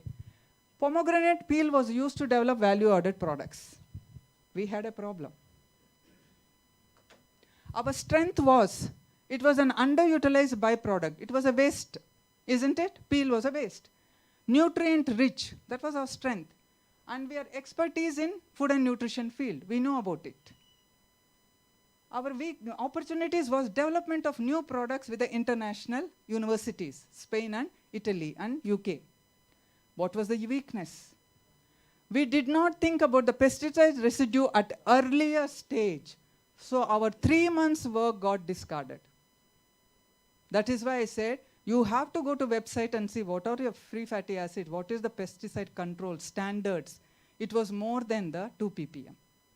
Okay, so then only we realized, because when we have every 3rd month, we had a quarterly meeting, we realized that we had not got the pesticide residue. So lack of awareness about the pesticide residue and their acceptable critical limits was done, and 3 months of the work was discarded, and then all the threats and weakness were rectified. And then we started the work. Similar second example I can give you is maize. In that project, what exactly we did is, we did 3 byproducts. One was grits, maize flour, and maize suji, that is rava. So what we had told, we established a huge unit in Mandya, and then asked the farm women and SHG women, whoever are the entrepreneur, they formed a group and set up. In the flow pattern all we followed. We were adding soya bean flour for enhancement of protein, isn't it? Because maize is not a very great source of protein we used. So we had given all the training, and they started producing these 3 byproducts and selling it. One fine day, there was shortage of soya bean flour. So they gave a call, because we are 100 kilometers from Bangalore to Mandya. Okay? So they gave us a call and said, madam, the soya bean flour got over. Then we said, there is some constraint in the university, just give us 2 days. You don't do any product. After 2 days, because we had soya bean unit in our own university, so we said we'll get the flow. They did not wait, because for them marketing was very, very important, because a lot of demand was there. Whatever the available soya bean was there in the market, they just took it, milled it, and added. As a nutrition person, there was no processing. So as soon as they prepared the product, and while sealing and they gave for tasting, it was bitter, highly bitter. Immediately the consumer said, what is this? The previous samples were very good, what happened now? So they gave us a call and said, ma'am, come immediately. The whole mix became bitter. So immediately we had to rush to the place, and then made them sit and ask them what exactly went on. Then they said, we got the soya bean, we were very happy, we brought it, we went to the mill, powdered it and added. Whose fault it is? Our fault. We did not give them training on processing of soya bean. You have to accept it. Every ingredient which you add in a product has to be tested. They have to be told, because emergency will come anytime. So they have to be told. We just told them, because it is available in the university, we were just sending it and telling them add 10% of it. And we gave. Then we took a break for 3 to 4 days, 1 week. We taught them what? Soaking, then shelling, and then whatever the treatments, everything, then we asked them to go further. So these are called as the threats. It's good, we do have experience, but still. So SWOT analysis gives you the best product once you do all this analytical work and send it to for any of the marketing purpose. No, wait. the future study. This is the last slide. I would just like to thank. Okay, okay. This I published an article in Frontier Journal. So they had asked me to work on resistance starts and give. You have future research. All of you can take up. What is seasonal available? What are the wastage, underutilized? Any student who is interested, you can do the novel and underutilized ingredients. It can be cereals, pseudo-cereals, minor millets, legumes, byproducts. Because now, like Madam has come from Hyderabad, IIMR is working lots on millets because last year it was International Millet Year. They are working on all millet brands. They have developed a lot of products. I read one paper before sending it to CFTRA. I was a reviewer. One of the students, I don't know the name, it had come from Hyderabad.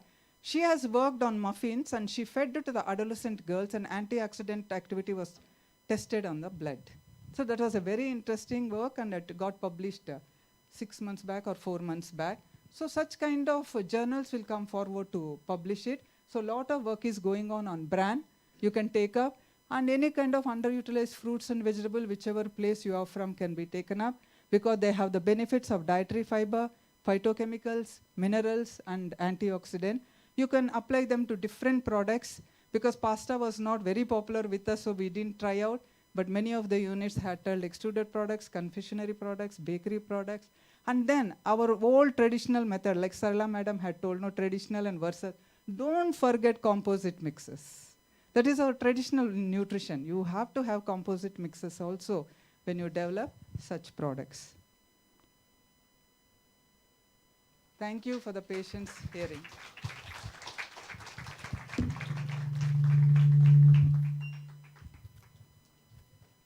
I think it's already 2 o'clock. Sairam, ma'am. Sairam.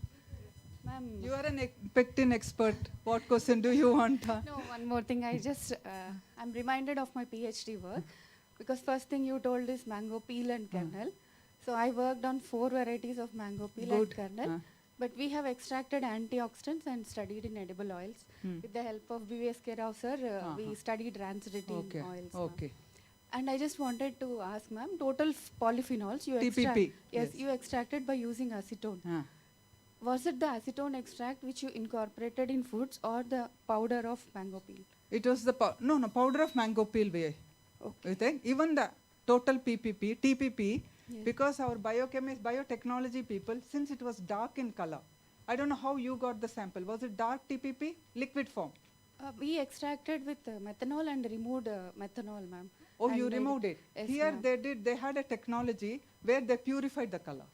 And they got into the purified both. So the credit goes to biotechnology department because they did powdered form as well as the liquid. We just took from them and then incorporated into the beverage. Which variety of mango, madam, tried? Mango, mango pulp variety. What is the variety? Malgoba. Malgoba. No, Malgoba. Next. Totapuri. Totapur. The soft one. Okay. Thank you. Yeah, fiber is more in there. Okay. Thank you. Ma'am, OTRI one institute is here, ma'am. Oil Technological Research. Okay. They worked on mango kernel fat as a fat substitute That's earlier right. in 1960s. Okay. Now scientists are not there, so. See, when we do SWOT analysis, for example, when we do SWOT analysis for all the research work which we carried out, we should see sustainability. Because there are some methods like oil extractions and all, enzymes are required. We didn't touch upon. They're very costly. Your cost-benefit ratio will be too high. You don't require. Sometimes you know how it becomes golden rice. Do you read? Because we also tell, no, golden rice, is it a must to eat? You can eat green leafy vegetables. So sometimes, unless your industry collaborates with you very well, you cannot have the sustainability in the research, especially with the waste. Yes. Yeah. You should have an industry because they have the proper industries for rice bran proper. We had for pomegranate we had Pune and Hyderabad and Tumkur. I got it from Galla Foods, ma'am. That's what I'm saying. Unless you have that, there will not be any sustainability in the work. So tap the food industries. That is very, very important because you can sustain.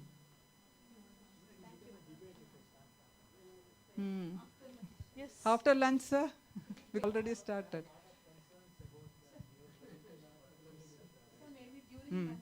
Especially with rice bran, we worked with NIST, sir, that institute. Lunchtime we can discuss, no problem.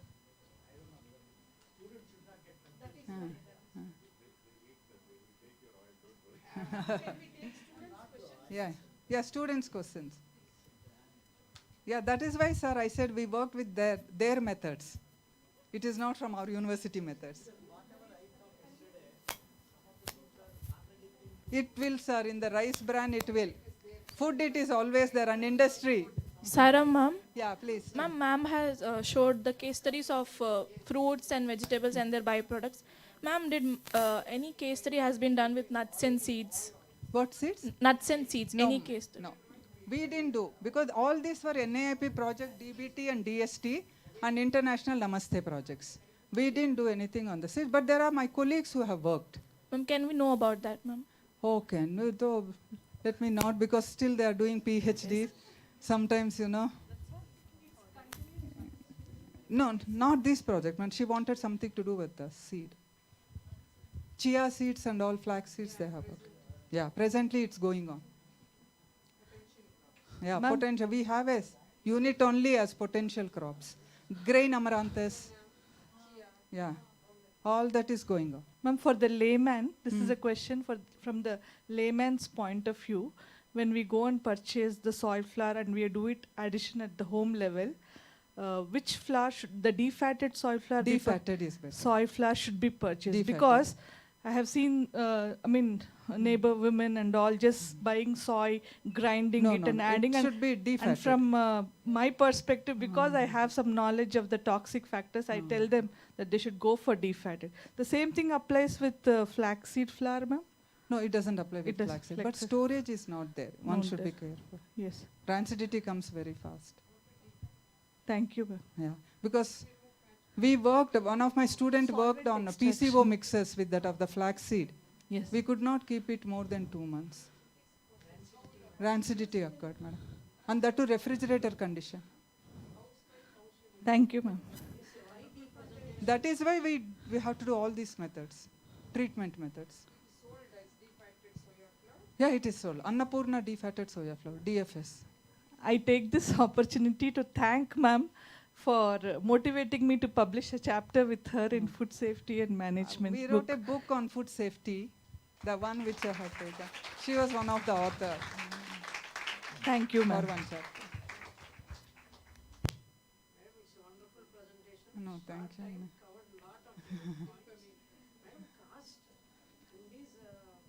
Ma'am, it's pretty. Yeah, definitely. Definitely. You wanted to work with dairy. I told them, Arun Kumar, you can work with dairy a lot because they have a huge processing setup compared to our department. Yeah. You have to collaborate. But Sarala, yenagta ide gotta? They are not giving MOU.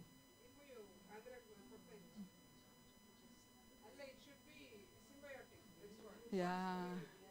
When Mount Carmel College students approached, they wanted some analytical, they charged them high. So I told her, you write to the dean and MOU and exchange program, you might get benefited.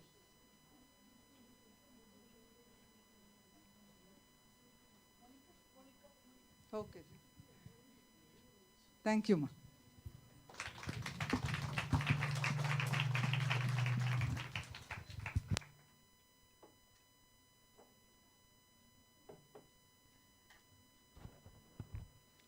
I extend heartfelt gratitude to Professor Vijayalakshmi D. Madam for an enlightening and engaging session that commenced with captivating case studies.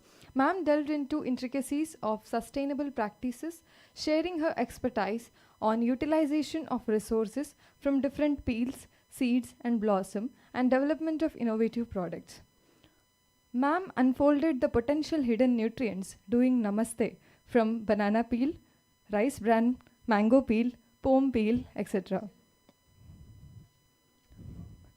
and showcasing their transformative journey towards sustainable food practices. The depth of her knowledge and practical applications discussed during the session provided valuable insights into addressing food waste challenges. The interactive exchange further enriched our understanding of sustainable practices and their implications on food safety through your thoughtful responses. Once again, a sincere thank you to Professor Vijayalakshmi D. Madam. I kindly request Dr. A. Sumana Madam to present a token of love and appreciation to Professor Vijayalakshmi D. Madam for her dedicated knowledge dissemination and her invaluable contribution to our symposium.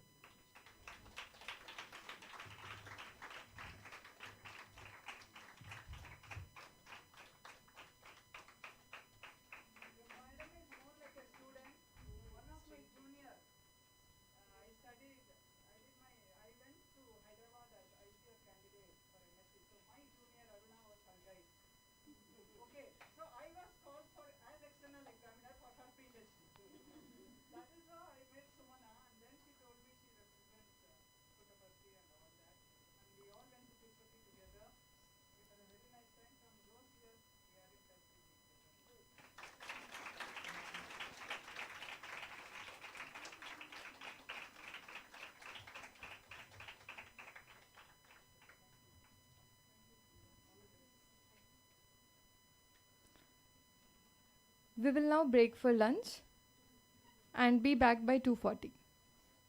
Thank you.